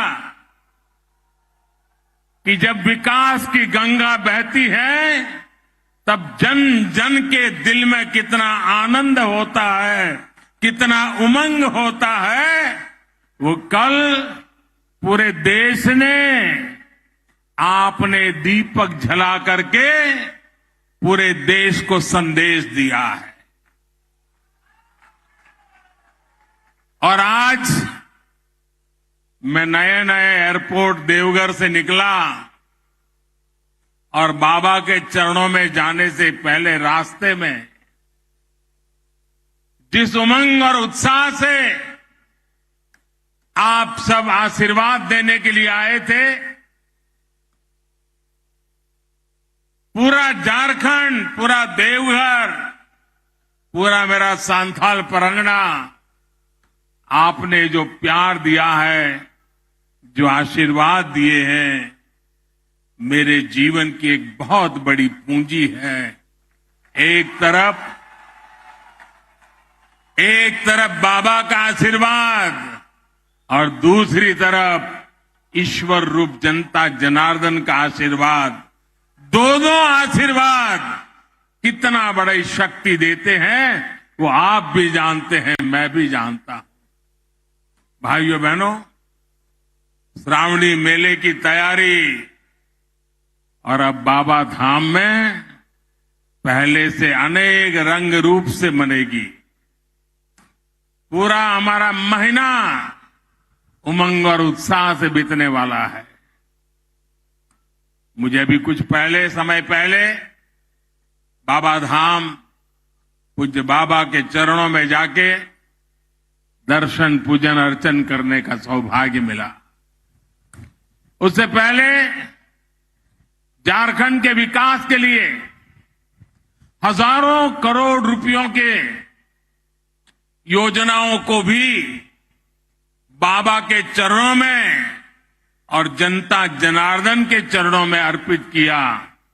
आप जनता जनार्दन और विशेष रूप से बाबा धाम में जिस प्रकार सुविधाओं का विस्तार हुआ है, उससे मेरे कांवड़िया और श्रद्धालुओं, उनको तो अनेक प्रकार की सुविधा होने वाली है। जिस नए एयरपोर्ट का शिलान्यास करने में मुझे यहां देवघर आने का सौभाग्य मिला था, आज उसका लोकार्पण करने का अवसर मिला है। आपको याद होगा, पहले योजना की घोषणाएं होती थी, फिर एक दो सरकार जाने के बाद आकर के कोई पत्थर लगा के जाता था, और पत्थर लटकता रहता था। 2-4 सरकारें चलने के बाद कोई और आता, फिर वो ईंट लगाना शुरू करता था, और पता नहीं कितनी सरकारें जाने के बाद एक योजना सामने दिखती थी। आज हम उस कार्य संस्कृति को लाए हैं, उस राजनीतिक संस्कृति को लाए हैं, उस गवर्नेंस के मॉडल को लाए हैं कि जिसका शिलान्यास हम करते हैं उसका उद्घाटन भी हम करते हैं।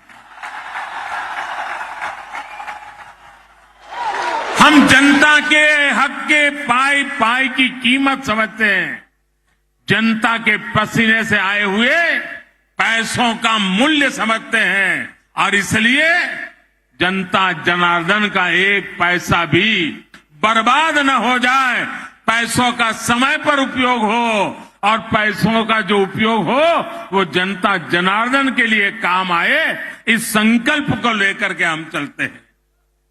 साथियों, आपने अपना स्नेह देकर मुझे जिस तरह अपना ऋणी बना लिया है, उसको मैं तेज विकास करके, सबका विकास करके चुकाने का ईमानदारी से प्रयास करता रहा हूं, करता रहूंगा। आज 16,000 करोड़ रुपए से ज्यादा की ये योजनाएं इसी दिशा में एक महत्वपूर्ण कदम है। भाई और बहनों, भारत आस्था, अध्यात्म और तीर्थ स्थलों की धरती है। तीर्थ यात्राओं ने हमें बेहतर समाज और बेहतर राष्ट्र के रूप में गढ़ा है। हमें देवघर को ही देखे तो यहां शिव भी है और शक्ति भी है। ज्योतिर्लिंग और शक्तिपीठ यहां दोनों मौजूद हैं। हर साल लाखों श्रद्धालु दूर दूर से यहां गंगा जल लेकर आते हैं, देश के अलग अलग कोने से आते हैं, बड़ी भक्ति भाव से आते हैं। लोगों को एक दूसरे की भाषा, बोली भले समझ आए या ना आए, लेकिन हमारी आस्था, हमारी सांस्कृतिक विरासत, ये सांझी अमानत है। भारत की इन्हीं धरोहरों को सुरक्षित करने, इन तक पहुंचने का मार्ग आसान बनाने के लिए आज अभूतपूर्व निवेश किया जा रहा है। बाबा बैद्यनाथ धाम हो, काशी विश्वनाथ धाम हो, केदारनाथ धाम हो, अयोध्या धाम हो, रामायण सर्किट हो, भगवान बुद्ध से जुड़े पवित्र स्थान हो, देश में आस्था, आध्यात्म और ऐतिहासिक महत्व से जुड़े हर स्थान में आधुनिक सुविधाएं तैयार की जा रही है।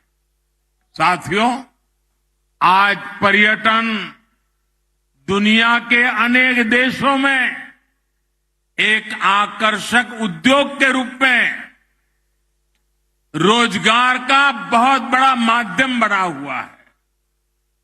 आज पूरी दुनिया में अनेक देश हैं जिनकी पूरी अर्थव्यवस्था सिर्फ और सिर्फ पर्यटकों के भरोसे चल रही है। भारत के कोने कोने में पर्यटन की शक्ति अपार है, बहुत सामर्थ्य पड़ा हुआ है। हमें इसे और बढ़ाने की जरूरत है।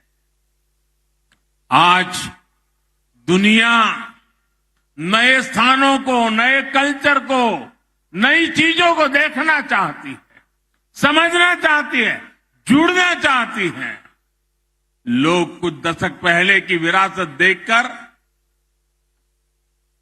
आंखें चौड़ी करती लेते हैं, उनको कभी कभी लगता है अच्छा है, लेकिन जब भारत में आते हैं और यहां हर कोने में, हर पत्थर पे हजारों साल पुरानी यादें वहां पर समाहित हुई देखते हैं। हजारों साल पुरानी इन महान परंपरा दुनिया जब देखती है तो वो चकाचौंध उनके मन को प्रभावित कर देती है। इसलिए आज ये समय की मांग है कि भारत अपनी विरासत को ज्यादा से ज्यादा और तेजी के साथ संरक्षित करे, वहां आधुनिक सुविधाएं बढ़ाए।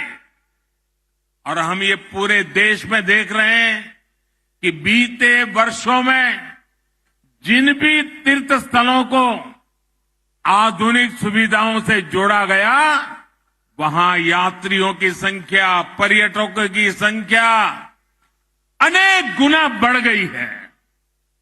इसका सीधा लाभ वहां रहने वाले आसपास के गांव के लोग, आसपास के जिले के लोग, उनको इनका बहुत बड़ा लाभ होता है। मैं बाबा धाम के आप लोगों को बाबा विश्वनाथ की नगरी काशी का एक उदाहरण देना चाहता हूं। जब से काशी में विकास ने गति पकड़ी है, काशी विश्वनाथ परिषद का सुंदरीकरण हुआ है, बनारस आने वाले श्रद्धालुओं की संख्या में कई गुना बढ़ोतरी हुई है। 3 साल पहले की तुलना में इस साल वाराणसी में अभी तक 3 गुना अधिक यात्री आए हैं। इस वृद्धि के चलते होटल वाले हो, ढाबे वाले हो, नाव वाले हो, ऑटो रिक्शा वाले हो, फूल पौधे बेचने वाले हो, पूजा का सामान बेचने वाले हो, इतना ही नहीं, चाय बेचने वालों को भी बहुत फायदा हो रहा है। उनका कारोबार बहुत बड़ा है। वहां जो हस्तशिल्प का काम होता है, कारीगर बुनकर जो सामान बनाते हैं, उसकी बिक्री भी बहुत ज्यादा बढ़ी है। साथियों, ऐसा ही प्रभाव हम केदारनाथ धाम में भी देख रहे हैं। जब वहां पुनर्निर्माण नहीं हुआ था, जब वहां सुविधाएं नहीं बढ़ी थी, तो कपाट खुलने की शुरुआती 2 महीने में एवरेज 2-2.5 लाख यात्री आते थे। इस साल कपाट खुलने के शुरुआती 2 महीनों में करीब करीब 9 लाख श्रद्धालु बाबा केदार के दर्शन कर चुके। ऐसा ही एक उदाहरण आपको पता होगा, गुजरात में मां नर्मदा के तट पर सरदार वल्लभ भाई पटेल की विश्व की सबसे ऊंची प्रतिमा बनी है, स्टैच्यू ऑफ यूनिटी।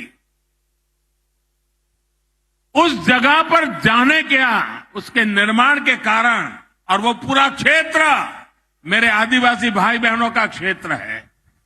वहां हमारे आदिवासी भाई बहन की रोजी रोटी कमाते हैं। स्टैच्यू ऑफ यूनिटी बनने के बाद लाखों की तादाद में यहां लोग आते हैं और ये टूरिस्ट वहां पर होटल, वहां के ढाबों में हैंडीक्राफ्ट के सामान खरीदना, सैकड़ों करोड़ रुपए भी खर्च करते हैं। इसका सीधा लाभ वहां रहने वाले लोगों को हो रहा है, मेरे आदिवासी भाइयों बहनों को हो रहा है। यानी जब पर्यटन बढ़ता है तो इसका फायदा गरीब को होता है, आदिवासी को होता है, दलित, वंचित, पिछड़े को होता है। झारखंड ने भी बढ़ती हुई कनेक्टिविटी, आस्था के स्थलों का सुंदरीकरण, पर्यटन को बढ़ाएगा, यहां पर रोजी रोटी को अवसर देगा, नौजवानों के लिए नए मौके मिलेंगे, स्थानीय लोगों की आय बढ़ेगी। ये हमारी सरकार के लिए बहुत गर्व की बात है कि 15 नवंबर हर कोई गर्व करता है पूरे देश में। 15 नवंबर भगवान बिरसा मुंडा के जन्म दिवस को हमने जनजातीय गौरव दिवस घोषित किया है और अब पूरा हिंदुस्तान हर वर्ष इस बात को मनाएगा। धरती आबा बिरसा मुंडा के बेहतरीन और आधुनिक संग्रहालय के निर्माण का सौभाग्य भी हमें ही मिला है। मुझे विश्वास है जो परियोजनाएं आज हमने शुरू की है वो झारखंड के विकास को नई गति देने जा रही है। भाइयों और बहनों, हमारे लिए सबका साथ, सबका विकास, सबका विश्वास और सबका प्रयास ये सिर्फ नारा नहीं है। कल जो आप दीप जला रहे थे, आज रास्ते पर उमंग उत्साह से जो उमड़ पड़े थे और आज भी जहां मेरी नजर पहुंच रही है लोग ही लोग हैं, इसका मतलब है कि लोगों को विकास चाहिए और विकास के लिए सबका साथ मिलता है और सबका साथ सबका विकास ये मॉडल आज देवघर में सबके सामने नजर आ रहा है। भाइयों बहनों,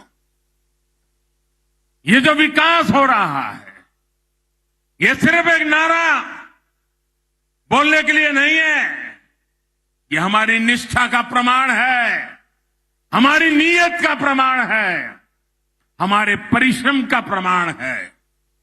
बीते 8 वर्षों में हमें उनको सशक्त किया है जिनको पहले सिर्फ राजनीतिक नारों में समेट दिया गया था।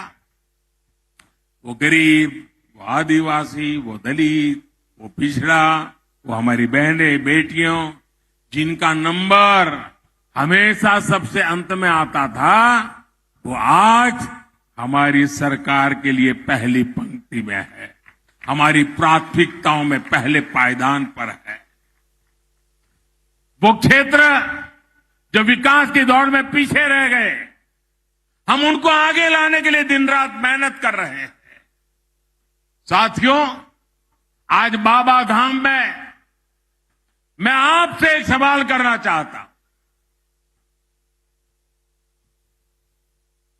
आप मुझे जवाब देने की जरूरत नहीं है, लेकिन मन में सोचिए, आज जो काम हो रहे हैं, देश यही है, लोग यही है, दफ्तर वही है, अफसर वही है, तो क्या पहले होने चाहिए थे कि नहीं होने चाहिए थे? ये काम पहले होने चाहिए थे कि नहीं होने चाहिए थे? कौन रोकता था उनको? भाइयों बहनों, इसका एक बड़ा कारण था। सरकारें कुछ होती हैं जिसके दिल में सेवा भाव नहीं, सत्ता भाव भर जाता है और ये सत्ता भाव के कारण वे लंबे समय तक जो सरकारों में रहे, उनकी प्राथमिकता सत्ता, सर्वसत्ता, सबदूर सत्ता, कहां से मिले वहां से पाना, सिर्फ सत्ता, यही उनका ख्याल, यही उनका मंत्र, वही उनकी प्राथमिकता। सेवा कभी उनकी प्राथमिकता नहीं रही।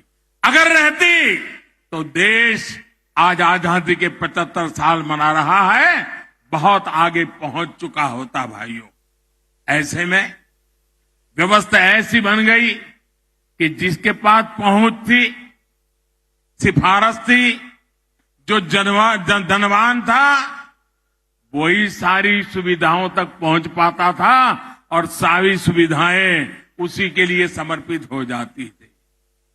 पहले से जितने दूर थे, जो गरीब थे, दलित थे, पिछड़े, आदिवासी थे, उन तक सुविधा भी उतनी ही देर से पहुंचती थी, उनका नंबर ही नहीं लगता था। इसलिए झारखंड को, संथाल परगना के इस बहुत बड़े क्षेत्र को सुविधाओं के लिए लंबा इंतजार करना पड़ा और मुझे गर्व है कि भाजपा की सरकार, एनडीए की सरकार गरीब की सेवा की भावना से उनके लिए जी जान से काम कर रही है। हम गांव गांव तक सड़कें बना रहे हैं ताकि सुविधा मिले तो सबको मिले। हम गरीबों के लिए नए घर बन रहा है। झारखंड के 12 लाख गरीब परिवारों को पक्के घर मिले हैं भाइयों बहनों। हमारी सरकार बनने के बाद 12 लाख गरीब भाइयों को, मेरे आदिवासी भाई बहनों को पक्के घर मिले हैं। हर परिवार को बिजली मिले, पर्याप्त बिजली मिले, गरीब से गरीब बहनों को रसोई गैस मिले, हर घर जल पहुंचे, इसके लिए हम निरंतर काम कर रहे हैं। हमारी सरकार के ऐसे ही प्रयासों से मेरे गरीब भाई बहनों में गरीबों के विरुद्ध लड़ने का, गरीबी के खिलाफ लड़ने का, गरीबों को गरीबी के खिलाफ लड़ने के लिए तैयार करने का, गरीबी दूर करने का नया साहस पैदा हुआ है। भाइयों और बहनों, हमारी सरकार गरीब की मुसीबतें समझती है, गरीब के सुख दुख की साथी है। कोरोना के इस कालखंड में 100 साल की सबसे बड़ी महामारी आई। इस दौरान हमारी सरकार ने गरीब को मुफ्त वैक्सीन से लेकर उनके खाने पीने तक हर चीज का ध्यान रखा। और इतना बड़ा देश, कोई गरीब के घर का चूल्हा न जले, इसकी हमने पूरी तकेदारी की ताकि गरीब भूखा न सो जाए। झारखंड के भी लाखों लोगों को केंद्र सरकार की मुफ्त राशन वाली योजना का लाभ मिल रहा है। भाई और बहनों, आज मुझे एम्स देवघर में नई सुविधाएं शुरू करने का भी मौका मिला है। झारखंड में स्वास्थ्य सेवाओं की बेहतरी के लिए हम निरंतर काम कर रहे हैं। यही झारखंड की धरती है जहां से जब रघुवर दास जी मुख्यमंत्री थे, आयुष्मान भारत योजना का उद्घाटन प्रारंभ यही झारखंड से हुआ था। इस योजना के तहत देश के 3 करोड़ गरीब मरीजों को मुफ्त इलाज मिल चुका है। इसमें झारखंड के भी 12 लाख से अधिक बहन भाइयों ने इसका लाभ लिया है। इन लोगों ने अस्पताल में भर्ती होकर अपना मुफ्त इलाज कराया है। आप कल्पना कर सकते हैं, इससे सिर्फ झारखंड के गरीबों को ही 1400 करोड़ रुपए, अगर ये योजना न होती तो उनको अस्पताल के 1400 करोड़ रुपए का बिल भरना पड़ता। आज इस योजना के कारण झारखंड के लोगों के जेब में वो 1400 करोड़ रुपया बच गया है। मेरे भाइयों बहनों, सोचिए, इतना पैसा खर्च करके इलाज करने के बजाय मेरा गरीब भाई बहन तो यही सोचता कि भाई कुछ नहीं करना है, थोड़ी तकलीफ होगी, अब कितने दिन जीना है।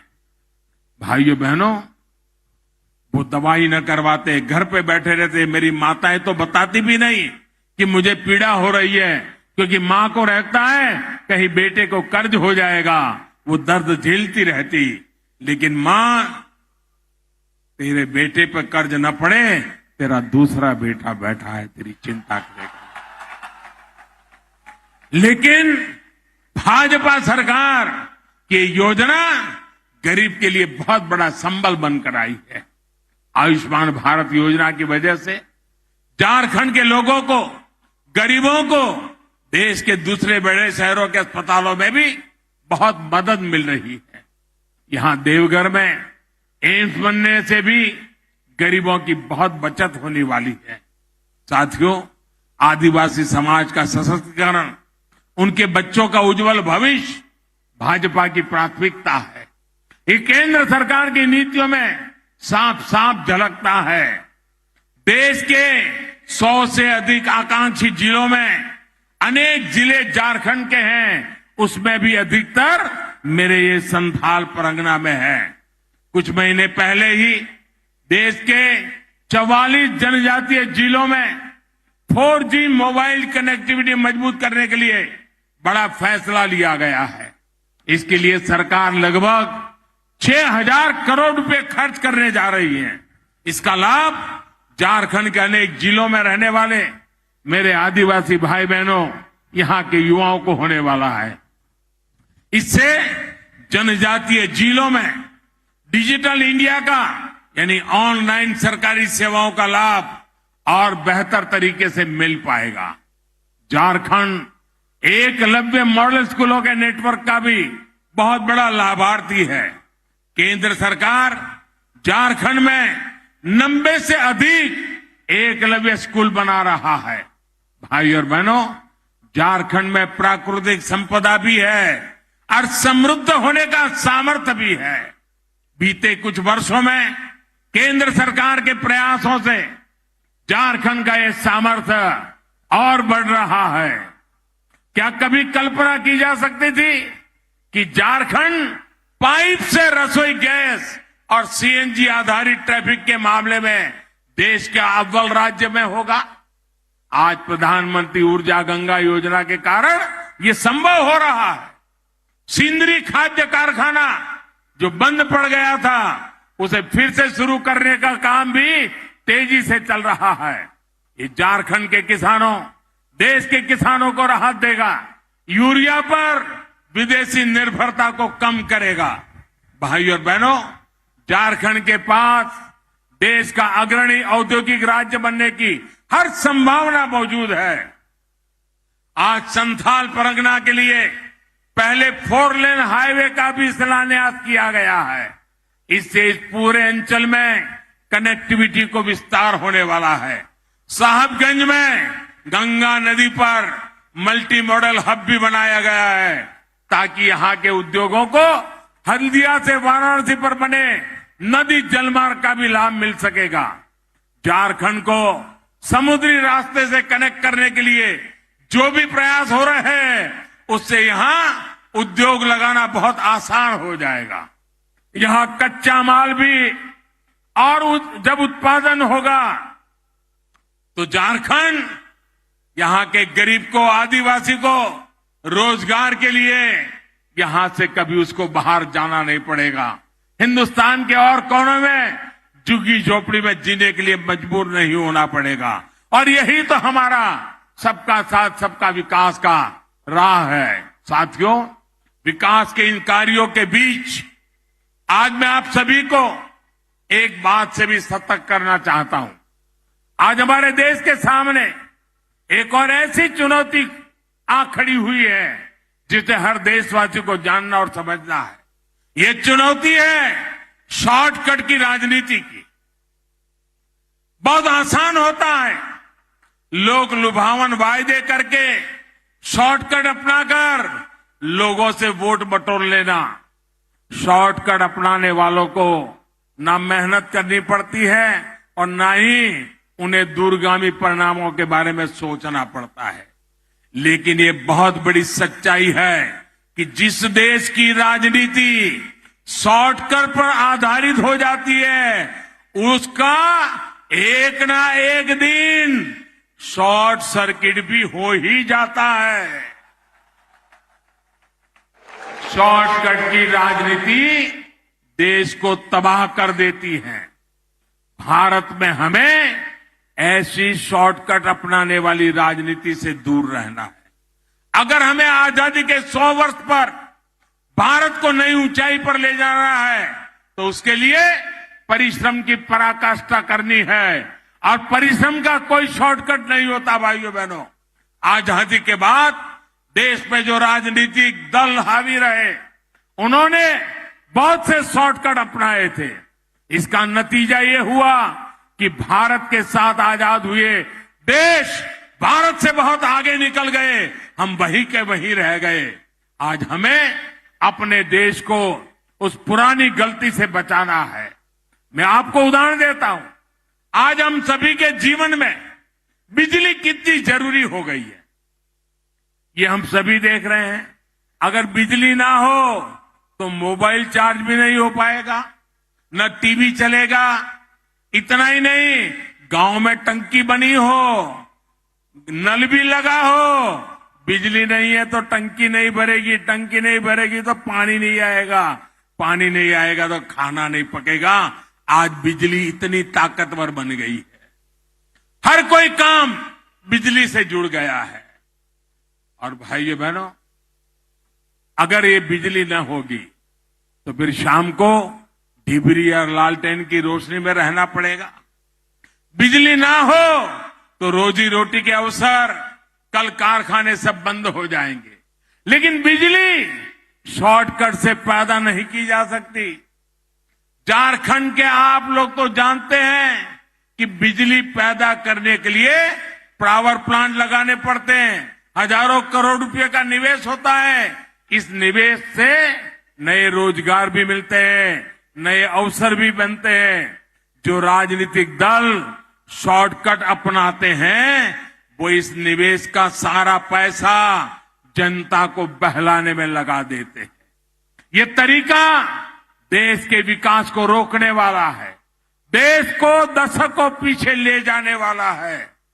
आज बाबा धाम से मैं आप लोगों को, सभी देशवासियों को इस शॉर्टकट की राजनीति से बचकर रहने का हृदयपूर्वक आग्रह कर रहा हूं।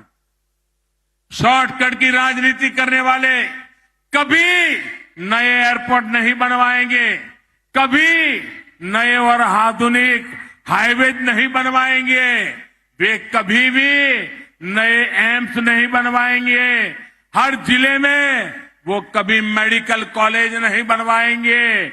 मैं आपको एक उदाहरण देना चाहता हूं। आज यहां झारखंड में हजारों करोड़ की नई सड़कों के लिए शिलान्यास और लोकार्पण हुआ है। किसी के लिए बहुत आसान है ये कह देना कि अब से झारखंड में न बस का टिकट लगेगा, न ऑटो में चढ़ने का पैसा देना होगा और न ही रिक्शे का कोई भाड़ा लगेगा। सुनने में ये बहुत लोग लुभावना लगता है, लेकिन ऐसी लोग लुभावन घोषणाएं, ये शॉर्टकट एक दिन लोगों को ही कंगाल कर देते हैं। जब सरकार के पास पैसा ही नहीं आएगा तो फिर वो नई सड़कों के लिए कहां से खर्च करेगी, नई हाईवे कहां से बनवाएगा। इसलिए ऐसे लोगों से झारखंड के निवासियों को भी सतर्क रहने की जरूरत है। मेरे भाइयों बहनों, आज एक और आग्रह मैं देवघर के लोगों से करना चाहता हूं। आज यहां इतनी सुविधाएं बन रही है तो उनका ख्याल रखने का दायित्व भी मेरे देवघर के भाइयों बहनों का है। देवघर को, बाबा धाम को स्वच्छ रखने की जिम्मेदारी हम सभी भाई बहनों की है। और यात्री आता है, पर्यटक आता है, विदेशी टूरिस्ट भी आता है तो स्वच्छता उसके लिए पहली आवश्यकता होती है।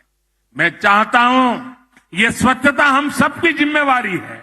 हम अगर शपथ लें कि मैं गंदगी करूंगा नहीं, मैं गंदगी करने नहीं दूंगा, तो स्वच्छता के लिए और कुछ करने की जरूरत नहीं पड़ेगी। भाइयों बहनों, आपको कोशिश करनी है कि स्वच्छता की रैंकिंग में कि हमारा देवघर देश के अव्वल शहरों में आना चाहिए। आना चाहिए कि नहीं आना चाहिए? आना चाहिए कि नहीं आना चाहिए? आप लोग मेरी मदद करोगे क्या? देवघर को स्वच्छ बनाओगे क्या? हिंदुस्तान में सबसे शानदार बनाओगे क्या? देखिए, मैंने जितना काम किया है, अब मैं इतना थोड़ा सा काम आपसे मांग रहा हूं।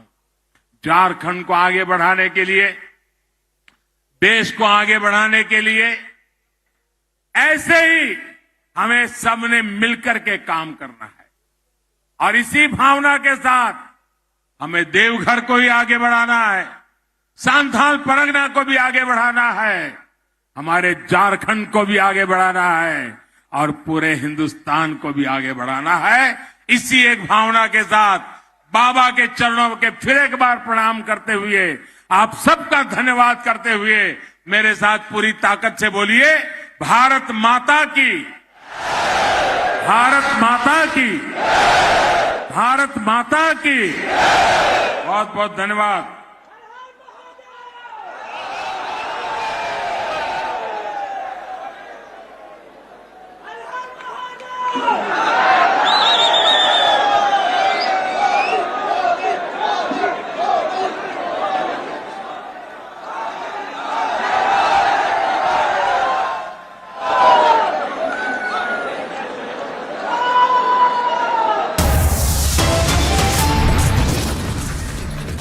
Top headlines of this hour: problem with a Central Vista, then problem with not being invited, now a problem with aggressive emblem for the opposition.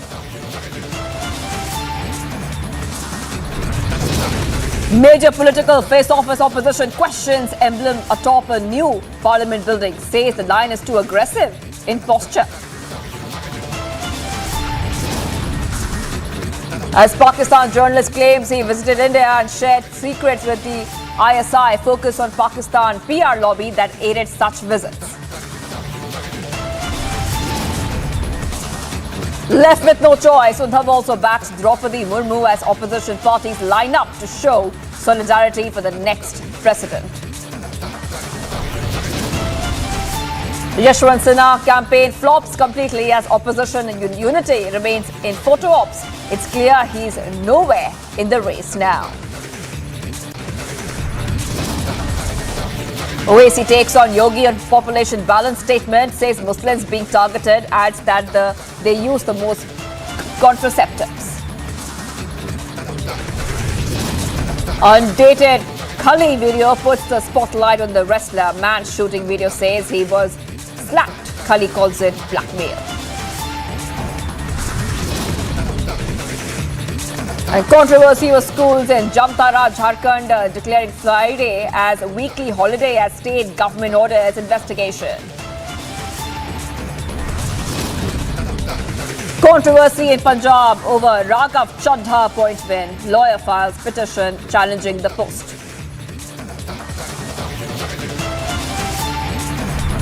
As the Vadra Congress disintegrates further, now in Goa, Rahul takes off again, leaves for unknown foreign location.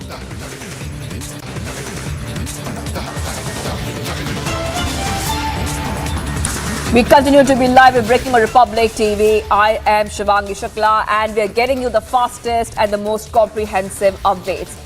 There's a massive storm over the national emblem now. The opposition is now attacking the centre over the new national emblem. First, they protested the Central Vista project, and now they are against the national emblem, calling it too aggressive. Let's have a look at the reactions coming in.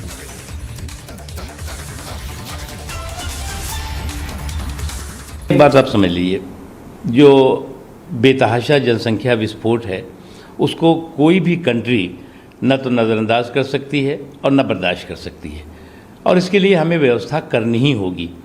ये किसी cast community के लिए नहीं बल्कि country के लिए challenge है। अब कुछ लोग इसमें करते हैं कि साहब अल्लाह की मेहरबानी है। अब आप इस तरह की अल्लाह की मेहरबानी से अनलिमिटेड परेशानी खड़ी करने की कोशिश करेंगे तो आपके लिए भी परेशानी होगी। आप अल्लाह की मेहरबानी का बहाना बनाएंगे, अनलिमिटेड परेशानी का ठिकाना ढूंढेंगे। तो ये मुझे लगता है जो लोग तर्क दे रहे हैं ये ठीक नहीं है।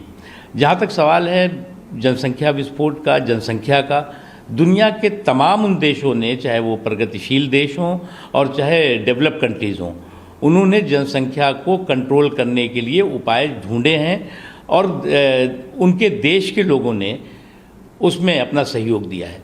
अब यहाँ पर तो प्रॉब्लम ये है कि इमीडिएट पॉलिटिक्स शुरू हो जाती है। इमीडिएट जो है उस पर कहीं पर अल्लाह की मेहरबानी आ जाती है, तो कहीं पर जो है वो कोई मज़हब आ जाएगा, तो कहीं पर जो है वो उसमें जो है वो सेकुलरिज्म का तड़का लगा दिया जाएगा।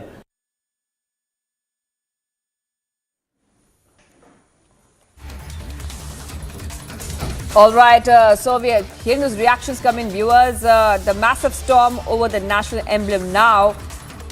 Is the lion not liberal enough now? Opposition is complaining that the emblem is too aggressive. And this will continue to be our top story. Let's have a look at the other reports coming in.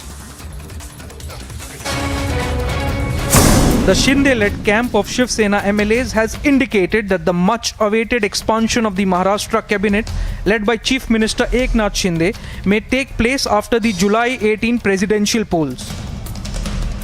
After being sworn in on 30th of June, CM Shinde and his Deputy Chief Minister Devendra Fadnavis of the BJP are the only members of the cabinet.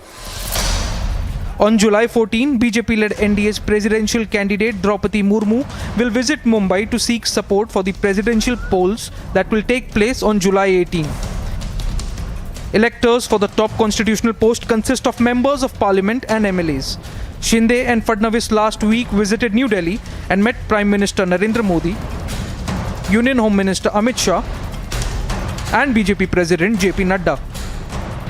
Deliberations on cabinet expansion in Maharashtra were believed to have taken place with the BJP's top brass during the visit. Bureau Report, Republic TV. Top national updates now. Mega Jumma Rao in Jharkhand. BJP has questioned Soren government and has demanded for a probe. This comes after as many as 100 primary schools in the district of Jharkhand has been observing Friday as their weekly holiday for students instead of Sunday, citing the Muslim population in the schools. About 70% of the students in these government schools belong to the Muslim community.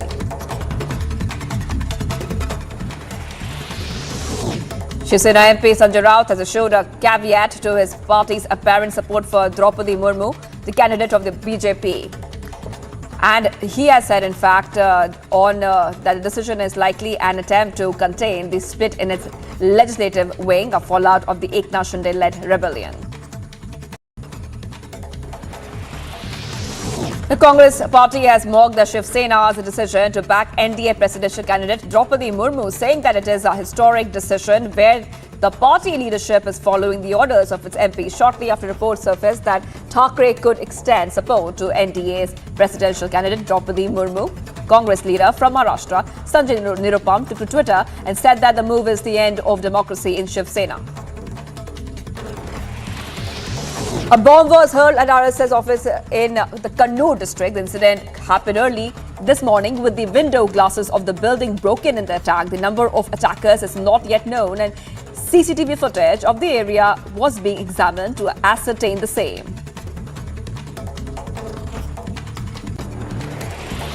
The Supreme Court has extended till further orders the interim bail of Alt News co-founder Mohammed Zubair in a case lost against him in the Sitapur district of UP for allegedly outraging religious sentiments. The bench has listed the plea for final hearing on September 7th and has asked the UP government to file its response in 4 weeks. Raghav Chaddha's appointment as chairman of advisory committee for Punjab government has been challenged in Punjab and Haryana High Court. Petition against appointment has been filed today. Advocate Jagmohan Singh Bhatti filed the petition challenging Chaddha's appointment. Akar Patel refused to speak to Republic's reporter when asked for a response from him about the ED file. A Bengaluru court has summoned senior officials of Amnesty, including its former CEO Patel, after taking cognizance of the prosecution complaint filed by the ED under the Prevention of Money Laundering Act on money laundering charges. Security forces have defused a suspected improvised explosive device in Pulwama district of Jammu and Kashmir. The suspected IED, fitted with some firecrackers, was detected in a gas cylinder along a road at Chaudhry Bagh in the Litter area of the South Kashmir district.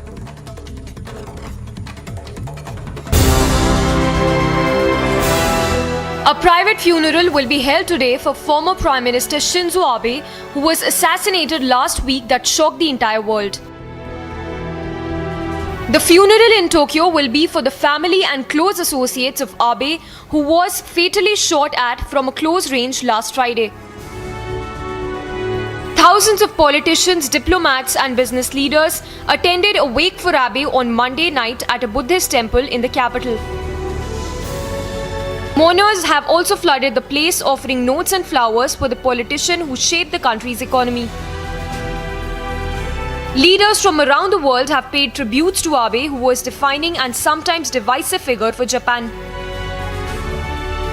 According to media reports, following the funeral, the hearse carrying Abe's body is to be driven past the Prime Minister's residence and the Parliament building in the final farewell. Bureau Report, Republic TV. Much more coming up on the other side, viewers. OAC takes on Yogi on population balance statement, says Muslims being targeted, adds that they use the most contraceptives. And an undated Khali video puts the spotlight on the wrestler. Man shooting video says he was slapped. Khali calls it blackmail.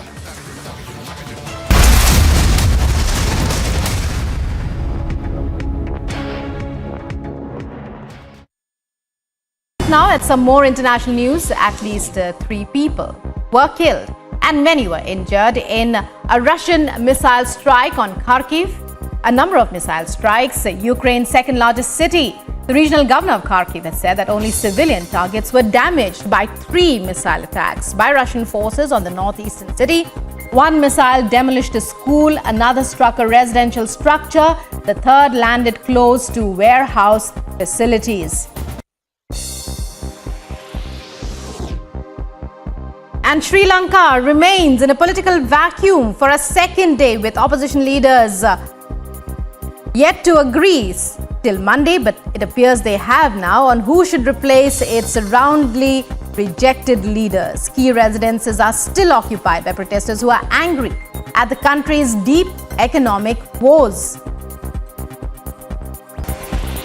Rajasthan Chief Minister Ashok Gehlot on Monday made serious allegations against the BJP of having links with the accused involved in the gruesome murder of Kanhaiya Lal in Udaipur, and asserted that the BJP should issue a clarification.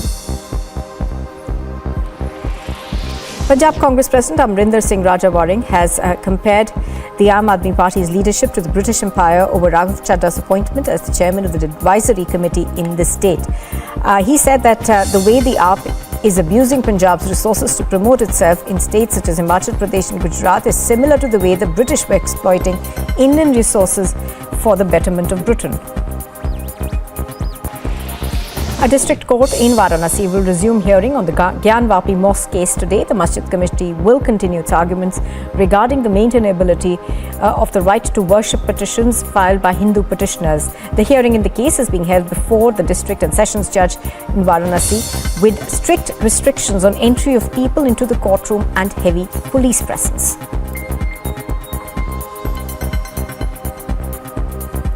हमारे लिए as lawyers और इस जो मुहिम से पूरा जुड़ा हुआ है, हमारे लिए हर एक दिन इस केस का बहुत अहम है और हम चाहते हैं कि इस मामले का डे टू डे बेसिस पे सुनवाई होकर जो पोषणीयता का सवाल है उसको डिसाइड किया जाए, क्योंकि बार बार मुस्लिम पक्ष एक दिन बहस करने के बाद कहता है कि इसको कल के बजाय परसों रख लीजिए। जिस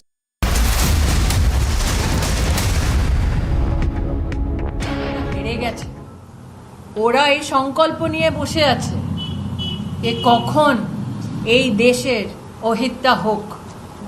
আজকে আপনাদেরকে জানাতে চাই, পুরো বিশ্বে একমাত্র ভারত দেশ যেখানে গত 25 মাস থেকে 80 কোটি লোক ফ্রি রাশন পাচ্ছে।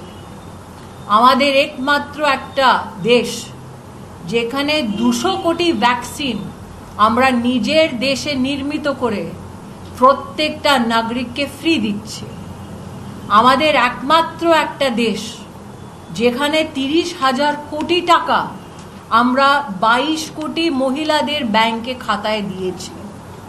যারা যারা ভারতবর্ষকে আর India is the only country where 30,000 crore has been invested for women empowerment. ভারতের আর ভারতের আইনে রক্ষা করার জন্য সমর্পিত আছে।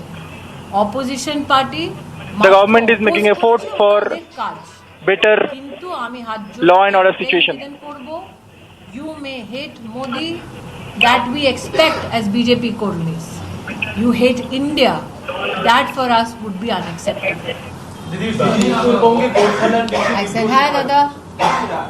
বিধানসভা নির্বাচনের আগে দেখা গেছে বিজেপির কেন্দ্রীয় নেতারা এবং একজন মুখ্যমন্ত্রী এখানে এসেছিলেন, ক্যাম্পেইন করেছে এবং কিন্তু গোটা ওয়েস্ট একটা ডিজাস্টারাস রেজাল্ট হয়েছে। আপনারা আবার আসা শুরু করেছে এক বছর। এটা তো আমারই দেশ, আমি নিজের দেশে আসার আগে আপনার পারমিশন নিব না?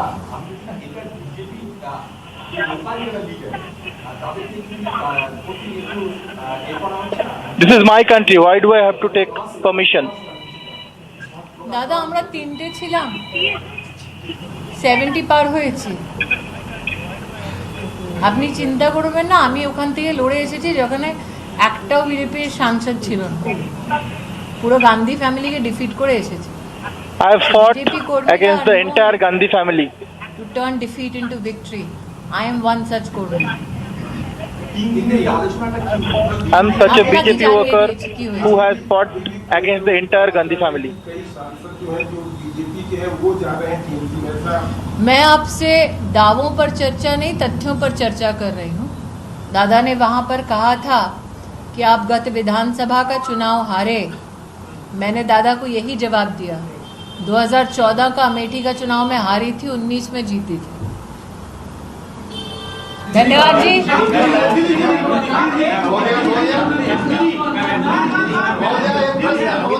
আমি একটা জানতে চাই, সামনে 21 জুলাই আসছে, বিজেপির বিরুদ্ধে জিহাদের ব্যাপারটা বলেছেন ম্যাডাম, আপনি আমি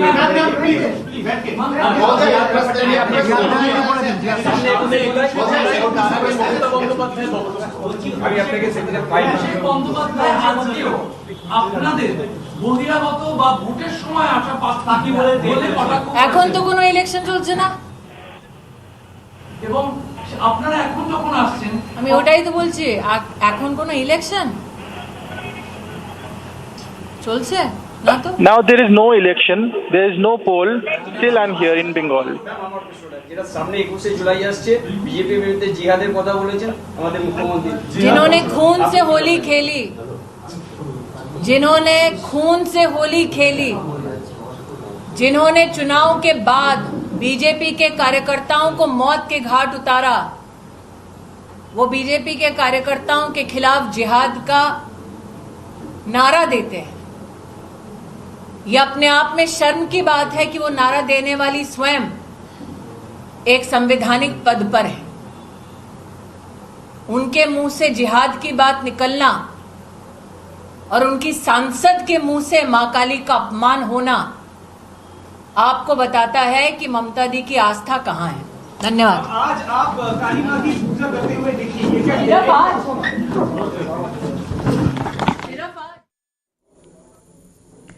All right, so Smriti Irani there in Havra, she has made a couple of points saying that the government is making its full efforts, also slaving the TMC government when it comes to the law and order situation in the states. She's lauded the vaccination drive as well, and earlier she had visited the Kali temple.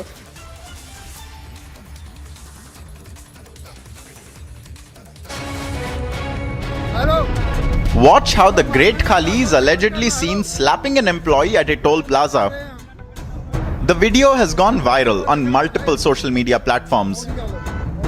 A toll worker has accused the renowned wrestler of slapping him when he asked to produce an ID. According to Khali, he was travelling from Jalandhar to Karnal when the incident took place. He alleged that the toll workers wanted to click a picture with him, but that he refused. The wrestler alleged that upon his refusal, the toll workers at Ladowal Toll Plaza started misbehaving with him. Meanwhile, police officials have said that no complaint has been registered in the matter as of now. Bureau Report, Republic TV. Well, much more is coming up on the other side. Viewers, Yashwant Sinha campaign flops completely as opposition unity remains in photo ops. It's clear he's nowhere in the race down.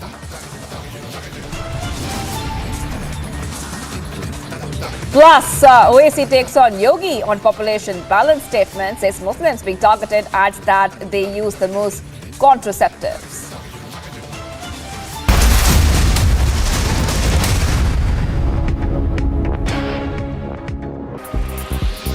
In the light of the UN flagging India's population explosion, Samajwadi Party spokesperson has blamed the BJP leaders and claimed that the government cannot run away from such problems.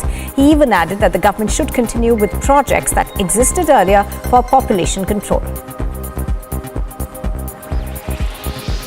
Amid the defection buzz in Goa, the Vadra Congress has predictably blamed the BJP. The Congress leader, Mallikarjun Kharge, claimed that the Saffron Party is taking more MLAs as they are short of legislators for the presidential elections. Now, the Congress state president for Goa, Amit Patkar, has confirmed that he had moved applications for the disqualification of MLAs Michael Lobo and Digambar Kamath from the party, who both hit back at him and Dinesh Gundu Rao.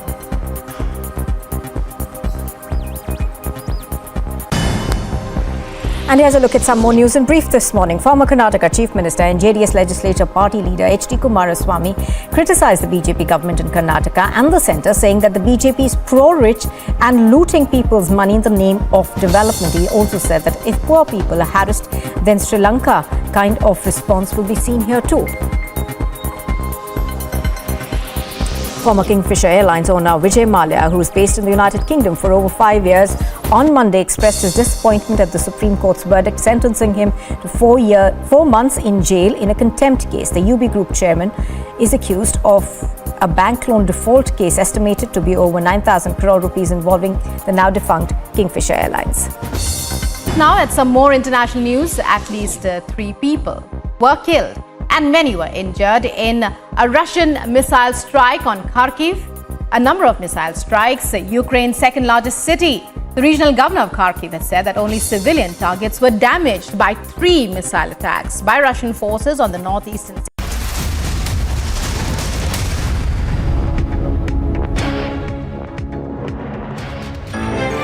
Ajay Krishnan, the secretary of HRDS India, which had earlier provided shelter and job to Swapna Suresh, one of the accused in the Kerala gold smuggling case through the diplomatic channel, has now been taken into custody by the Kerala police. The Kerala police has stated that he has been taken into custody for a case which has been registered against him many years ago, in which it has been alleged that he had tried to procure land which belonged to tribals illegally and also used casteist slur against an individual. Now the case has been registered by a tribal named Rajan, and from the local sources we get to know that Rajan is a worker of the left party in the state. Now Ajay Krishnan was taken into custody and is being produced before the magistrate, and he has also applied for bail in this regard. Now the Swapna Suresh had come into limelight after HRDS India had given a job to her as a director for CSR activities of the NGO.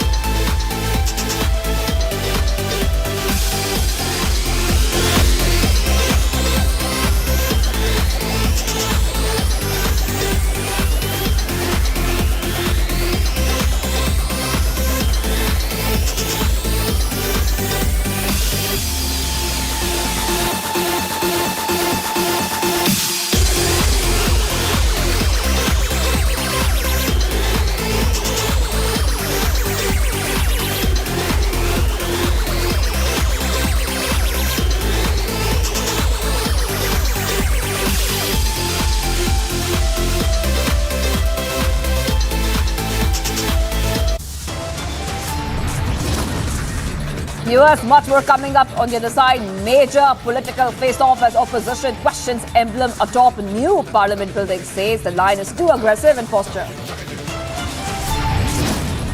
As Pakistan journalist claims he visited India and shared secrets with ISI, focus on Pakistan PR lobby that aided such visits.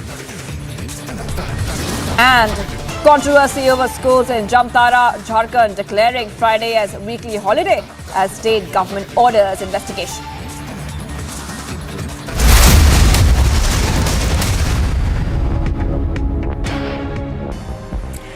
And now a look at some sports news. Manchester United has officially confirmed France midfielder Paul Pogba's return to Juventus. The France midfielder's contract at Old Trafford expired this month, and he is set to rejoin the club, with which he won the Serie A title twice in his first spell. Wayne Rooney arrived at Dulles International Airport in Washington, D.C. as rumors of him becoming DC United's new head coach intensified. According to reports, Rooney and the DC club have agreed on terms for a new deal. Bhagwani Devi of India created history at the World Masters Athletics Championship 2022, winning the gold medal at the age of 94. The Indian athlete won gold in the 100-meter sprint event, at which she ran in 24.74 seconds in Finland, in addition to a shot put gold. England are preparing for their second group match of the Women's Euro 2022 against Norway at Falmer Stadium in Brighton. Delhi Chief Minister Arvind Kejriwal has a visit scheduled for Himachal Pradesh today, with a Tiranga Yatra to be held in Palampur. The Punjab Chief Minister Bhagwant Mann will also be present in the Yatra ahead of elections in November. As many as 83 people have been killed in rain-related incidents in Maharashtra between the 1st of June and the 10th of July, as per the State Disaster Management Authority. The deaths were caused by incidents like floods, lightning strikes, landslides, falling of trees and collapse of structures.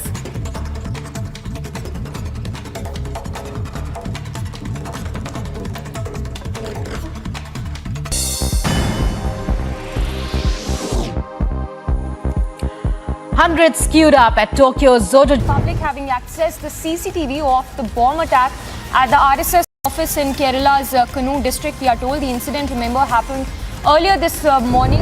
The police suspect that the people who threw these bombs had come in a bike, and they're also looking at whether there is a political reason for the attack in the RSS office. The office has suffered losses, including the window panes have been destroyed and few parts of the furniture at the entrance has also been destroyed.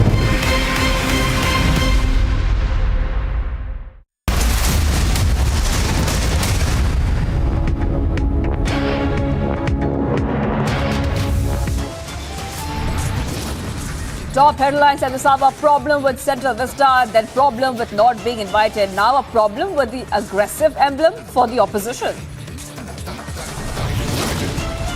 Major political face-off as opposition questions emblem atop new parliament building, says the line is too aggressive in posture.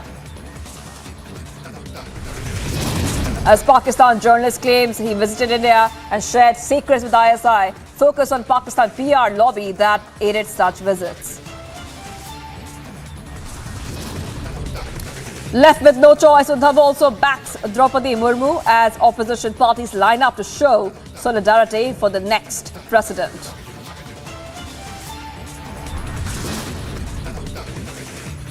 Yashwant Sinha campaign flops completely as opposition unity remains in photo ops. It's clear he is nowhere in the race now.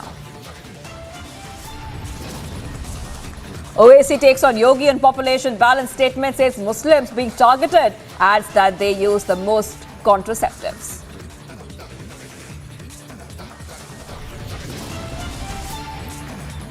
Undated Khali video puts a spotlight on the wrestler. Man shooting video says he was slapped. Khali calls it blackmail. Controversy over schools in Jamtara, Jharkhand declaring Friday as weekly holiday as state government orders investigation.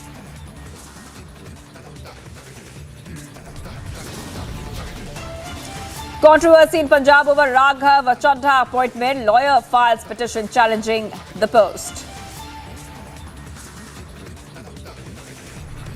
As the Vadra Congress disintegrates further, now in Goa, Rahul takes off again, leaves for unknown foreign location.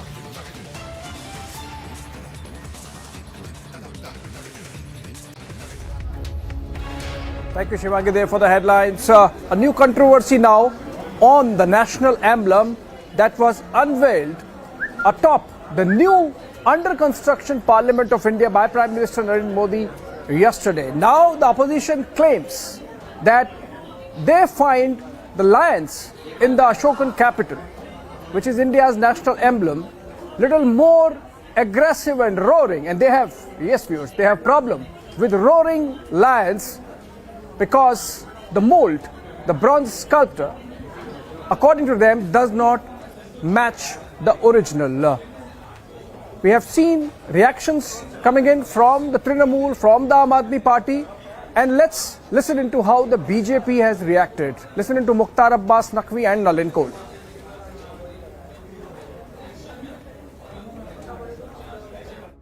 When the Honourable Prime Minister had spoken about the need for a new parliament building, opposition parties had condemned it, they had criticised it.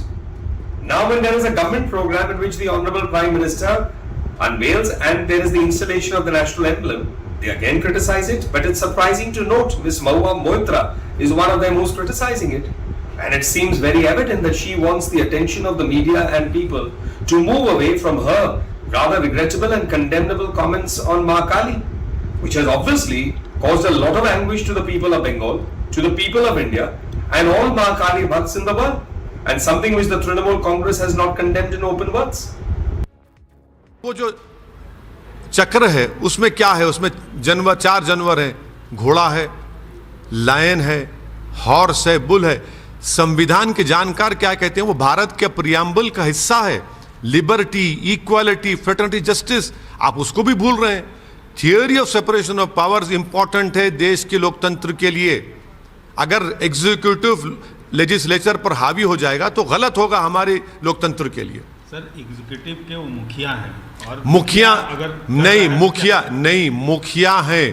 Parliament में मुखिया नहीं है। Parliament में सबसे बड़ा अगर है तो स्पीकर है, अध्यक्ष है, स्पीकर है, प्रधानमंत्री नहीं है। उस जगह पर स्पीकर सुप्रीम है, पार्लियामेंट सुप्रीम है। ये बात समझना, मगर प्रधानमंत्री समझते नहीं, समझते वही सुप्रीम लीडर है। Separation, theory of separation of powers को चुकनाचूर कर रहे हैं वो। एक बात आप समझ लीजिए, जो बेतहाशा जनसंख्या विस्फोट है उसको कोई भी कंट्री न तो नज़रअंदाज कर सकती है और न बर्दाश्त कर सकती है, और इसके लिए हमें व्यवस्था करनी ही होगी। ये किसी कास्ट कम्युनिटी के लिए नहीं बल्कि कंट्री के लिए चैलेंज है। अब कुछ लोग इसमें करते हैं कि साहब अल्लाह की मेहरबानी है। अब आप इस तरह की अल्लाह की मेहरबानी से अनलिमिटेड परेशानी खड़ी करने की कोशिश करेंगे तो आपके लिए भी परेशानी होगी। आप अल्लाह की मेहरबानी का बहाना बनाएंगे, अनलिमिटेड परेशानी का ठिकाना ढूंढेंगे। तो ये मुझे लगता है जो लोग तर्क दे रहे हैं ये ठीक नहीं है। जहाँ तक सवाल है जनसंख्या विस्फोट का, जनसंख्या का, दुनिया के तमाम उन देशों ने, चाहे वो प्रगतिशील देश हों और चाहे डेवलप कंट्रीज़ हों, उन्होंने जनसंख्या को कंट्रोल करने के लिए उपाय ढूंढे हैं और उनके देश के लोगों ने उसमें अपना सहयोग दिया है। अब यहाँ पर तो प्रॉब्लम ये है कि इमीडिएट पॉलिटिक्स शुरू हो जाती है। इमीडिएट जो है उस पर कहीं पर अल्लाह की मेहरबानी आ जाती है, तो कहीं पर जो है वो कोई मज़हब आ जाएगा, तो कहीं पर जो है वो उसमें जो है वो सेकुलरिज्म का तड़का लगा दिया जाएगा। देखिए, आर्टिस्ट अलग हैं। वो जो अशोक का लैंड कैपिटल सारनाथ से प्राप्त हुआ था 1905 में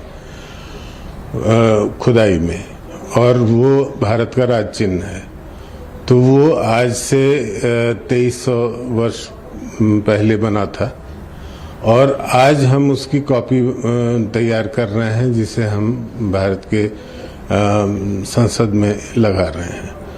तो इसमें टेम्परिंग एज सच कुछ नहीं है, क्योंकि टेम्परिंग तो अगर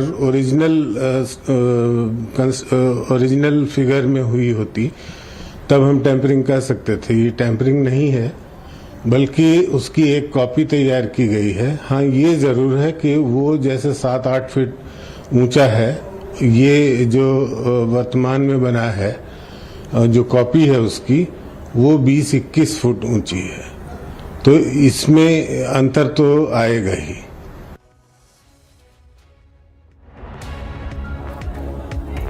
All right, former DG of the National Museum there explaining the difference between the replica of national emblem which has been put atop the new under construction parliament that would be dedicated to the nation around winter session, and the original Sarnath pillar which was found around 1905 but was made in fact more than 2 millennia or almost 2 millennia back, and the fact that the original one is made of iron, the present one is made of bronze, and that difference is getting reflected in the workmanship, in the craftsmanship, the fact that almost 100 artisans worked on it, computer graphics were made, a mold was made,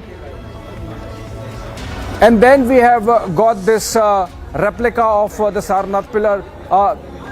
MP of Trinamool Congress, Mr. Shaukat Rai, joins us, veteran politician. Welcome, sir. You are a historian as well, sir. The fact that this is a replica and this is made of bronze vis-a-vis the iron one or the steel one, that was the iron one, the original one, made almost 2 millennia back. Obviously, there would be difference in size, scale, workmanship, and the material used. Why should Trinamool see some fault in this this workmanship of national emblem that has been put atop the parliament, sir? No, the thing is that I was in Delhi yesterday, but we were not invited to the function where the Prime Minister unveiled the new emblem on top of the new parliament building. Some people may have noticed it carefully, but on careful scrutiny, it is seen that the lion is showing its canine teeth. Mumma is right about what she is saying. That Ashoka's emblem was to signify peace. Modi's lion signifies a new aggressiveness. People may not like. This is a historical thing, and it was originally made in iron. So they should have kept the replica exact.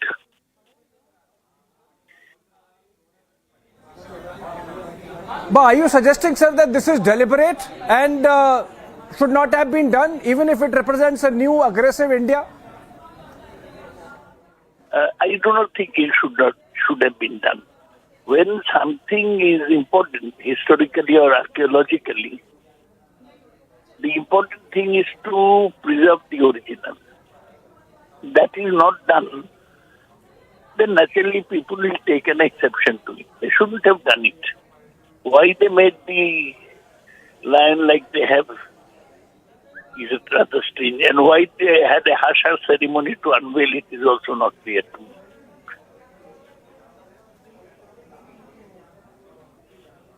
Okay. Sir, what is the main objection? The main objection is to the aggressive lion which is roaring, or to the fact that the opposition or the larger group of MPs from the parliament, remember there was nobody from the BJP also except for the Prime Minister, because I think the parliament is under construction and they just wanted to keep it a small ceremony. So the objection is to making it a small ceremony, or to the fact that the lion is roaring? Objection is that they made the picture of the lion more aggressive as compared to Ashoka's lion, which was signifying peace. One. Number two is, of course, they invited nobody. Not even Rajnath Singh, the defense minister, was invited. Nor was Amit Shah, the home minister, invited. What is so hush-hush about this lion? Okay. I think, sir, it's not about hush-hush. It's about Parliament being under construction and the safety and security aspect. I think that's why it was kept a very small affair with only the Prime Minister and the Speaker and the Deputy Chairman of the Rajya Sabha present there. Why are you speaking on behalf of the government? Parliament is under construction every day while I'm not passing by speaking on behalf, sir. That's what... We see the Parliament building being... So I'm just clarifying, I am not speaking on their behalf. Even we had asked this question, that why it was such a small affair, and that's when we were told, sir, so we also asked this question, why it was such a small affair, because it's a big event. That's when we got the explanation that because of the safety and security concerns, because the Parliament is still under construction, that's why a decision was taken to keep it a small affair. So I was only, giving that aspect of the information that we had. I'm not speaking on their behalf. You are an honourable member of Parliament. You can always ask them. But your point taken, sir. Your main principal opposition is to the fact that the lion atop the Parliament, as part of the national emblem, is roaring and does not look like the original. Thank you so much, Swagat Roy, there joining us from the Trinamool Congress over the phone. Moving on, let's look at some stories from across the country in a national wrap. Mega Juba Rao in Jharkhand. BJP has questioned Soren government and has demanded for a probe. This comes after as many as over 100 primary schools in the Jamtara district of Jharkhand have been observing Friday as their weekly holiday for students instead of Sunday, citing the Muslim population in the schools. About 70% of the students in these government schools belong to the Muslim community.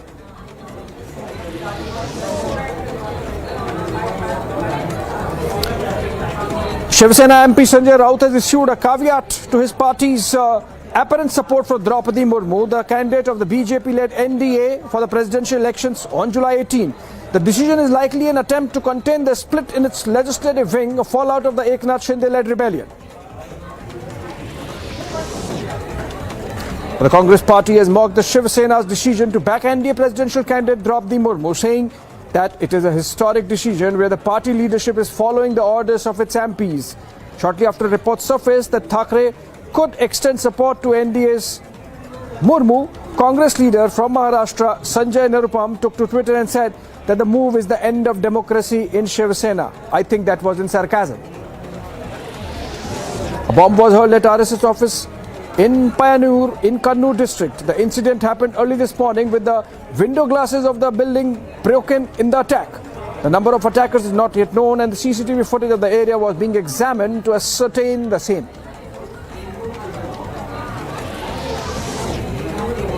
The Supreme Court has extended till further orders the interim bail of Alt News co-founder Mohammad Zubair in a case lodged against him in the Sitapur district of Uttar Pradesh for allegedly outraging religious sentiments. The bench has listed the plea for final hearing on September 7 and asked the Uttar Pradesh government to file its response in 4 weeks. Raghav Chadda's appointment as chairman of the advisory committee for Punjab government has been challenged in the Punjab and Haryana High Court. The petition against appointment has been filed today. Advocate Jagmohan Singh Bhatti filed the petition challenging Chadda's appointment. Akar Patel has refused to speak to Republic's reporter when asked for a response from him about the ED charge sheet. A Bengaluru court has summoned senior officials of Amnesty, including its former CEO Patel, after taking cognizance of the prosecution complaint filed by the ED under the Prevention of Money Laundering Act or money laundering charges. Security forces have defused a suspected improvised explosive device in Pulwama district of Jammu and Kashmir. The suspected IED, fitted with some firecrackers, was detected in a gas cylinder along a road at Chaudhary Bagh in the latter Littar area of South Kashmir district.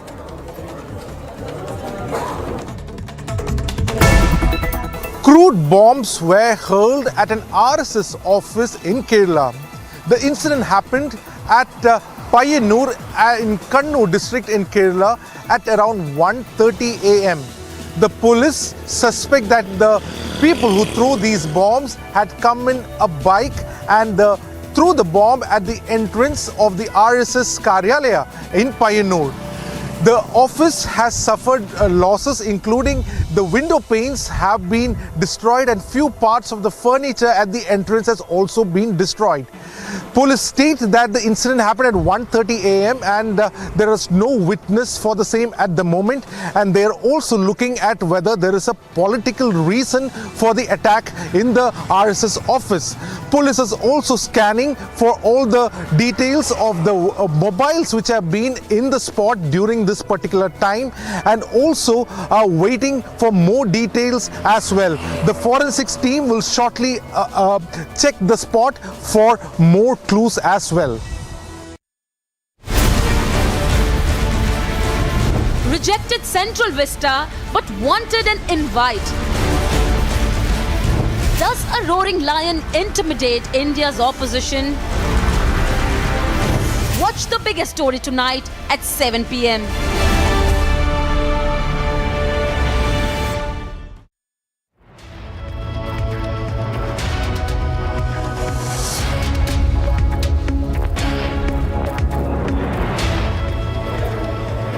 All right, some breaking news development and fresh pictures coming in from Ajmer of protests taking place. Amardeep is joining us live, I believe.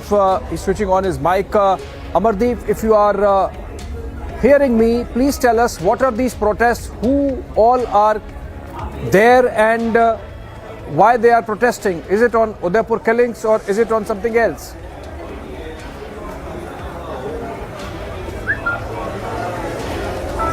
तरीके का माहौल देश में बना है, प्रदेश में बना है और कुछ संगठनों का कहना है, प्रशासन की भी पहल थी कि अजमेर में जिस तरीके के भड़काऊ भाषण दिए गए थे, जिस तरीके से अजमेर का माहौल खराब हुआ था, उसको लेकर के सद्भावना रैली निकालनी है। पहले वीडियो जर्नलिस्ट से कहूँगा कि मैं एक बार दिखा दे। यहाँ पे आपको जो तस्वीर नजर आएगी उसमें साफ नजर आएगा कि ये जो सद्भावना रैली है इसमें तादाद जो है वो कितनी है। ये तस्वीरों में आपको नजर आ रहा होगा। स्काउट के बच्चे आपको दिखाई देंगे और यहाँ पे आपको मुस्लिम समुदाय के जो लोग हैं वो दिखाई देंगे। यहाँ पे सिविल डिफेंस की टीम दिखाई देगी। यहाँ पे जो सिविल में पुलिसकर्मी हैं वो आपको दिखाई देंगे। यानी कि इस विजुअल से, इस तस्वीर से ये साफ होता है कि कहीं ना कहीं जो गुस्सा था दूसरे समुदाय में, वो कहीं ना कहीं अभी भी बना हुआ है, जिसकी वजह से किनारा इस रैली से किया गया है। क्योंकि जब प्रशासन ने मीटिंग की थी, तमाम समाजों के मेंबर्स के साथ में मीटिंग की थी, तब उसमें उन लोगों ने क्लियरली कहा था जब तक सरवर चिश्ती जो है वो माफ़ी नहीं मांगेंगे, क्योंकि भड़काऊ बयान जिस तरीके से उन्होंने दिए थे। उन्होंने कहा था कि हिंदू दुकानदारों से सामान ना खरीदा जाए, बहिष्कार करने का काम किया था। उसकी वजह से उनमें गुस्सा है। और ये तस्वीरें जो हैं, इससे समझ में आता है कि यहाँ सिर्फ स्काउट के बच्चे आपको दिखाई देंगे, यहाँ पे सिविल डिफेंस की टीम आपको दिखाई देगी, यहाँ पे आपको वो चुनिंदा चेहरे नजर आएंगे जो आपको दिखाई दे रहे होंगे। यहाँ पे अंजुमन कमेटी के जो अध्यक्ष हैं वो आपको वहाँ दिखाई देंगे। तो सिर्फ तिरंगे के साथ में ये सद्भावना रैली को निकालने का प्रयास था, इतिश्री करने का प्रयास था प्रशासन का, या मैसेज देना था। मैसेज देना था तो फिर लोग कहाँ हैं, सवाल सबसे बड़ा उठता है। क्योंकि जहां आप देखेंगे तस्वीरों को देखने के बाद ये समझ में आ जाता है कि यहाँ पर अभी जो तस्वीर जो दिखनी चाहिए थे, जो कहीं ना कहीं उदाहरण बनता, परसेप्शन बनता लोगों के अंदर, वो कहीं ना कहीं गायब है। गिने चुने लोग आपको यहाँ पे दिखाई देंगे। सबसे बड़ी चीज़ ये है कि जिन लोगों को बुलाने का प्रयास प्रशासन कर रहा था, वो लोग इस तस्वीर से गायब हैं। यानी कि इस तस्वीर से सिर्फ एक ही तरीके के लोग, एक ही समाज के लोग जो हैं वो आपको दिखाई देते हुए नजर आएंगे। और यहाँ आप देखेंगे तो तस्वीरों में ये समझ में आएगा कि तिरंगे झंडे जरूर हैं, लेकिन यहाँ पे स्काउट के बच्चों को बुलाया गया है। स्काउट के बच्चों का रैली में क्या काम है, ये सबसे बड़ा सवाल है। लेकिन आप देखेंगे तो यहाँ स्काउट के बच्चे, उसके बाद में आपको दिखाई देंगे पीछे सिविल डिफेंस की टीम को भी यहाँ प्रशासन ने शामिल किया है। और कुछ ईसाई धर्म से जुड़े हुए लोग भी यहाँ पे शामिल हैं, वो आप देख सकते हैं। तो ये जो तस्वीरें आपको दिखाई दे रही हैं अजमेर की है। और अजमेर में जब ये रैली, सद्भावना रैली जो है वो जैसे जैसे आगे बढ़ेगी, उसमें तमाम चेहरे आपको दिखाई दे रहे होंगे। और ये मेरे वीडियो जर्नलिस्ट महेश जो दिखा रहे हैं, ये वो तस्वीरें हैं जो आपको दिखाई दे रही होगी। इसमें आप बिल्कुल साफ समझ सकते हैं कि इस फ्रेम में तादाद किसकी है, कौन लोग हैं। और यहाँ से जब ये तस्वीर और संख्या की हम बात करेंगे तो इसमें साफ जाहिर है कि ये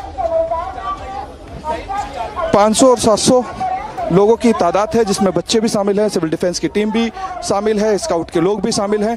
यानी कि एक पक्ष का कहीं ना कहीं किनारा है। और उस किनारे की सबसे बड़ी वजह यही है कि लोगों में गुस्सा है, नाराज़गी है। और नाराज़गी की सबसे बड़ी वजह जो थी वो जिस तरीके से भड़काऊ भाषण इस रैली से पहले दिए गए थे, अजमेर में दिए गए थे, उसको लेकर के कहीं ना कहीं गुस्सा सामने आ रहा था। क्योंकि अजमेर में जब रैली निकलती है तो उसकी तादाद बहुत बड़ी होती है, हज़ारों में लोग होते हैं और तादाद बहुत लंबी होती है। उसका हमने कहीं ना कहीं जिक्र भी देखा है, तस्वीरें भी देखी हैं। पिछले 15 दिन पहले ही जो तस्वीरें हमने दिखाई थी, जहां हिंदू संगठनों की रैली निकली थी, वहां कितनी भीड़ थी, किस ज़बरदस्त इन सड़कों का माहौल था। लेकिन उससे उल्टा अगर हम तस्वीरें दिखाएं तो आपको समझ में आएगा कि ये प्रशासन की मौजूदगी में निकलने वाली वो रैली है जिसका आयोजन जो है प्रशासन ने अब नई पहल शुरू करने के लिए किया।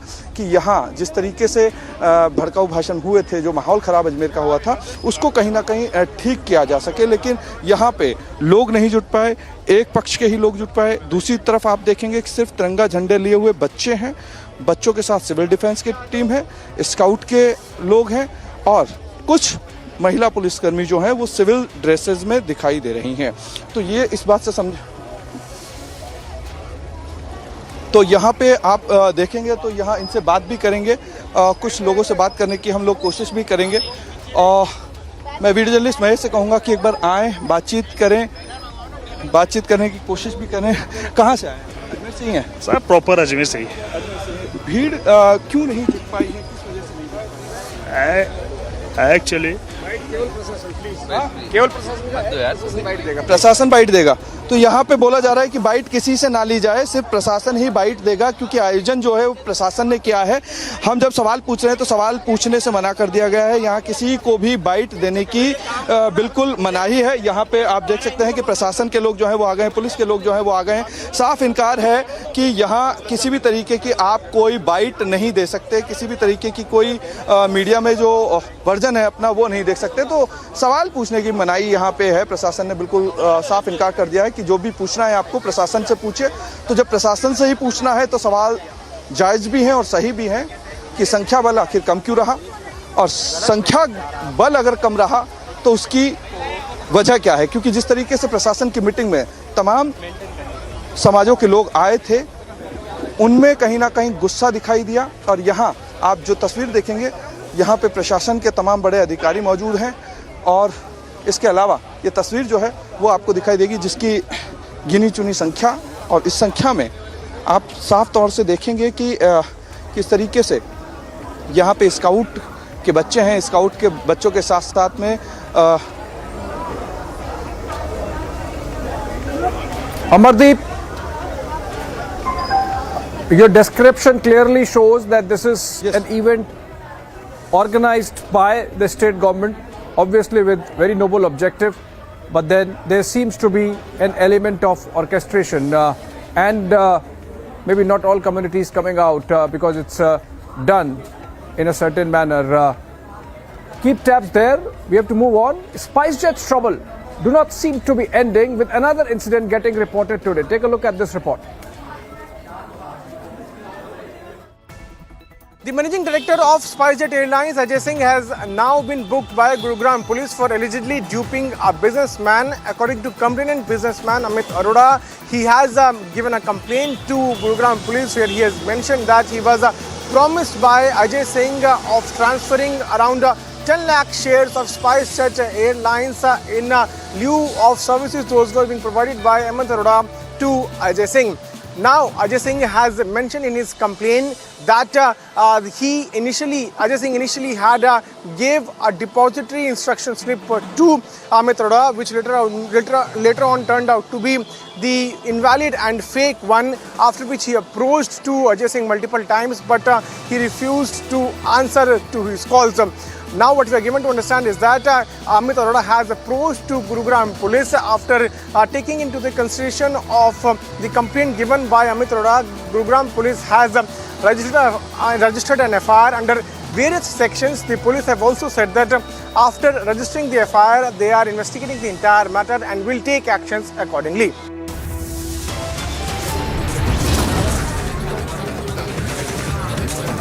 All right, short break, but on the other side, as Pakistan journalist claims he visited India and shared secrets with ISI, focus on Pakistan PR lobby that aided such visits. Left with no choice, Uddhav also backs Draupadi Murmu as opposition parties line up to show solidarity for the next president.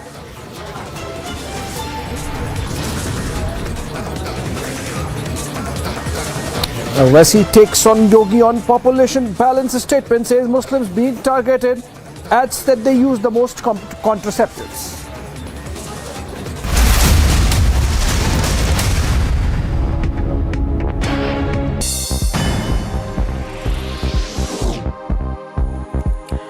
Hundreds queued up at Tokyo's Zojoji Temple to pay their last respects to former Japan Prime Minister Shinzo Abe, who will be laid to rest in a private funeral ceremony here. The government is expected to hold a separate memorial service at a later date.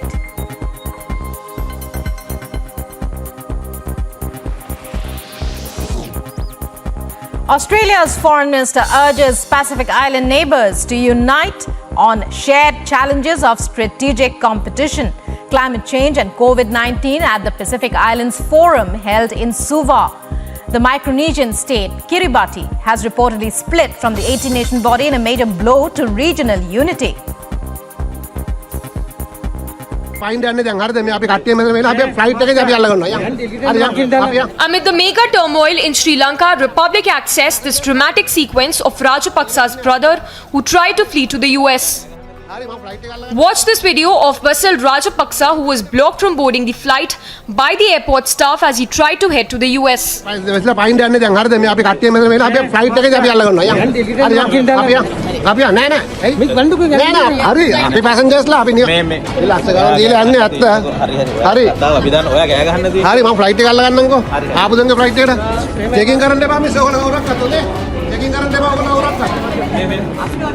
In the video, the passengers can also be seen refusing to let Basil Rajapaksa into the plane.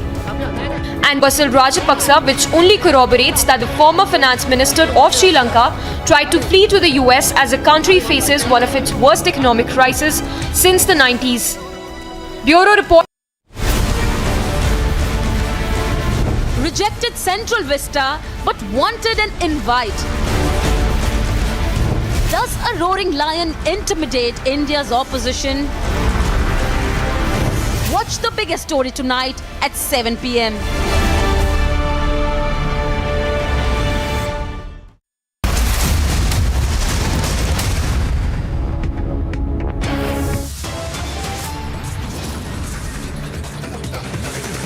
Top headlines at this hour. Problem with Central Vista. The problem with not being invited. Now problem with aggressive emblem for the opposition.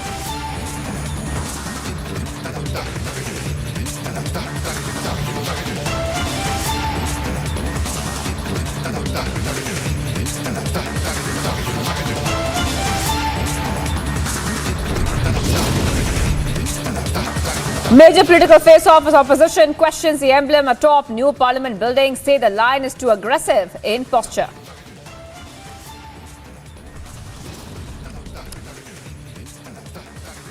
As Pakistan journalist claims he visited India and shared secrets with ISI, focus on Pakistan PR lobby that aided such visits.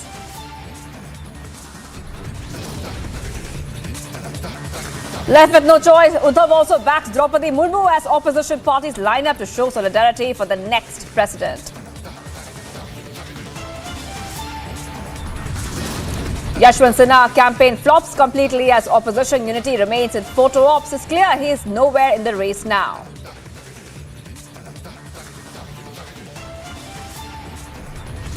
OEC takes on Yogi and population balance statement, says Muslims being targeted.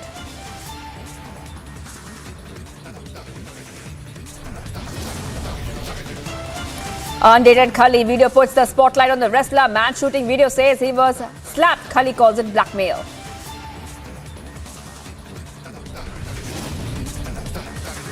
Controversy over schools in Jamtara, Jharkhand, declaring Friday as weekly holiday as state government orders investigation. Controversy in Punjab over Raghav Chaddha appointment. Lawyer files petition challenging the post.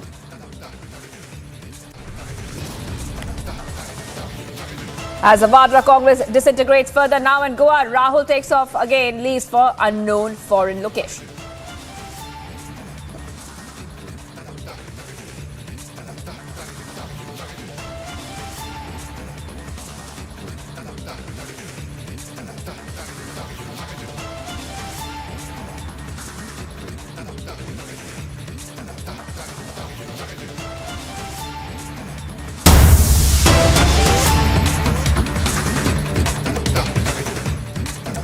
Well, we continue to be live and breaking on Republic TV. Now, the Indian wrestler and former WWE superstar, in fact, Khali, has made headlines.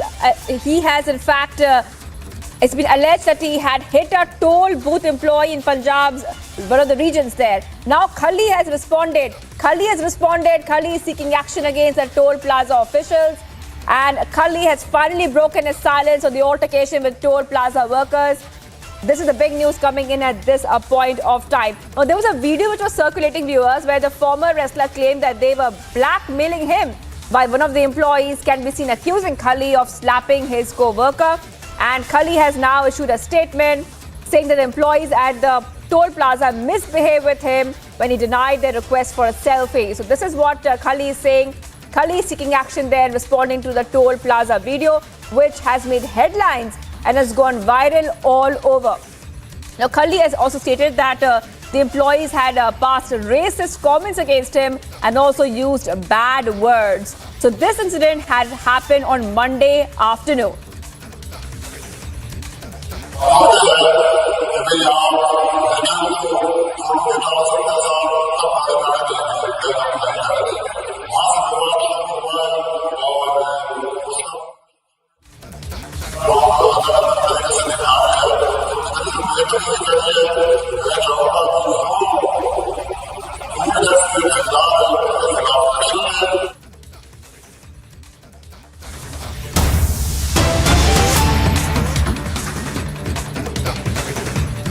मुझे तो विरोध करना चाहिए था। नहीं, ये भाजपा की है, मुझे विरोध करना चाहिए।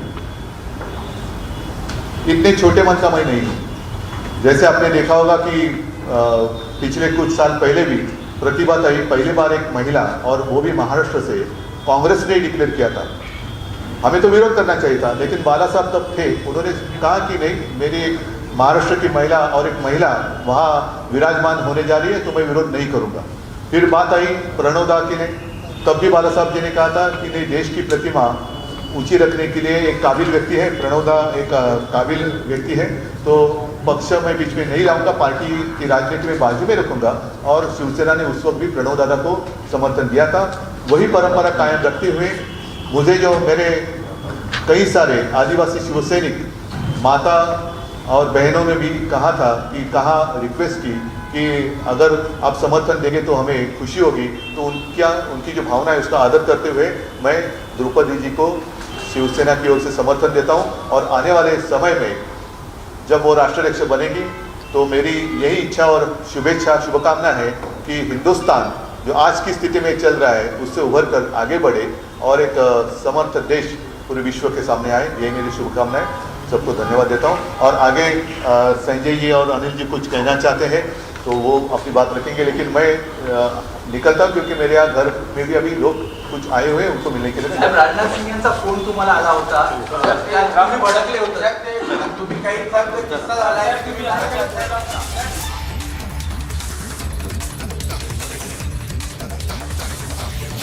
All right, the big news coming in right now is that Uddhav Thackeray has now declared his support for NDA candidate Draupadi Murmu for presidential elections.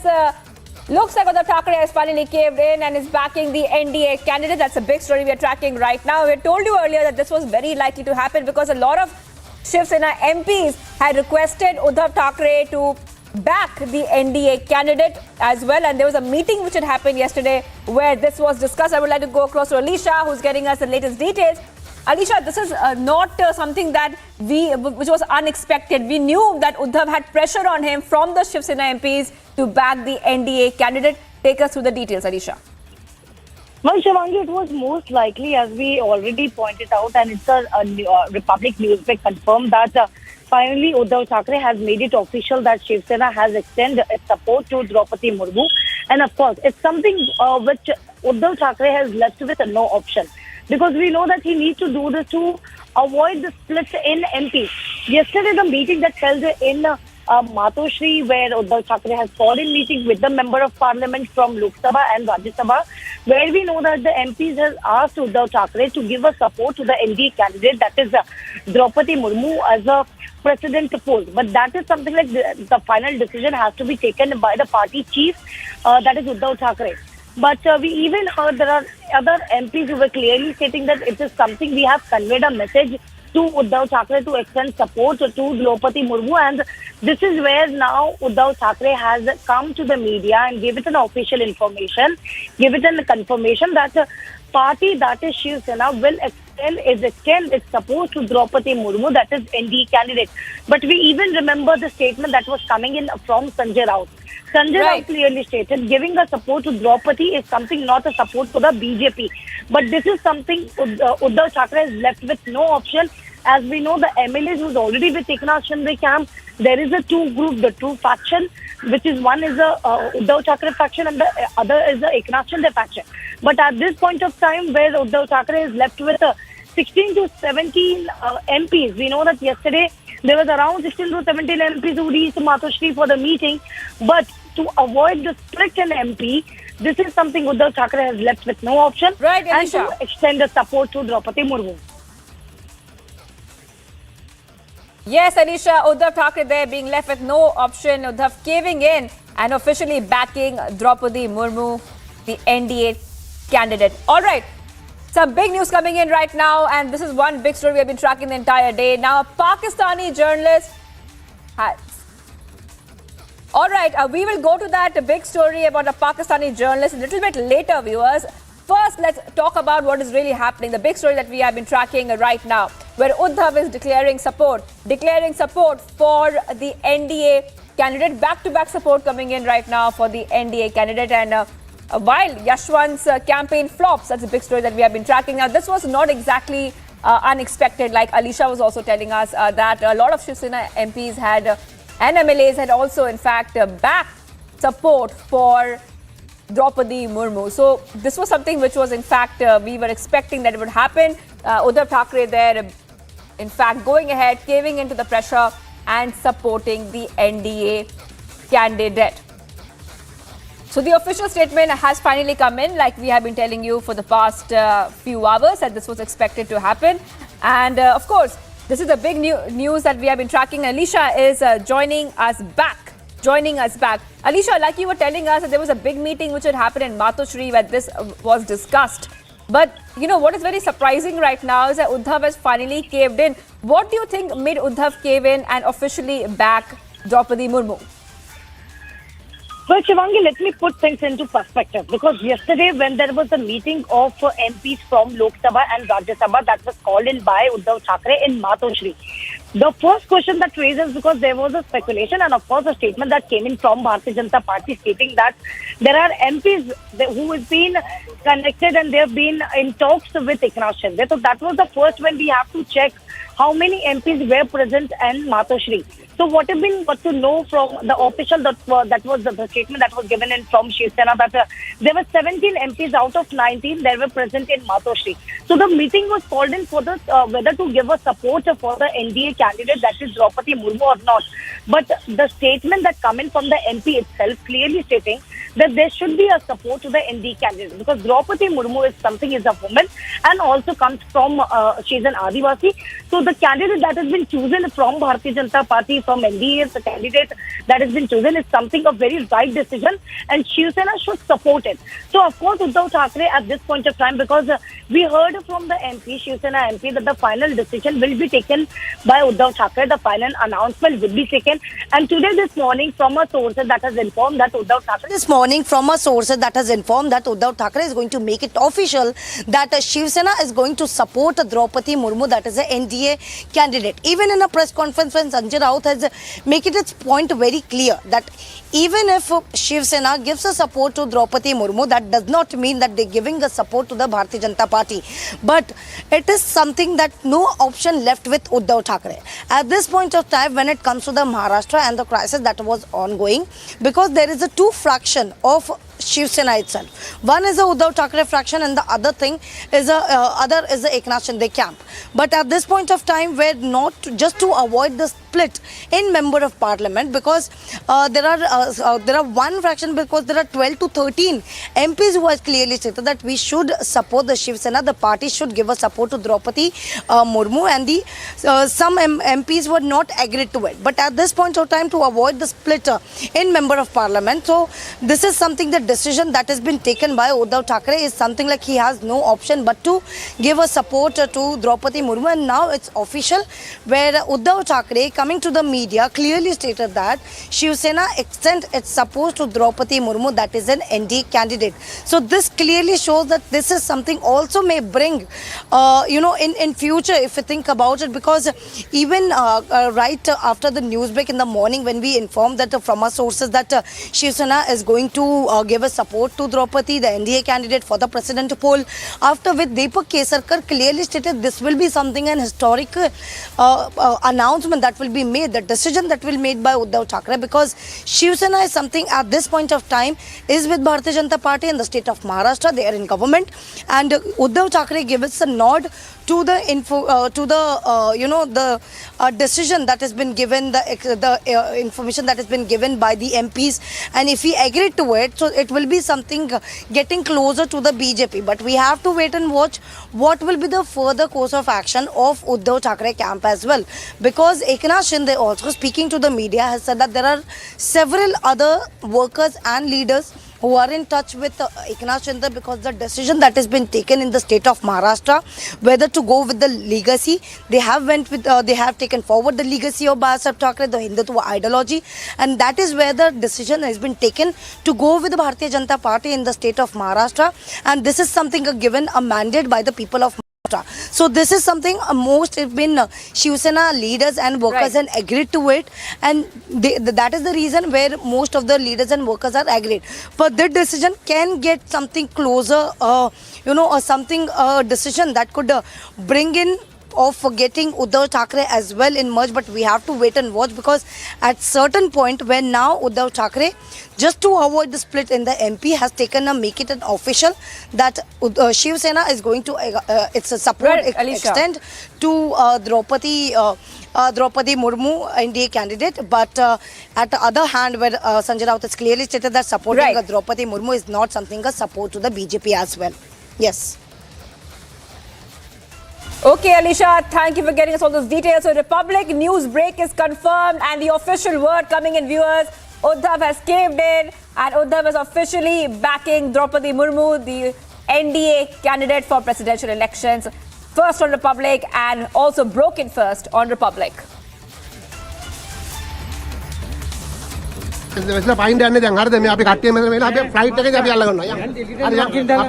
the mega turmoil in Sri Lanka, Republic accessed this dramatic sequence of Rajapaksa's brother who tried to flee to the US. Watch this video of Basil Rajapaksa, who was blocked from boarding the flight by the airport staff as he tried to head to the US. In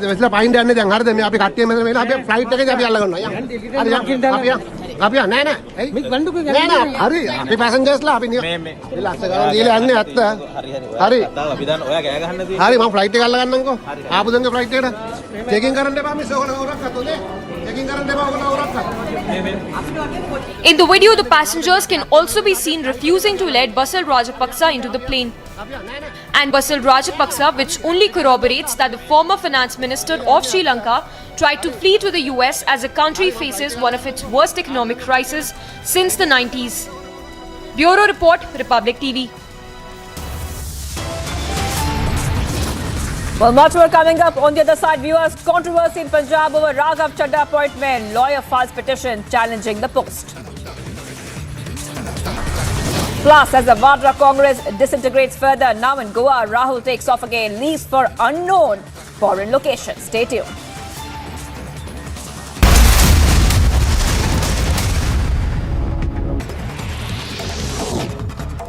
Delhi Chief Minister Arvind Kejriwal has a visit scheduled for Himachal Pradesh today with a Tiranga Yatra to be held in Palampur.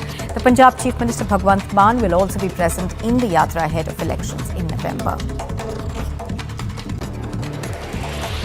As many as 83 people have been killed in rain-related incidents in Maharashtra between the 1st of June and the 10th of July. As per the State Disaster Management Authority, the deaths were caused by incidents like floods, lightning strikes, landslides, falling of trees and collapse of structures.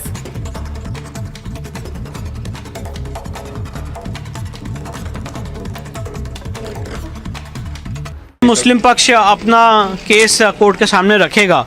जो suit पढ़ने की exercise थी वो complete कर चुके हैं और कल वो अपनी बातें लीगल सबमिशन पे, लॉ के पहलू पे रखेंगे और मुझे पूरी उम्मीद है कि जब वो अपनी बातें लीगल पहलू पे रख लेंगे उसके बाद उनकी बहस ख़त्म हो जाएगी और उसके बाद हम उसका जवाब देंगे। आपके सामने सिर्फ एक बैकग्राउंड देने के लिए मैं बताना चाहता हूँ कि 25 सुप्रीम कोर्ट के जजमेंट, 25 सुप्रीम कोर्ट की रूलिंग्स हम कोर्ट करने जा रहे हैं, जिससे साबित होगा कि हमारा केस 7/11 से बार्ड नहीं है और ये केस मेंटेनेबल है और ये केस एविडेंस की कसौटी पर खरा उतरेगा। आगे इसमें एविडेंस की स्टेज आनी चाहिए। उन सारी बातों को हम कोर्ट के सामने रखेंगे। कल मुस्लिम पक्ष क्या करेगा? देखिए, कल मुस्लिम पक्ष लीगल सबमिशन में जो प्लेसेस ऑफ वर्शिप एक्ट का उनका आर्गुमेंट है वो बताएगा और मुझे लगता है कि जो भी उनके लीगल सबमिशंस में पॉइंट्स हो वो बताएगा। पर मैं एक बात कहना चाहता हूँ, अभी तक जो 4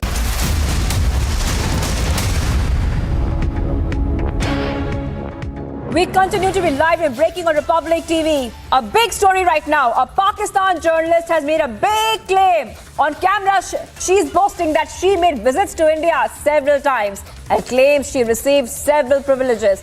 She also says that visits were made during Ansari's term. Big news coming in. Mirza saying several privileges were received as well. And joining me is Senior Executive Editor Abhishek Kapoor, who will take us to the details of this big story.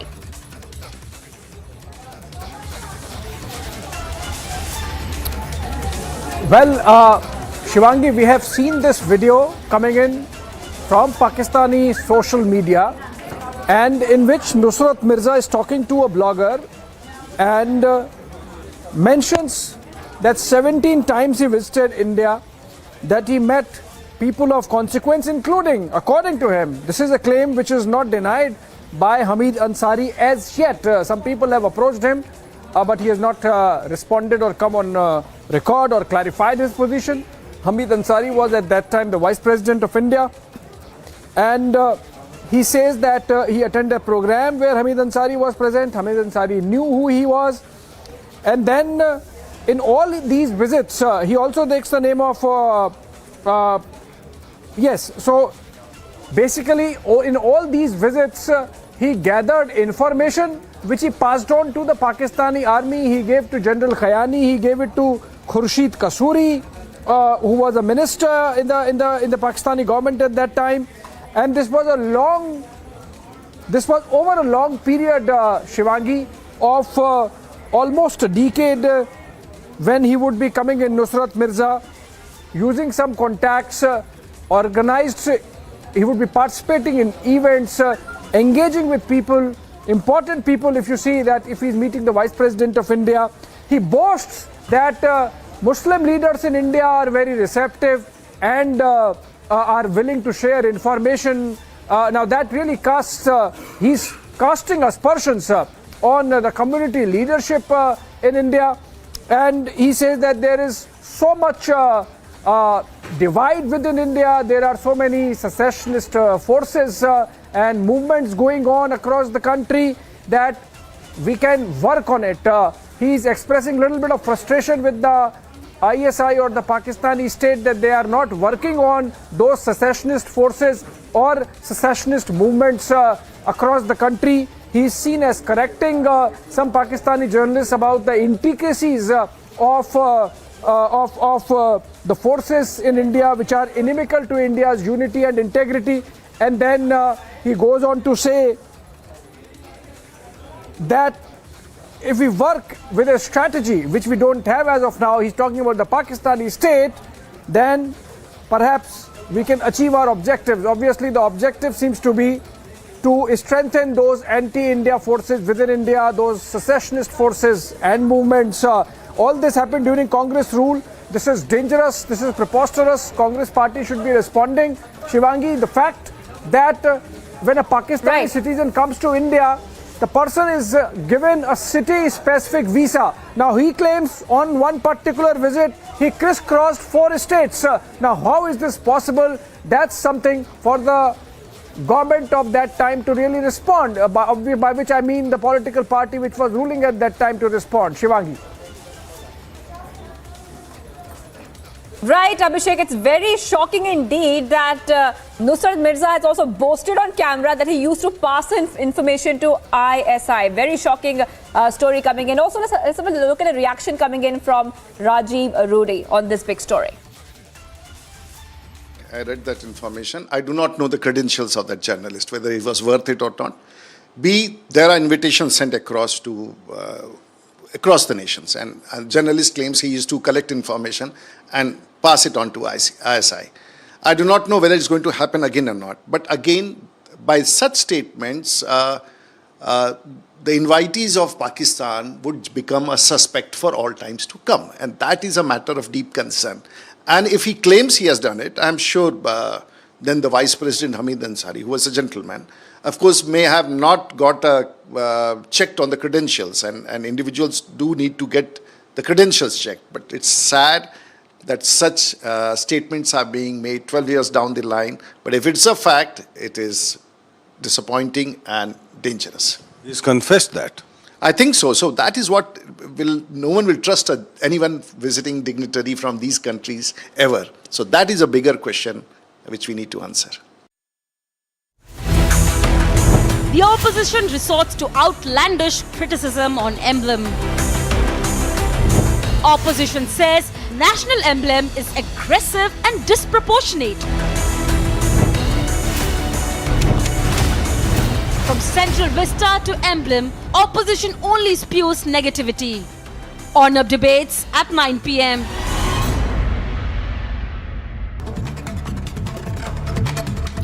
And here's a look at some news in brief. The international human rights NGO Amnesty International is being investigated for money laundering in India.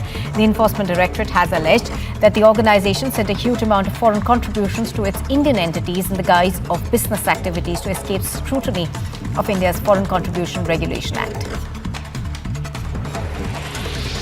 Prime Minister Narendra Modi will be visiting Deoghar in Jharkhand, where he will be laying the foundation stone for projects for up to 16,000 crore rupees. He will also inaugurate the Deoghar International Airport. Prime Minister Modi tweeted saying that he looks forward to being in Jharkhand and Bihar to attend various programs. A private funeral was organized for the assassinated former Japanese Prime Minister Shinzo Abe at the Zojoji Temple in Tokyo. The Japanese branch of South Korea's Unification Church earlier acknowledged that the mother of the suspect in the assassination was a member but denied that it took large donations, which have been reported as a possible motive for the killing.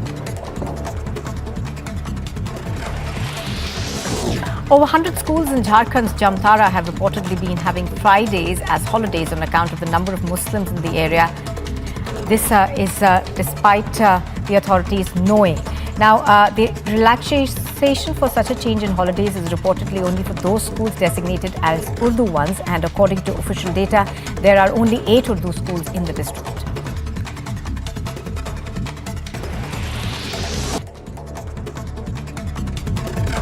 Top national updates. Mega Jumma Rao in Jharkhand. BJP has questioned Soren government and has demanded for a probe. This comes after as many as over 100 primary schools in the Jamtara district of Jharkhand have been observing Friday as a weekly holiday for students instead of Sunday, citing the Muslim population in the schools. About 70% of the students in these government schools belong to the Muslim community.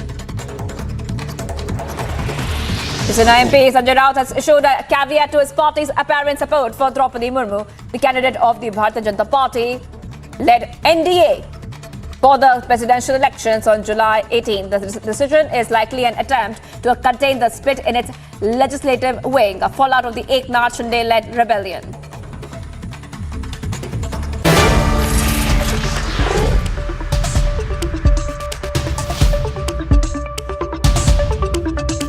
Amid the mega turmoil in Sri Lanka, Republic accessed this dramatic sequence of Rajapaksa's brother who tried to flee to the US. Watch this video of Basil Rajapaksa, who was blocked from boarding the flight by the airport staff as he tried to head to the US.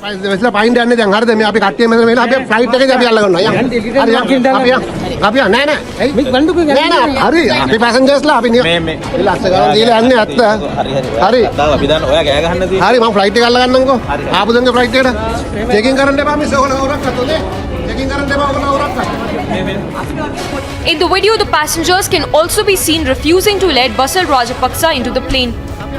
And Basil Rajapaksa, which only corroborates that the former finance minister of Sri Lanka tried to flee to the US as the country faces one of its worst economic crises since the 90s. Bureau Report, Republic TV. Fresh summons have been issued to Sonia Gandhi, the interim president of the Congress, by the Enforcement Directorate in connection with the money laundering case linked to the National Herald. Now, the Congress president had earlier missed 2 summons on account of contracted COVID-19. Alt News co-founder Mohammad Zubair has appealed for bail petition at the Sessions Court at the Patiala House Court in New Delhi. The bail challenges the UP High Court's order refusing to quash an FIR registered against him by the UP police.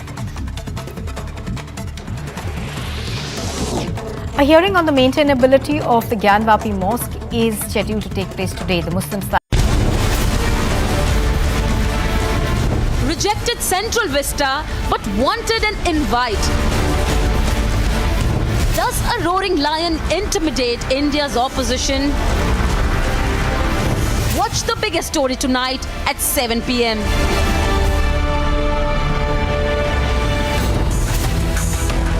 The opposition resorts to outlandish criticism on emblem. Opposition says national emblem is aggressive and disproportionate. From Central Vista to emblem, opposition only spews negativity. On-up debates at 9 p.m.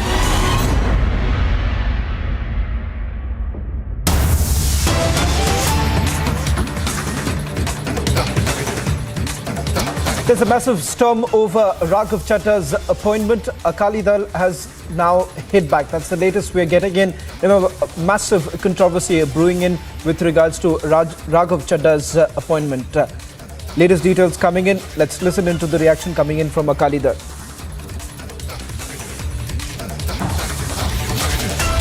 देखिए, पहले तो राघव चड्ढा का जो जहाँ तक सवाल है वो अनकॉन्स्टिट्यूशनल है उनकी जो अपॉइंटमेंट है, क्योंकि without taking oath of constitution किसी को सीक्रेसी दिखाई जाए स्टेट की, वो तो कभी अलाउ नहीं करता हमारा कानून, हमारा सिस्टम।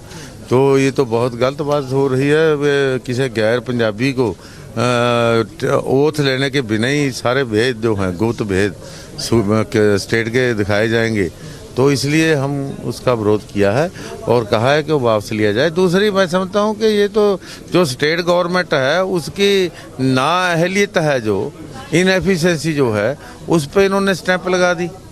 मैं समझता हूँ इनको आप सोचना चाहिए। तो दूसरी बात यह है कि और केजरीवाल साहब ऐसा अपना पहले 16 डिपार्टमेंट ले ले, अब सारा पंजाब उसने अपने हाथ में छीन लिया, तो ये तो बहुत गलत बात हुई है।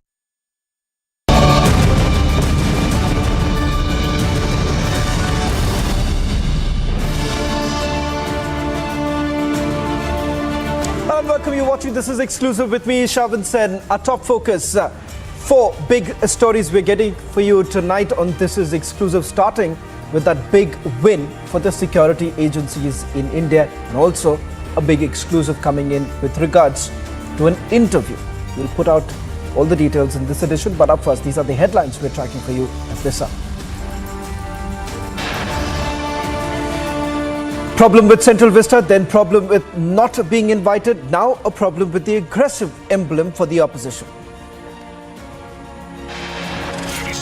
Major political face-off as the opposition questions the emblem atop new parliament building, say the lion is too aggressive in posture. As Pakistan journalist claims he visited India and shared secrets with ISI, focus on Pakistan PR lobby that aided such visits. Left with no choice, Uddhav also backs Draupadi Murmu as the opposition parties line up to show solidarity with the next president. Yashwant Sinha campaign flops completely as opposition unity remains in photo ops. It's clear he is nowhere in the race now. Owaisi takes on Yogi on population balance statements as Muslims being targeted. Undated Kali video puts the spotlight on the wrestler. Man shooting video says he was slapped. Kali calls it blackmail. Controversy over schools in Jamtara in Jharkhand declaring Friday as weekly holiday. State government orders investigation. Controversy in Punjab over Raghav Chadha appointment. Lawyer files petition challenging the post. As the Vadra Congress disintegrates further, now in Goa, Rahul takes off again, leave for unknown foreign location.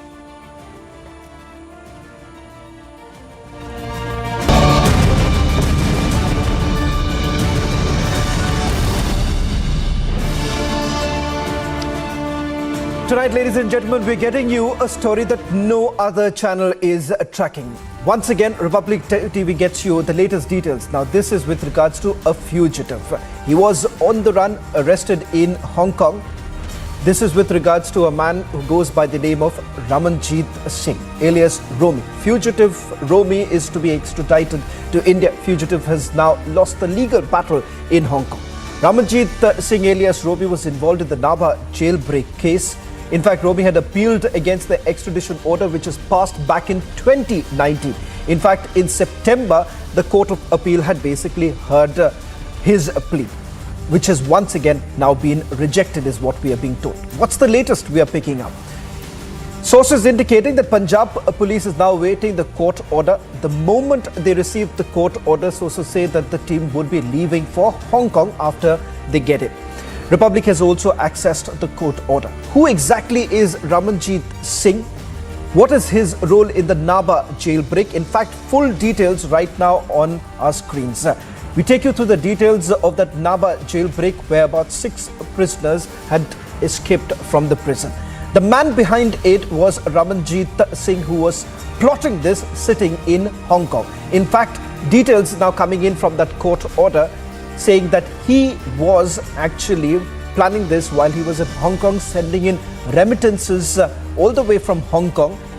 He is the one who has basically armed those group of persons who had entered the prison along with arms. In fact, they had overpowered the jail officials, finally leading to at least 6 of the prisoners leaving Naba jail. Joining us on this broadcast is my colleague Amandeep, who's also getting us the latest details. Amandeep, what's new? We were told back in 2019 he was supposed to be extradited. Sometime in September, the Court of Appeals actually heard his case. Now, finally, the appeal has been rejected. The roadmap is very clear. He should be brought back to India anytime soon.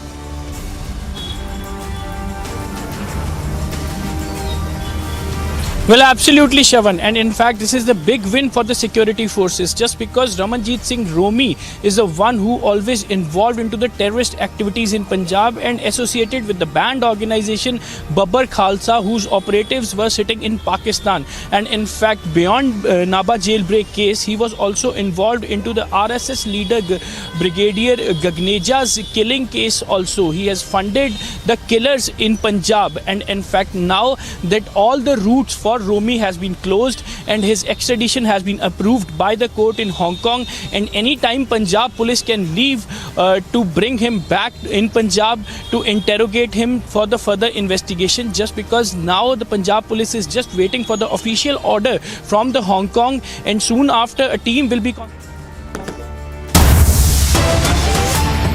We're also getting in some more breaking news now coming in. Uttar Pradesh police has formed a special investigation team to investigate Alt News co-founder Mohammed Zubair. That's the latest coming in. Remember, multiple complaints that have been filed against Mohammed Zubair, which has now finally been taken up.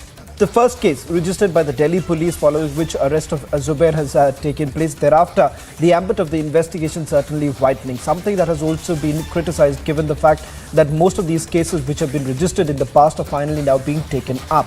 In fact, he's also been granted interim bail by the Supreme Court, which has now been extended. But this comes at a time with the Uttar Pradesh police intensifying the probe against Zubair.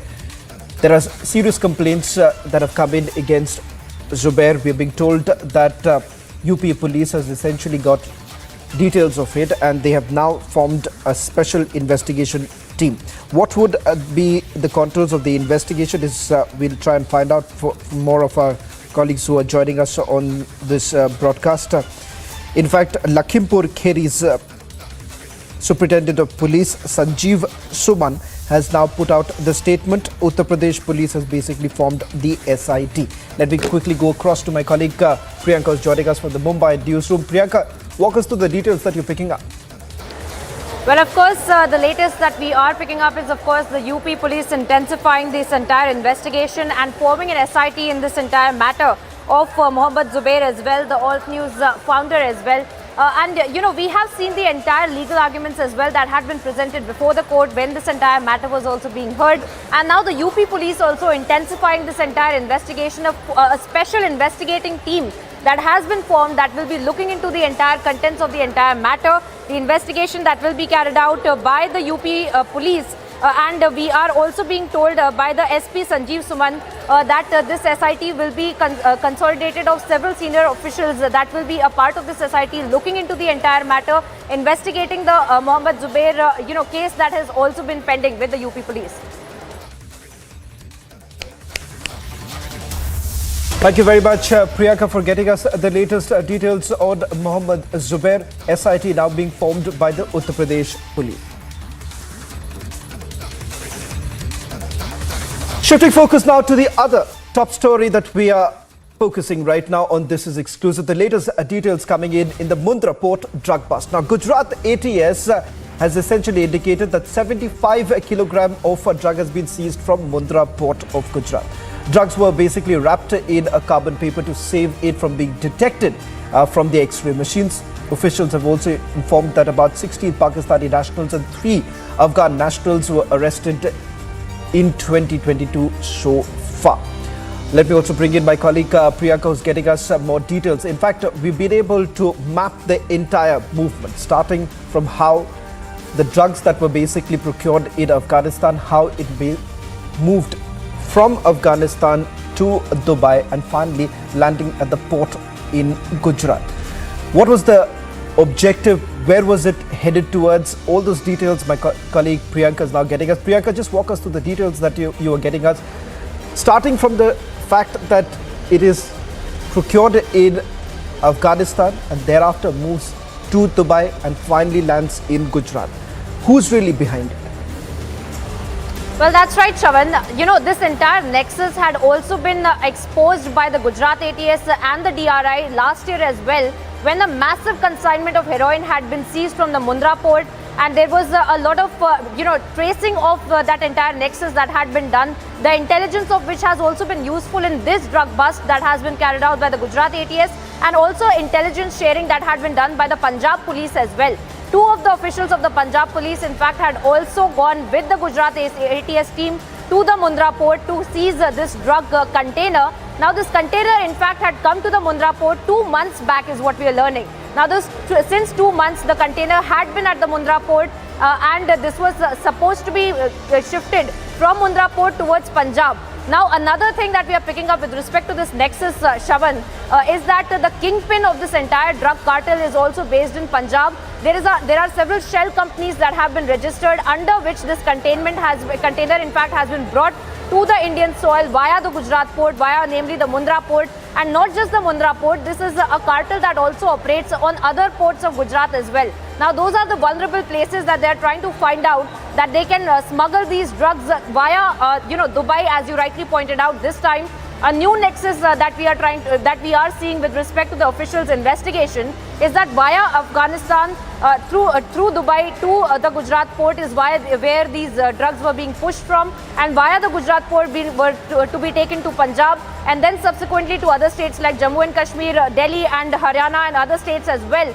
Is what we are learning with respect to the investigation being carried out. There are several shell companies that the authorities have also identified that they will be looking into that. There is one company that we have identified and we have gotten exclusive details of this, is that of the green trading company that is based in the UAE, and that is the one that had been smuggling these drugs via Gujarat port. Now, also interestingly, this entire container had been named as slabs of textile being imported inside of India via the Gujarat port, and that is why the authorities are also looking at the companies that have been registered in Punjab, that have been registered in Haryana, and they will be investigating those parts of it as well.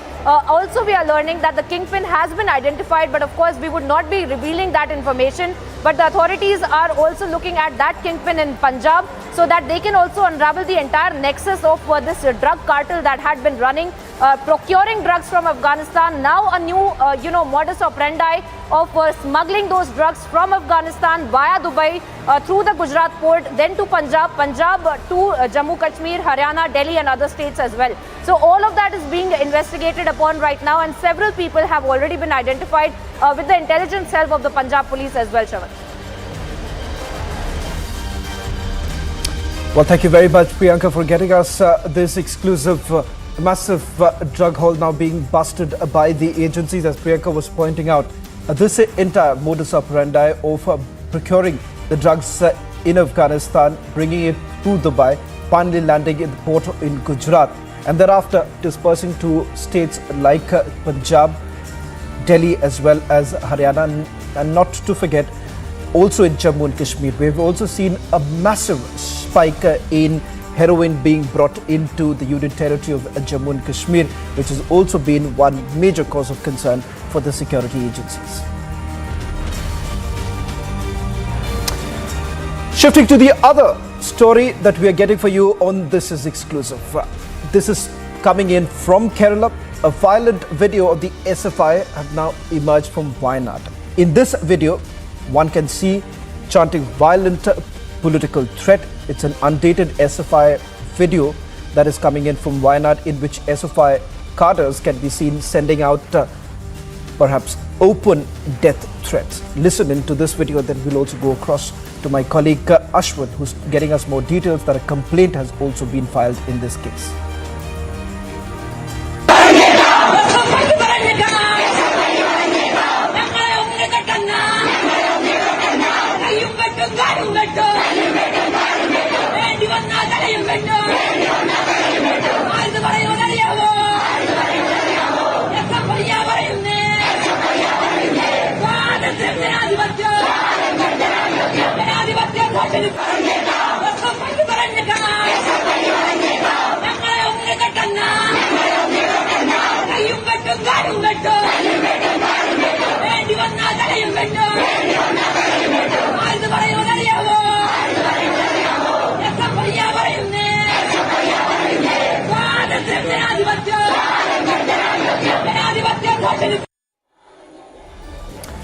Well, this is an exclusive brought by my colleague Ashwin from Kerala. Ashwin, first of all, translate this video.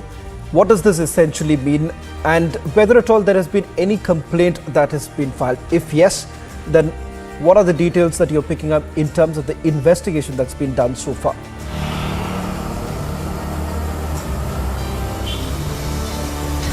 Absolutely, Shavan. This shocking video has emerged from Wayanad, and as per the local sources which we have got this video from, it has been stated that this particular sloganeering has happened on the very same day, that is on June 24th, when Rahul Gandhi's office was vandalized by the SFI.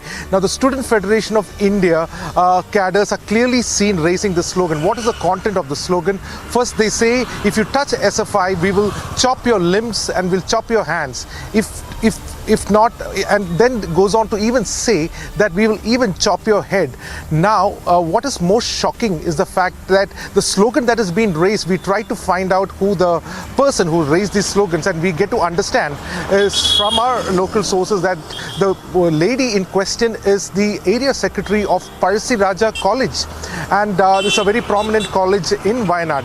Number two, we could also see lots of policemen standing right there with all kinds of shields and everything, and being a mute spectator to it. Now, such a provocative slogans has been raised by the SFI, by the Student Federation of India, the student wing of the left government, of the CPM as well. And so what is also shocking is that the police has not taken any suo moto case. We in fact try to speak to the police station as well.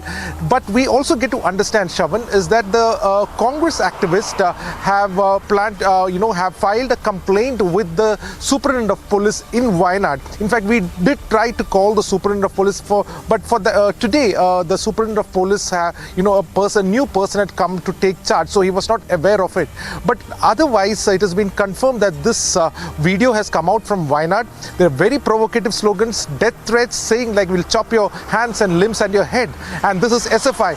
And the most atrocious of all is the ending of the very slogan, which says democracy, freedom and socialism. After saying all these threats of chopping limbs and hands, then they say democracy, socialism and freedom. Now, we also understand that no case has been registered in this regard by the police so far, but we are expecting, in the impact of this report, we can definitely expect the police to take action based on this video footage. Shavan. Right. Well, thank you very much, Ashwin. Let's also listen in to that video that has now been accessed. A case likely to be also registered.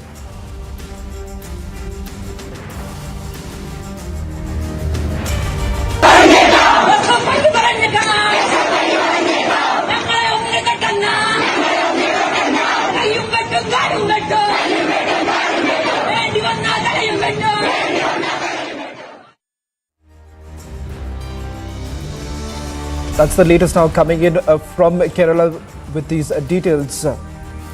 Let's move to the other story now that we are tracking. Locals have now blocked the road in Jammu and Kashmir's Kathua district over the desecration of Lord Hanuman's idol. They say Hindu faith has been targeted again for the second time so far. Police have detained about 6 to 7 persons for suspected vandalism of Hanumanji's idol. Locals say won't go back till the perpetrators are arrested. Notably, this is the third such incident of temple vandalism in Jammu and Kashmir in the last 3 months. Republic is the only network on the ground. Getting us more details is my colleague Gursimran. Let's go across to Gursimran in a short while, but let's also listen in to some of the reactions that are coming in. पहला खतरनाक वाक्य है तन से सिर जुदा। दूसरा खतरनाक एक्शन है शुक्रवार की इबादत के दिन को चंद षड्यंत्रकारियों ने और कुछ लोगों ने उकसाकर भड़काकर जो उस समय में पत्थरबाजी की और शुक्रवार को पत्थरवार में बदल दिया, जो घोर निंदनीय है। इसी प्रकार से सब चाहते हैं कि उनके मजहब की इज्जत हो, परंतु दूसरे के मूर्तियों को तोड़ देना, मंदिरों पर हमला करना, चाहे वो कहीं पर भी हो, तो इस प्रकार से यह सारी चीज़ें अनीश्वरीय हैं, असंवैधानिक हैं, अमानवीय हैं और ऐसे करने वालों के विरुद्ध स्वयं प्रशासन ने, प्रदेश सरकारों ने आगे बढ़कर संज्ञान लेना चाहिए।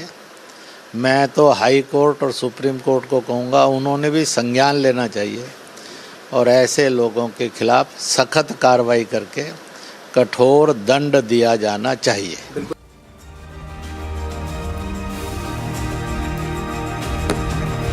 Well, that's the latest now coming in. Also, let's bring in my colleague Gursimran, who's getting us the latest details. Gursimran, quickly take us through the details that you're picking up. Massive outrage on the streets right now. Yes, there is a massive outrage among the locals here in the village Mahanpur that falls in Kathua. Right now, we are at that very place. This is the temple and the locals are here. They are staging protest. I'll request Sarjeevan to keep showing you the visuals of the temple that has been vandalized. See, Sarjeevan is showing you. This is the place where the idol of Bhagwan Hanuman was placed and they have entered this place. And they barged into this, vandalized this, and after that the idol of Hanumanji was vandalized by those persons, those miscreants. Police has now registered FIR. The police, visible deployment of police can also be seen here, and the locals are staging protests. What they are saying that they won't go back until and unless.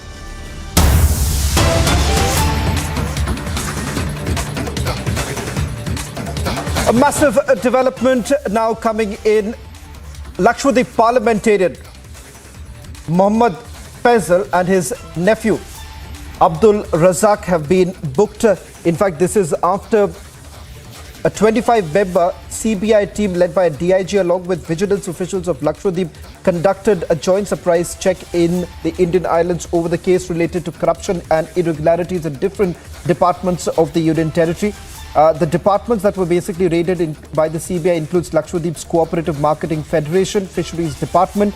They have basically launched a probe into the allegations of corruption in the export of tuna fish from Lakshadweep to a Sri Lankan company which was allegedly working with public representatives to cause loss to LCMF in a matter of exporting tuna fish to a company based in Sri Lanka without adhering to the necessary tender process and other formalities. In fact, under the direction of the public representative from Lakshadweep, LCMF obtained a significant quantity of tuna fish from local fishermen.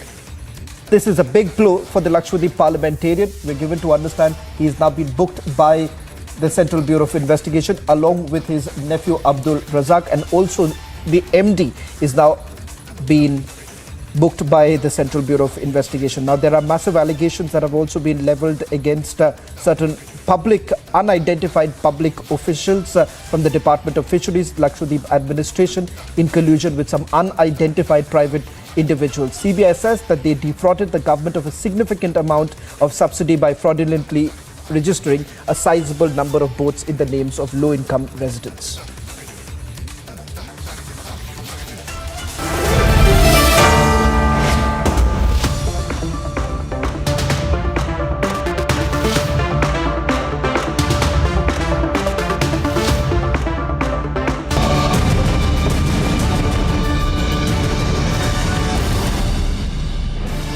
In the latest Indian university rankings announced by QS, the world's leading university rankings organization, India's #1 ranked universities in various categories are IISc Bangalore, IIT Bombay, University of Delhi, University of Calcutta, and Amity University.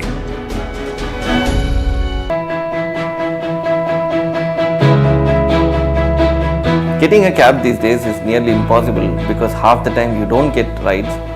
Even if your cab gets booked, you're not sure when it is going to get cancelled or how much you're going to pay. Now, answering all this, Mind has come up with beautiful solutions whereby we don't have a surge rate here because they go by government prescribed rates. Not just that, Mind has a beautiful feature where you incentivize the driver, ensuring that he will come and pick you up on time. So, thanks Mind.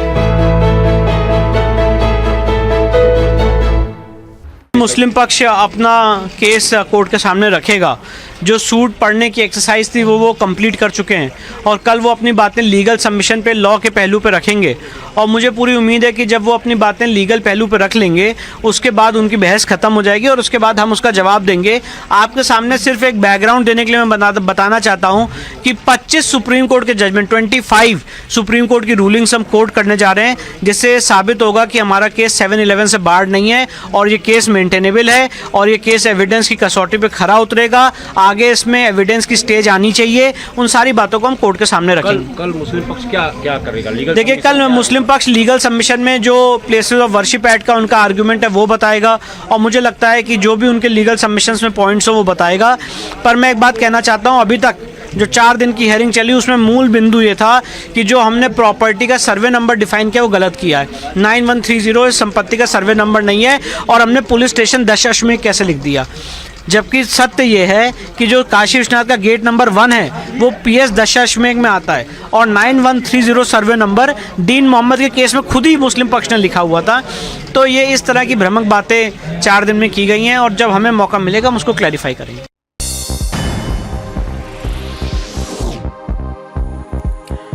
Hundreds queued up at Tokyo's Zojoji Temple to pay their last respects to former Japan Prime Minister Shinzo Abe, who will be laid to rest in a private funeral ceremony here. The government is expected to hold a separate memorial service at a later date.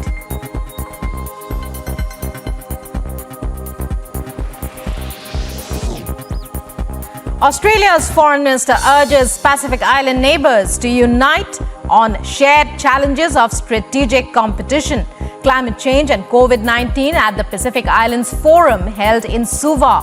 The Micronesian state, Kiribati, has reportedly split from the 18-nation body in a major blow to regional unity. Amid the mega turmoil in Sri Lanka, Republic accessed this dramatic sequence of Rajapaksa's brother who tried to flee to the US. Watch this video of Basil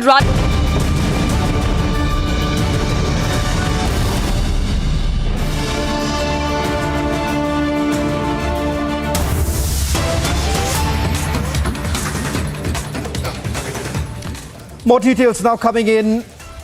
Lakshadweep parliamentarian Mohammad Faisal and his nephew Abdul Razak have been booked. Central Bureau of Investigation says that they are now carrying out searches at 6 locations including Delhi, Kolkata, Mumbai and a Colombo-based company has been named in the FIR that has been registered by the Central Bureau of Investigation. That's the latest details that is emerging right now. They say that there have been allegations of corruption in the export of tuna fish from Lakshadweep to a Sri Lankan company.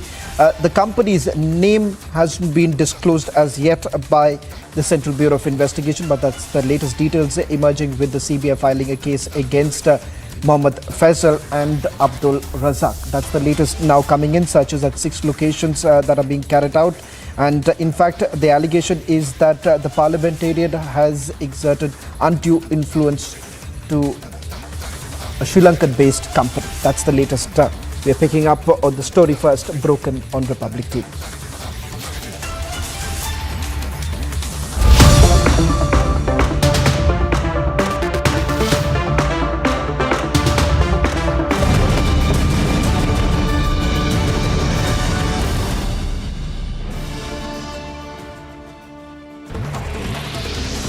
A private funeral was organized for the assassinated former Japanese Prime Minister Shinzo Abe at the Zojoji Temple in Tokyo. The Japanese branch of South Korea's Unification Church earlier acknowledged that the mother of the suspect in the assassination was a member but denied that it took large donations, which have been reported as a possible motive for the killing. Over 100 schools in Jharkhand's Jamtara have reportedly been having Fridays as holidays on account of the number of Muslims in the area. This is despite the authorities knowing. Now, the relaxation for such a change in holidays is reportedly only for those schools designated as Urdu ones, and according to official data, there are only 8 Urdu schools in the district.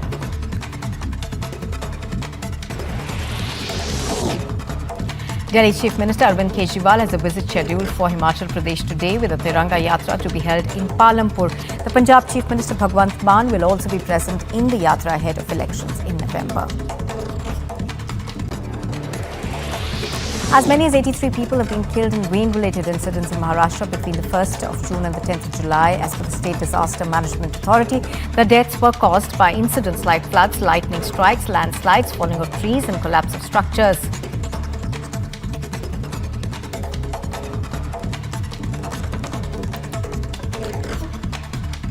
मुस्लिम पक्ष अपना case court के सामने रखेगा। जो suit पढ़ने की exercise थी वो कंप्लीट कर चुके हैं और कल वो अपनी बातें लीगल सबमिशन पे, लॉ के पहलू पे रखेंगे और मुझे पूरी उम्मीद है कि जब वो अपनी बातें लीगल पहलू पे रख लेंगे उसके बाद उनकी बहस ख़त्म हो जाएगी और उसके बाद हम उसका जवाब देंगे। आपके सामने सिर्फ एक बैकग्राउंड देने के लिए मैं बताना चाहता हूँ कि 25 सुप्रीम कोर्ट के जजमेंट, 25 सुप्रीम कोर्ट की रूलिंग्स हम कोर्ट करने जा रहे हैं, जिससे साबित होगा कि हमारा केस 7/11 से बार्ड नहीं है और ये केस मेंटेनेबल है और ये केस एविडेंस की कसौटी पे खरा उतरेगा। आगे इसमें एविडेंस की स्टेज आनी चाहिए। उन सारी बातों को हम कोर्ट के सामने रखेंगे। कल मुस्लिम पक्ष क्या करेगा? लीगल देखिए, कल मुस्लिम पक्ष लीगल सबमिशन में जो प्लेसेस ऑफ वर्शिप एक्ट का उनका आर्गुमेंट है वो बताएगा और मुझे लगता है कि जो भी उनके लीगल सबमिशंस में पॉइंट्स हो वो बताएगा। पर मैं एक बात कहना चाहता हूँ, अभी तक जो 4 दिन की हेयरिंग चली उसमें मूल बिंदु ये था कि जो हमने प्रॉपर्टी का सर्वे नंबर डिफाइन किया वो गलत किया है। 9130 इस संपत्ति का सर्वे नंबर नहीं है और हमने पुलिस स्टेशन दशअश्वमेध कैसे लिख दिया, जबकि सत्य ये है कि जो Rejected Central Vista but wanted an invite. Does a roaring lion intimidate India's opposition? Watch the biggest story tonight at 7 p.m.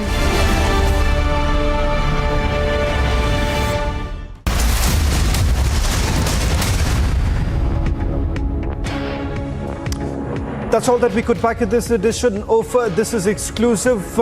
My colleague, Senior Executive Editor Abhishek Kapoor, also getting you another exclusive on the other side.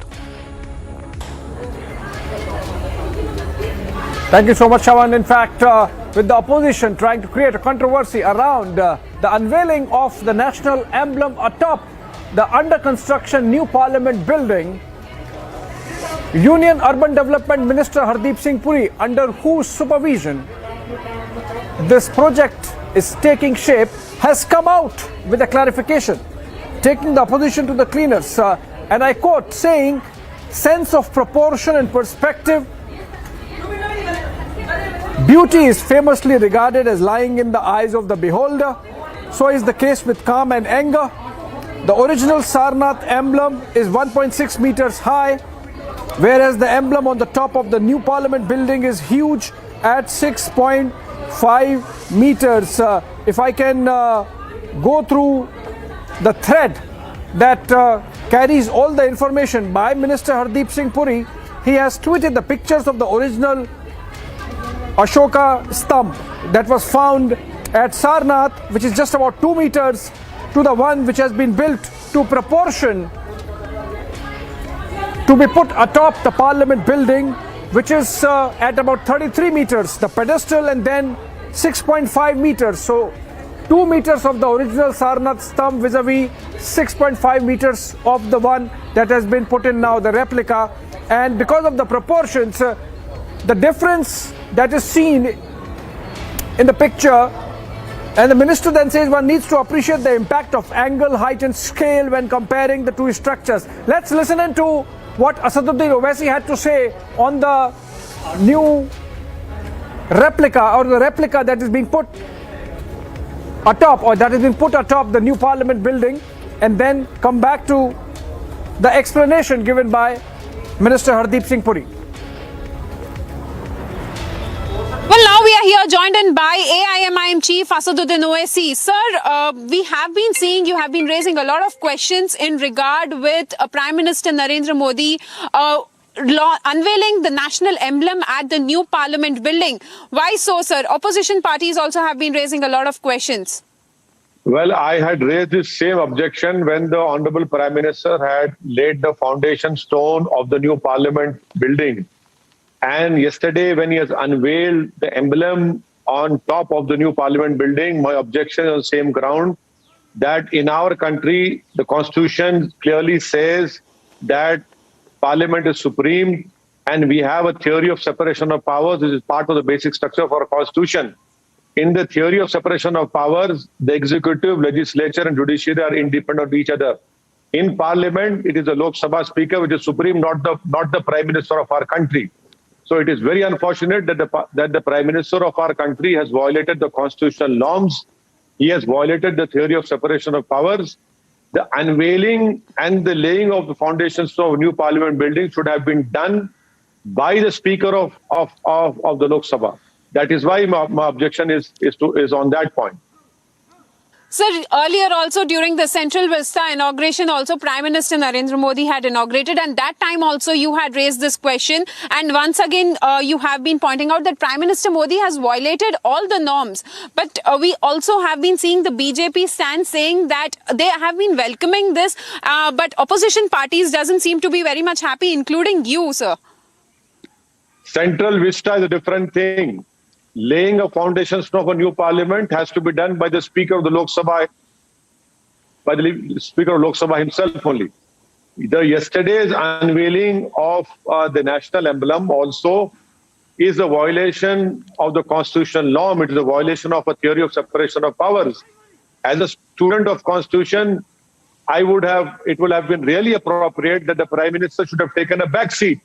But it is very unfortunate that we have seen visuals that the Speaker of the Lok Sabha is standing behind or sitting behind the Prime Minister. And please understand that the national emblem which we have as an Ashoka Chakra was found at a place called Sarnath. It was built by Ashoka the Great, and it is the same place where Gautam Buddha had given his first sermon. That national emblem has 4 animals. One is a lion, horse, bull, and elephant. It signifies, it sends a message of courage, justice, equality and confidence. That is part of the preamble of our Constitution. That must be understood. So, I mean, if it is found at a place where where Gautam Buddha had given his first sermon, why didn't the Prime Minister allow at least the religious scholar from the Buddhist community? Ideally, all scholars should have been present over there. But unfortunately, that was not done by the Honorable Prime Minister. Sir, you also are... So you also are the member of Parliament, but we see that Prime Minister Narendra Modi, along with few other leaders, and also the Speaker himself was available there during the inauguration of the emblem, but member of Parliaments weren't there. What do you have to say on that? No, my objection is that the Prime Minister is not supreme inside the Parliament. It is the Speaker which is the supreme in the Parliament. The Prime Minister should have been behind the Lok Sabha Speaker. The Prime Minister cannot stand on that new building and start waving to crowds which were not there, but he was waving to an empty ground. The Speaker is sitting behind him. Your visuals are showing that. That is not appropriate. Sir, one question in regard with BJP leader Mukhtar Abbas Naqvi, who has said that Asaduddin Owaisi is afraid of national emblem which was unveiled by Prime Minister Modi.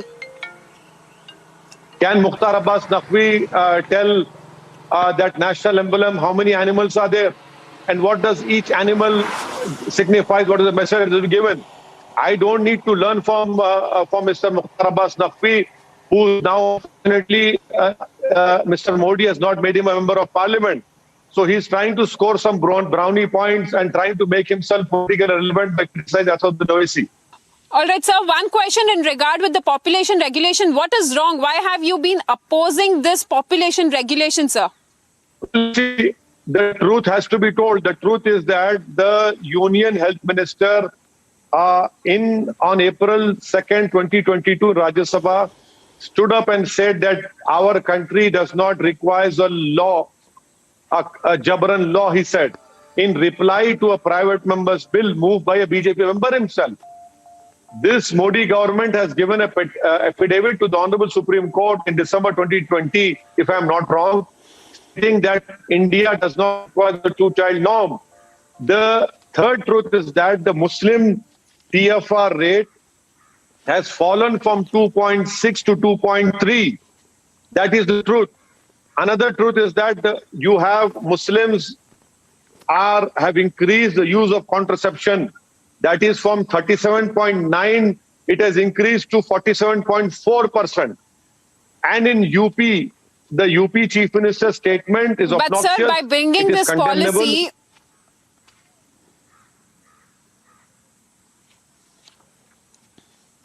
But sir, by bringing this policy, we would be overtaking China. Wouldn't be a good step bringing this policy? You have been opposing it. Well, you see, you should go and read the Supreme Court affidavit which the Modi government has filed. You should, I would request you and your viewers to please read the National Family Health Survey 5th report. India's Muslims population would stabilize by 2030. I would say that the BJP is creating this bogey and fear of myth of Muslim population. Muslim population TFR rate has fallen down from 2.6 to 2.3. Sir, Uttar Pradesh Chief Minister Yogi Adityanath had made a comment. What do you have to say? It is an obnoxious statement that does not befit the stature of the Chief Minister. I want to ask him, Muslims of India are not part of Mool Nivasi of India. And does he knows the exact meaning of Mool Nivasi? The actual Mool Nivasi of the country are Adivasis and Dravidians. Neither Mr. Yogi is a Mool Nivasi, neither OIC is a Mool Nivasi, if that is the case. But why isn't he telling the country that in Uttar Pradesh the TFR rate But sir, he did not mention any community. Well, you see, he has used that word Mool Nivasi. What does that mean? He's trying to say that Muslims are not Mool Nivasi. That is what he's trying to say. And it is condemnable. Thank you, Anari. Thank you. Thank you. All right, sir. Thank you very much for joining in at Republic TV. That was Asaduddin Owaisi speaking to us on Republic TV in regard with the population regulation which is being brought in. Well, Asaduddin Owaisi raising a lot of questions in regard with that policy which is being brought in.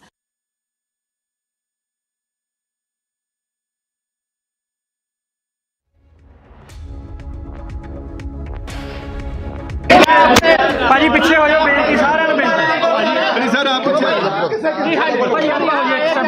ਪਿੱਛੇ ਹੋ जाना नहीं ग्राम पिछले बिल्कुल यहाँ पर इसलिए आया हूँ मैं अपोजिशन देने आया हूँ सीपी साहब के जी को क्योंकि जो कल एक मिसबिहेव करा टूल टैक्स के मुलाजिम ने वो एक बहुत ही मतलब कितना अवॉइड बंदा करे। मैं पहले तो सोचा मैं कहा छोड़ो कोई बात नहीं, मैंने कहा जो भी हो छोड़ो, मैंने कहा कोई नहीं, क्योंकि मैं नहीं चाहता था कि उनसे एज उनकी बात का रिएक्शन दूँ। पर लेकिन उसने जो सोशल मीडिया पे डाला वो जैसे बोलता ना कि एक हीरो बनने के चक्कर पे किसी को गाली गलौज देना मेरे को नहीं लगता कि ठीक है। मैंने कैसे कैसे कंट्रोल किया अपने आप को, कैसे कैसे कंट्रोल किया, जैसे उल्टी सीधी गालियाँ दे रहा था।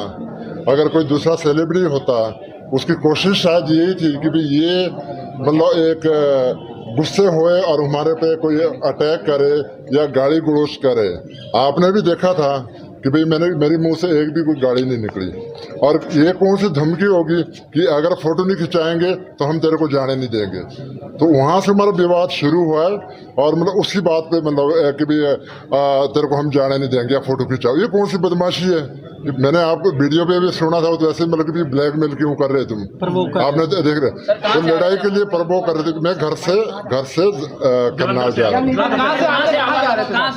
था, जलंधर से करनाल जा रहा था मैं, ये सुबह 9 बजे की, अराउंड 9 बजे की। तो अभी आपने पुलिस को शिकायत दी है, तो क्या भरोसा मिला है? पुलिस को शिकायत दी है, अभी उन्होंने भरोसा दिलाया कि भी जो भी मतलब हम इनके खिलाफ कार्रवाई करेंगे। अब देखने वाली बात यह है कि कब करते हैं, कैसे करते हैं, क्योंकि मतलब मैं चाहूँगा कि भी उनका जो टूल टैक्स वाले की कंपनी है, जो टूल टैक्स वाले जो उनका लाइसेंस कैंसिल हुए और ऐसे मुलाजिम को जो उनने मुलाजिम रखे ऐसे मुलाजिम को सख्त सजा दे। कितने लोगों के खिलाफ आपने शिकायत दी है? वहाँ पर बहुत थे, लेकिन एक बंदा ज्यादा बोल रहा था, जो उल्टा सीधा जो बोल रहा था, एक बंदा ज्यादा बोल रहा था। जो नाम का मैं कौन सा उनका रिश्तेदारों का नाम पता मेरे को। कर्मचारी था क्या? टूल टैक्स का कर्मचारी था जो उल्टा सीधा बोल रहा था। थप्पड़ मारा है हमारे बंदे वो सब झूठ मार रहे हैं। अगर थप्पड़ मारा तो आपको देखना था। जो अगर गाड़ी के अंदर घुस के बोलते कि आज जाके देखो, तो बंदा क्या सारी वीडियो हैगी है, सारी वीडियो सारी अगर थप्पड़ की बात होती तो सबसे पहले थप्पड़ दिखाने थे उन्हें। कार्ड तुमसे पूछोगे कौन सा कार्ड मांग रहे थे, उससे पूछोगे कौन सा कार्ड मांग रहे थे। ठीक है, आगे बात उसको करनी चाहिए थी ये कि भी मतलब जाने देना या नहीं जाने देना। वो कहते तेरे को हम जाने नहीं देंगे या नीचे उतरे, ये कौन सी बात होगी मतलब? और आप हर रोज इंटरव्यू लेते हैं, आप बोलेंगे किसी को कि अगर इंटरव्यू नहीं देंगे तब हम तेरे खिलाफ उल्टा सीधा या गाड़ी देंगे। शिकायत देंगे या नितिन गडकरी को शिकायत करेंगे? बिल्कुल मैं ऊपर प्रशासन तक करूंगा, पर मेरे को अभी तक जो है जो जॉइंट सीपी है, इन्होंने मेरे को पूरा आश्वासन दिया है कि हम पूरी कार्रवाई करेंगे।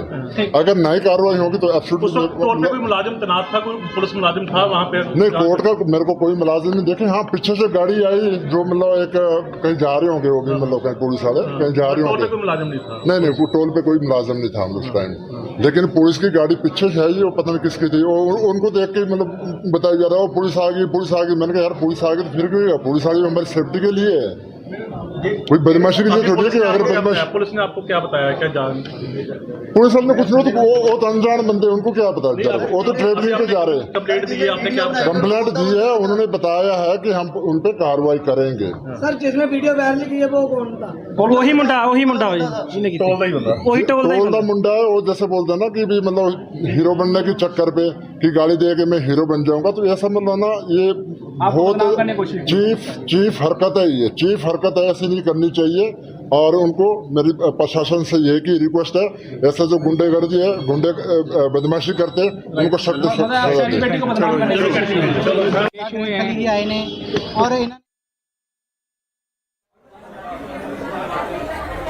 All right, Amandeep joins us over the phone from Chandigarh. Amandeep, a very defiant Khali seeking police action against the toll plaza officials. But where is the situation headed as of now? Is the police acting? Where is Khali and what's happening next? Police have received the complaint from the great Khali, and in fact now they are investigating the matter. And in fact they are also questioning the toll plaza officials.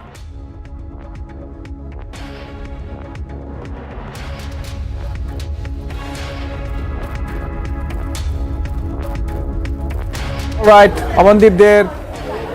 We dropped the line, I believe, with him. But then the great Khali in a tussle with toll plaza employees, sounding defiant now, seeking police action. In fact, he said that he has spoken to the Joint Police Commissioner. Let's go to Prime Minister Narendra Modi, who is in Patna, participating in the centenary celebrations of the Bihar Assembly, and is going to speak in a while. Let's go to the pictures. Speaker Shri Vijay Sinha ji, Bihar Vidhan Parishad के कार्यकारी अध्यक्ष श्री अवधेश नारायण सिंह, उप मुख्यमंत्री श्रीमती रेणु देवी जी, तारकिशोर जी, नेता प्रतिपक्ष श्री तेजस्वी यादव जी, सभी मंत्रीगण, विधायकगण, अन्य महानुभाव, देवी और सज्जनों, आप सभी को, बिहार निवासियों को बिहार विधानसभा भवन के शताब्दी वर्ष की बहुत बहुत शुभकामनाएं। बिहार का ये स्वभाव है कि जो बिहार से स्नेह करता है, बिहार उसे, उस प्यार को कई गुना करके लौटाता है। आज मुझे बिहार विधानसभा परिसर में आने वाले देश के पहले प्रधानमंत्री होने का सौभाग्य भी मिला है। मैं इस स्नेह के लिए बिहार के जन जन को हृदय से नमन करता हूं। मुख्यमंत्री जी का, स्पीकर महोदय का भी हृदय से बहुत बहुत आभार व्यक्त करता हूं। साथियों, मुझे कुछ देर पहले शताब्दी स्मृति स्तंभ के लोकार्पण का अवसर भी मिला। ये स्तंभ बिहार के गौरवशाली अतीत का प्रतीक तो बनेगा ही, साथ ही ये बिहार की कोटि कोटि आकांक्षाओं को भी प्रेरणा देगा। अब से कुछ देर पहले बिहार विधानसभा म्यूजियम और विधानसभा गेस्ट हाउस का शिलान्यास भी हुआ है। मैं इन विकास कार्यों के लिए नीतीश कुमार जी और विजय सिन्हा जी को हृदय से बधाई देता हूं। मुझे विधानसभा परिसर के शताब्दी पार्क में कल्पतरु के रोपण का भी सुखद अनुभव मिला है। कल्पतरु के विषय में मान्यता है कि हमारी आशाओं, आकांक्षाओं को पूरा करने वाला ये वृक्ष है। लोकतंत्र में यही भूमिका संसदीय संस्थाओं की होती है। मैं आशा करता हूं कि बिहार विधानसभा अपनी इस भूमिका को इसी निरंतरता के साथ निभाती रहेगी, बिहार और देश के विकास में अपना अमूल्य योगदान देती रहेगी।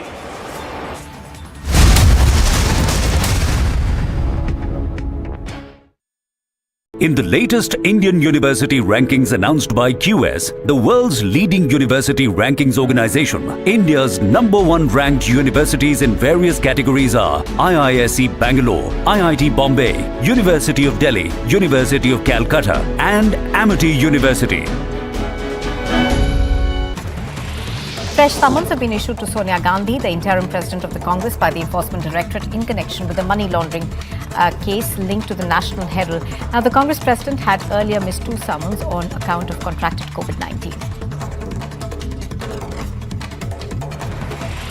Alt News co-founder Mohammad Zubair has appealed for bail petition at the Sessions Court at the Patiala House Court in New Delhi. The bail challenges the UP High Court's order refusing to quash an FIR registered against him by the UP police. A hearing on the maintainability of the Gyanvapi Mosque is scheduled to take place today. The Muslim side will be presenting its reservations with the survey, while the Hindu petitioners will be forming a new trust that will manage the expenses of the case, amongst other functions.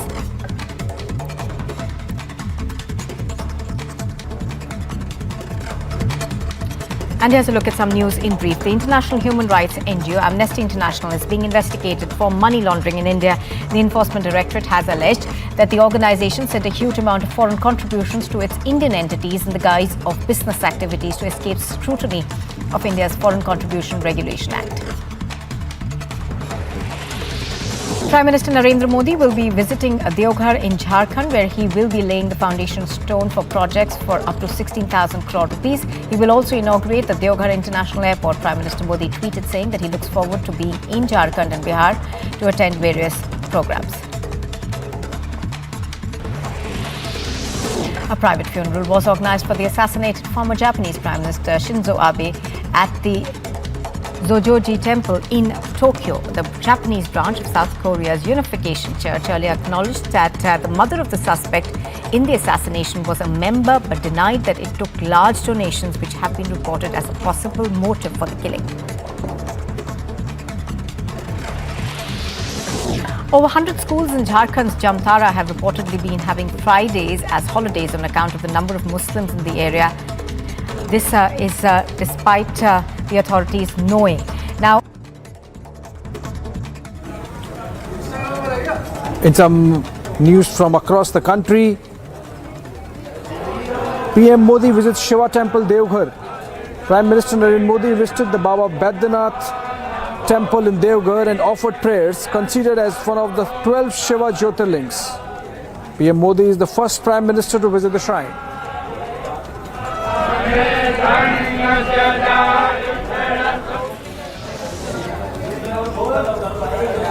Prime Minister Narendra Modi on Tuesday held a roadshow in Jharkhand's Devghar district amid tight security. Enthusiasts waited on both sides of the road as the Prime Minister's carcade made its way through the roads of the town, with PM Modi waving at the crowds and greeting people with folded hands.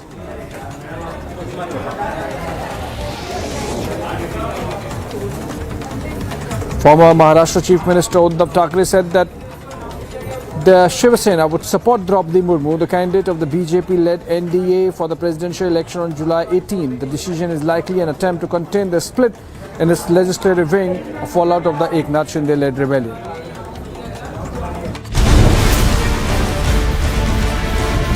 Rejected Central Vista but wanted an invite. Does a roaring lion intimidate India's opposition? Watch the biggest story tonight at 7 p.m.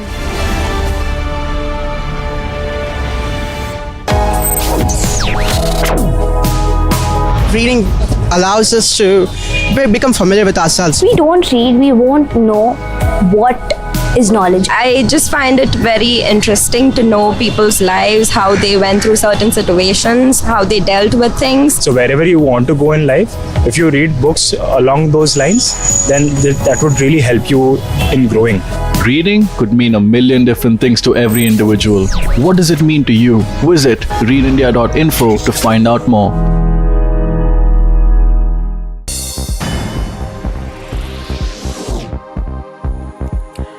Hundreds queued up at Tokyo's Zojoji Temple to pay their last respects to former Japan Prime Minister Shinzo Abe, who will be laid to rest in a private funeral ceremony here. The government is expected to hold a separate memorial service at a later date.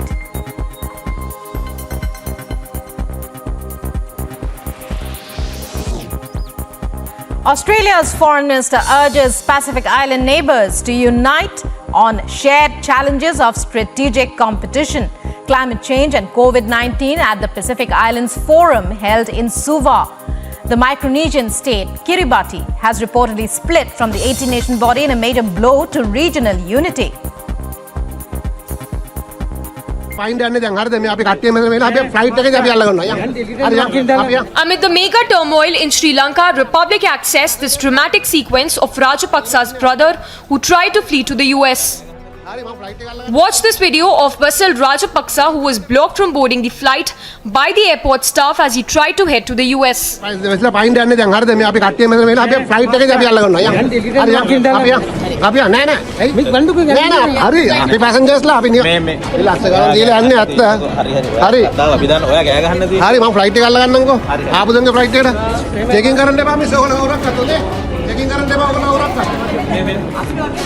the video, the passengers can also be seen refusing to let Basil Rajapaksa into the plane.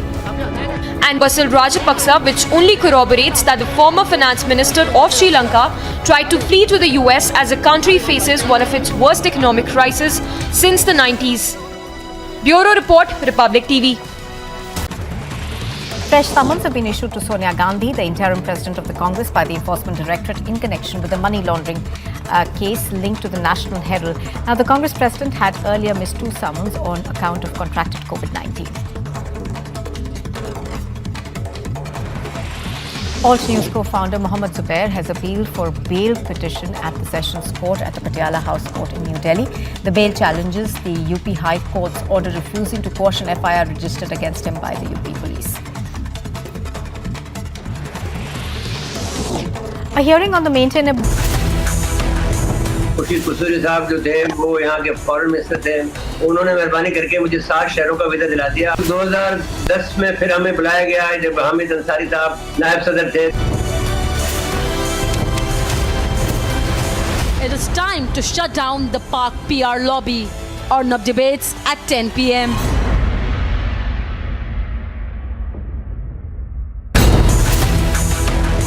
The opposition resorts to outlandish criticism on emblem.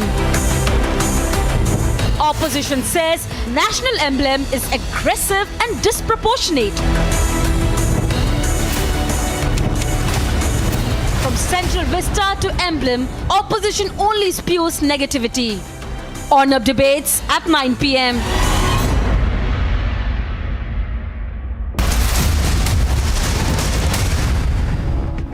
Alright, that's all we had for 6:30 p.m. live and breaking. But for biggest story of the day, it's biggest story tonight with Niranjan in Mumbai. Thank you for that. And the biggest story of the day is about the emblem controversy. And Abhishek, I want you to stay with us because, you know, from opposing the Central Vista project altogether to asking why they were not invited when it was complete and while the emblem was being unveiled, to asking why is the emblem looking too aggressive. It's bizarre, and it tells you the story of how some, not all in the opposition, but how some in the opposition may have lost the plot, completely raising what many call non-issues. Aggressive emblem controversy is our biggest story tonight. Here are the headlines.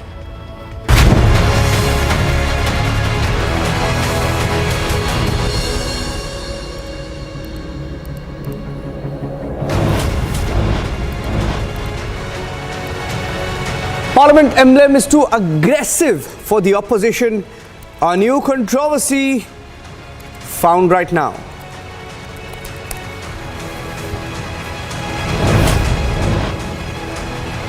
Is it a roar or is it a replica? The centre shuts down the eternal critics. Hardeep Singh Puri puts out pictures to show the comparisons on why they may have really lost the plot on this one.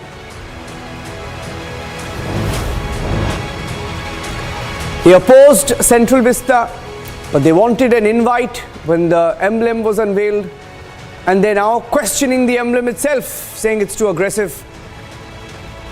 That's the biggest story tonight.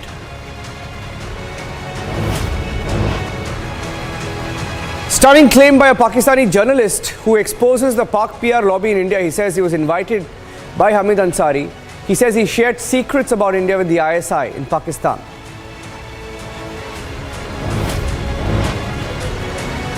Even Uddhav Thackeray is backing Draupadi Murmu, the NDA presidential candidate. Yashwant Sinha, complete flop show now. Even the opposition has dumped him.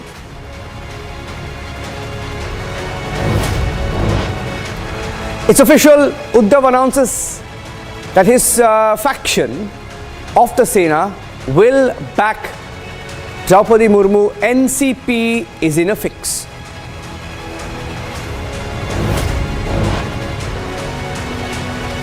Wrestler Kali seen in a viral undated video. The man who shot the video says he was assaulted. Kali himself says it was blackmail.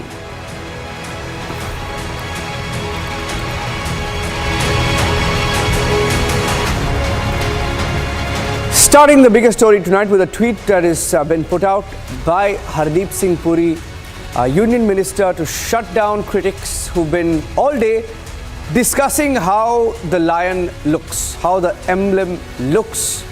And that's the tweet. We have a graphic of the tweet where the minister is compared, where the Union Minister has compared a replica to the roar.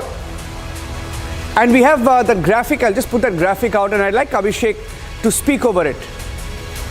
And we're just putting out the roar and the replica, Abhishek. In fact, even the Union Minister has put out pictures to compare how this lion looks or looked in other pictures and the different angles. It may be a spin that has been given. Abhishek. And we've seen how spinning has become a pattern of, off late for the opposition or some in the opposition to create issues where there are none.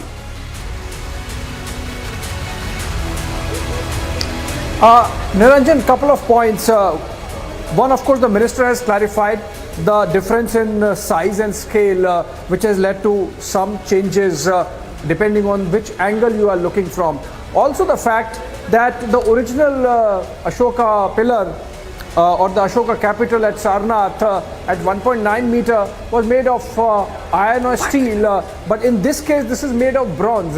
So there is a difference of material that has been used, obviously keeping in mind the change circumstances and the fact that this is going to be on top of the Parliament building, almost 15 tons of weight, and so the structure and the design, all those thoughts went into the choice of the material, the scale, and the fact that you are going to have it on top of the Parliament. It has to be visible from quite some distance, and that's why this bit of a change that is visible in terms of the appearance of the replica of Sarnath pillar atop the Parliament. And the minister, of course, there, Niranjan, then explaining that if an exact replica were to be made of the original and placed atop the Parliament building, it would barely be visible beyond the peripheral rail. And then the other explanation that has come, if the Sarnath emblem was to be scaled up, or the emblem on the new Parliament building is reduced to the size, there would not be any difference. So that explanation has come. Also, Niranjan, remember, as it was explained by BJP's chief spokesperson Anil Baluni, the opposition charge that the legislature should not be subservient to the executive. The fact of the matter is that the Prime Minister was present because the building, the new Parliament building, is being constructed by the Urban Development Ministry. The project is being directly monitored by the PMO and the Union Urban Development Ministry. It is still not with the Parliament of India, and hence it is not under the custody of the Speaker, and that's why it still remains with the executive. That's, of course, as I said, it's an explanation that has come from the BJP. The government does not has not spoken anything beyond what we have from the tweets of Minister Hardeep Singh Puri. We are trying if we can get him live with us. But what is important is, Niranjan, that opposition obviously smelling a conspiracy or smelling a design where there is none, except for that the structure demanded that this be made of bronze, and given the requirements of weight, and the scale was meant so that the pillar, the Sarnath pillar and the national emblem is visible from a distance. So that's the explanation that has come from the government side, with Minister Hardeep Singh Puri tweeting all that, Niranjan, on the controversy. Of course, the government would want that the controversy is put to rest. It's up to the opposition to really accept or not. I think we're expecting, the sculptor to also join us in a few minutes from now, or in a few seconds from now, Abhishek. So I'll stay with the controversy. Now, it's a bizarre controversy. Now, just think about it. Just think about it. The opposition, or some in the opposition, not the entire opposition, there are some who, from questioning the central vista itself, and Abhishek, I'd like you to tell our viewers about the different levels of escalation in the central vista story. They first had a problem with the project, and ironically it was some who were ruling had taken decisions to this effect that a new parliament would be constructed, and finally when the decision was taken, a new parliament was cleared, a new central vista project began. They had problem with it, and then they had problem with the budget of it, and then they had a problem with the Prime Minister taking interest in it. They had a problem in one of the bids. They had a problem with some work going on during COVID, so that deadlines were not missed. They had a problem even when the Prime Minister unveiled the emblem. They had a problem for not being invited. They didn't want the Central Vista, but they wanted an invite. So it's turned out to be an issue where the opposition on many occasions has actually contradicted itself, Abhishek, on this issue of Central Vista.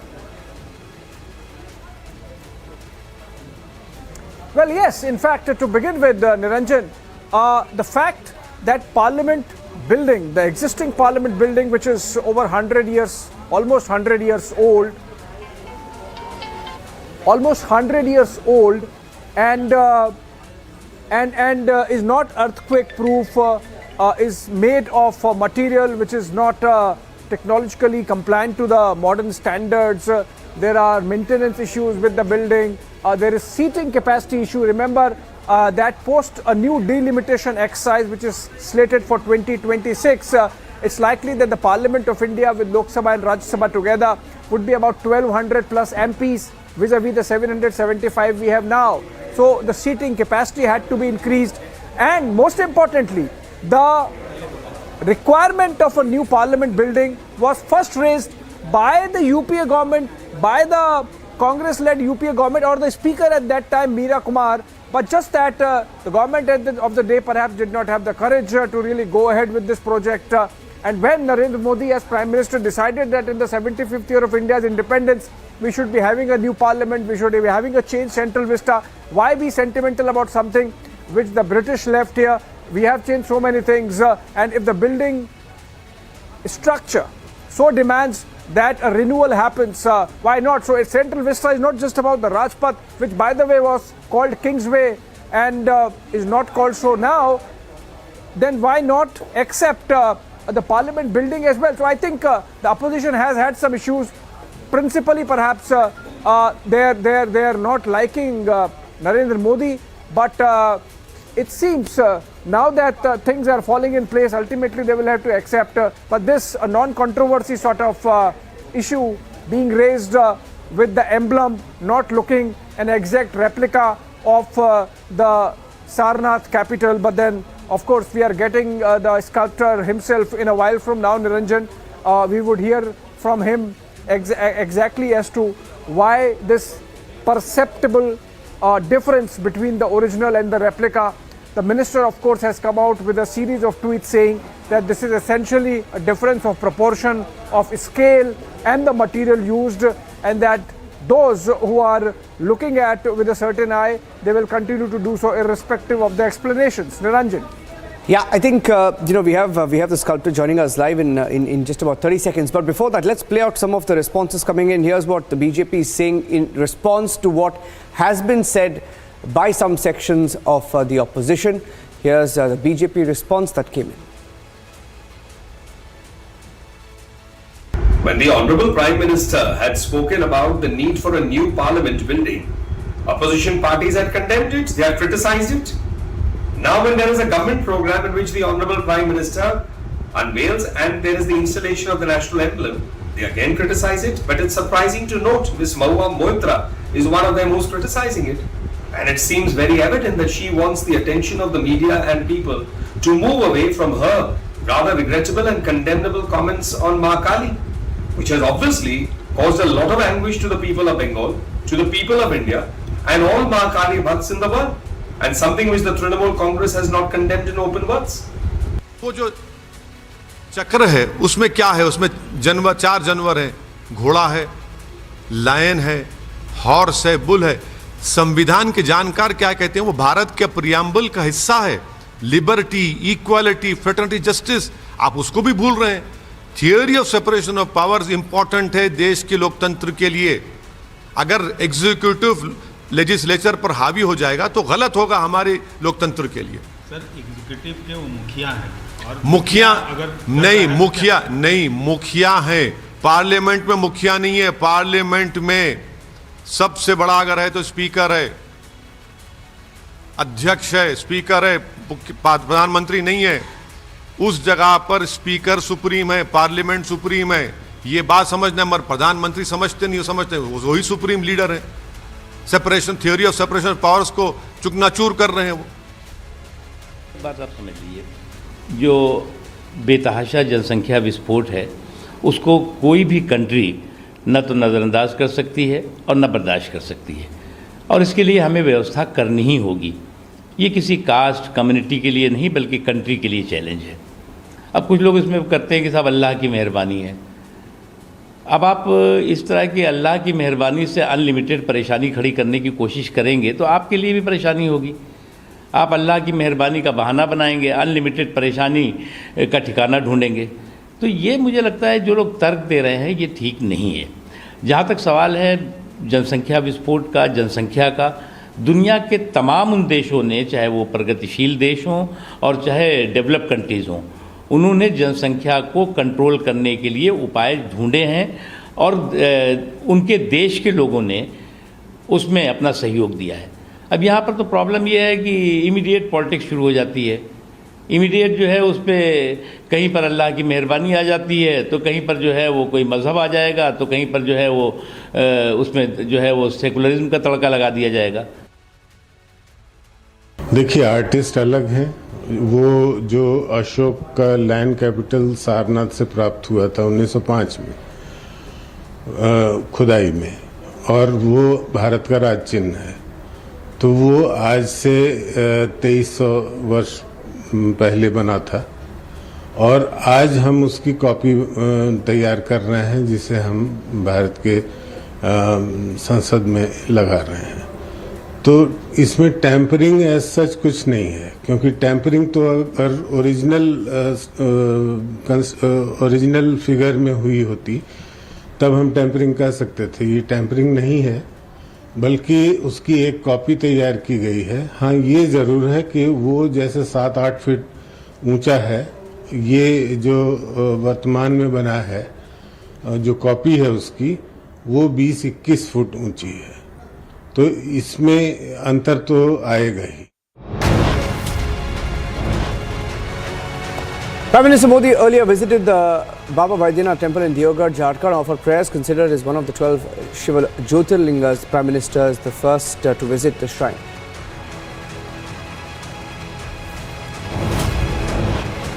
Prime Minister Modi also held a roadshow in Jharkhand's Deoghar district amid tight security. Enthusiast supporters waited on both sides of the road as his carcade made its way through the roads of Deoghar.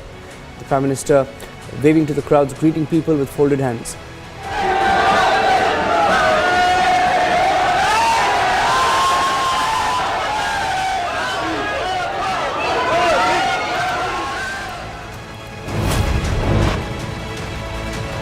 Former Maharashtra Chief Minister Uddhav Thackeray has said that his faction of the Shiv Sena would support Draupadi Murmu, the candidate of the NDA for the presidential elections. This should likely an attempt to contain the split in its legislative wing. His MPs, meanwhile, whoever was left with him, wanted him to do so.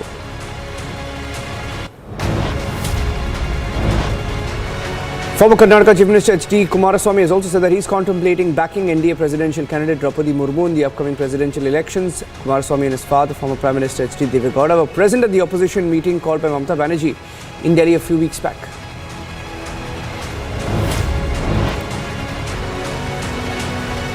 Out of issues and after the controversy over the unveiling of the national emblem atop the new Parliament building by Prime Minister Modi, the opposition has now attacked the structure itself, calling it too furious and aggressive.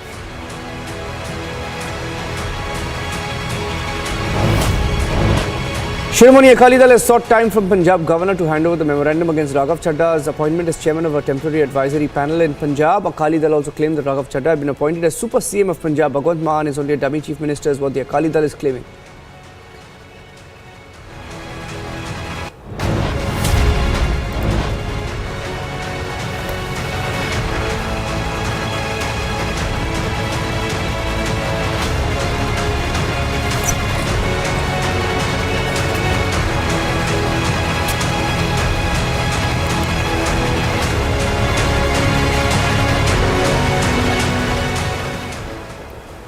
And going back to the big story we've been tracking here on Republic TV on the kind of comments that some in the opposition have been making about the emblem atop the new Parliament building.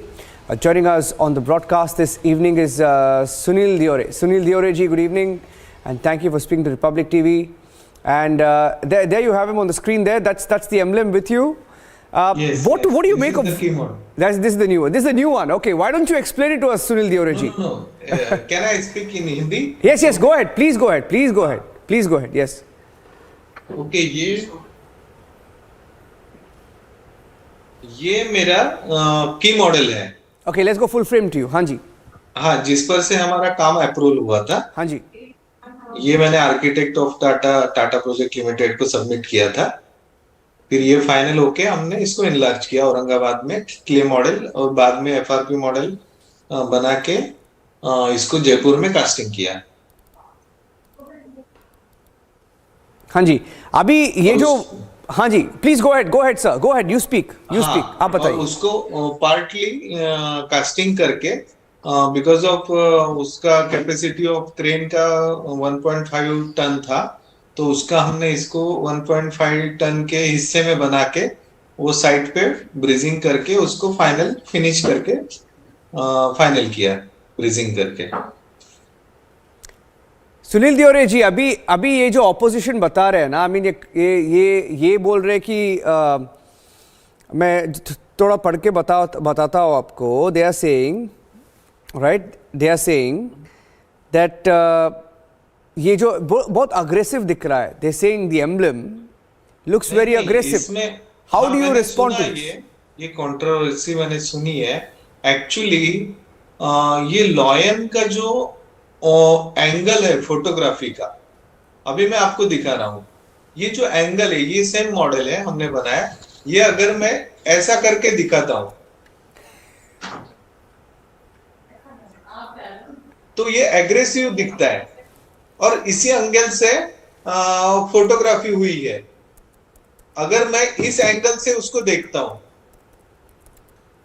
तो इसका expression बदल जाता है। ये जो art and aesthetics का ये है, क्योंकि हम हमारा इमेज भी नीचे से खींचेंगे ना तो हम भी वायलेंट नजर आएंगे। तो एंगल ऑफ फोटोग्राफी भी बहुत कुछ मायने रखता है, लाइट एंड शेड भी मायने रखता है। तो इसकी वजह से ये इशू हो रहा है, और ये इशू में मुझे नहीं लगता कुछ भी ये है, क्योंकि एज पर हमने सेम टू सेम रिप्लिका बनाई है। इस पर बहुत स्टडी किया है, हिस्टोरिकल बैकग्राउंड स्टडी किया है। इवन मैंने जहां जहां ये एम्ब्लेम लगे हैं, जैसे हैदराबाद है, बेंगलोर है, इवन पटना है, वहां जाके मैंने स्टडी किया है। तो इसमें एक्सप्रेशन और ये जो बातें आती है, मैं तो आर्टिस्ट हूँ, एज एन आर्टिस्ट मैंने जितना उसमें पूरा मेरा डिवोशन देने की कोशिश की है और उतना मैंने दिया है। लेकिन ये इशू उठता है, मुझे मतलब बहुत फील होता है कि ऐसा नहीं होना चाहिए, क्योंकि इसमें मुझे किसी ने कोई ये नहीं किया है। मैंने अपना काम, मेरी आर्किटेक्चरल टीम, उसका सजेस्टिव पीपल, इनसे थोड़ा सा ब्रीफ लेके और पूरा कोशिश की है। काम भी अच्छी तरह से हुआ है, उसमें कोई दो राय नहीं है।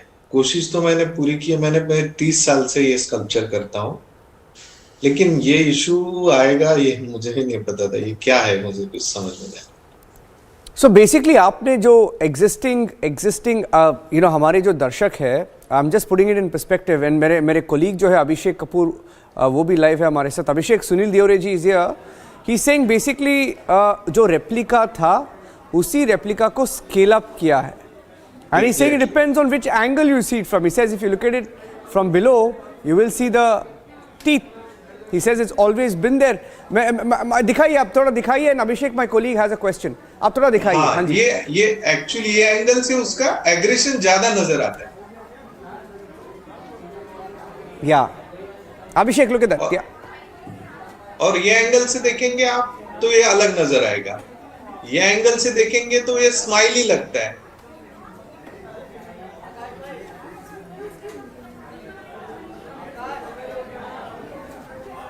इवन मैं एक्चुअल मॉडल का भी देवरे जी, मेरा प्रश्न ये है कि क्या सबकॉन्शियसली आपके मन में ऐसा था कि नया भारत है तो थोड़ा सा एग्रेसिव लायन दिखना चाहिए, उसमें कुछ गलत नहीं है, क्योंकि जो फेस है उसके अलावा जो बॉडी हेयर जिसे मेन कहते हैं, लायन का मेन, वो भी थोड़ा सा ऐसा दिख रहा है जैसे लायन जो है अग्रेसिव मुद्रा में है। नहीं, ऐसा कुछ नहीं है। और अगर आप सारनाथ का भी देखेंगे तो उसमें भी टूथ है उसका भी जबड़ा खुला हुआ है, उसका भी ये है। और हमने बहुत सारा स्टडी किया है, बहुत सारा इसमें मैंने वर्क किया है। ऐसे मैंने 3 मॉडल बनाए, उसके बाद जाके हमने बड़ा मॉडल बनाया। इसमें एज एन आर्टिस्ट मैंने पूरा डिवोशन देके ये काम किया है। आप you also told us you have the actual जो model है। क्यों चुना? Sorry, Abhishek, he said he's got the actual model, so I'm just trying to see if we can just squeeze in one more. आप थोड़ा दिखाइए ना हमें actual model जो है, आप बोल रहे थे कि हमें दिखाऊंगा, थोड़ा दिखाइए।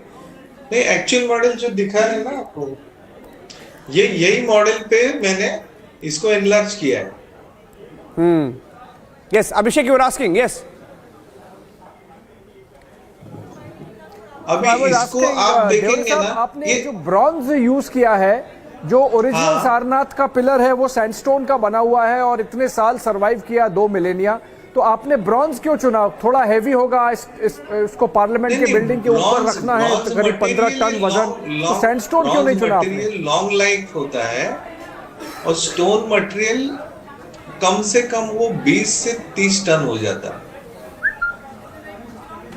जो आर्किटेक्ट और उन्होंने जो ये सब डिसाइड किया, तो इसीलिए हमने ब्रॉन्ज चूज किया, और हर जो भी एम्ब्लेम है वो ब्रॉन्ज में ही बनाए गए। आप थोड़ा दिखाइए, आपने बोला कि एक एंगल में स्माइलिंग में दिखता है। It's the same, by the way, that's the same model that is got in his hand, that's the same model which is been blown up. ये एंगल देखेंगे आप? हाँ जी। तो इसमें आपको देखो ये स्माइल ही दिखेगा आपको। हाँ, मैंने आप जो भी लगाइए, स्माइलिंग लाइन भी दिखाइए, कई लोगों को कुछ और दिखेगा। नहीं, अभी ये एंगल, ये साइड से देखिए, आपको ये स्माइल ही दिखेगा। हाँ हाँ हाँ। और ऐसे देखेंगे तो ये एग्रेसिव दिखेगा। हाँ जी, हाँ जी।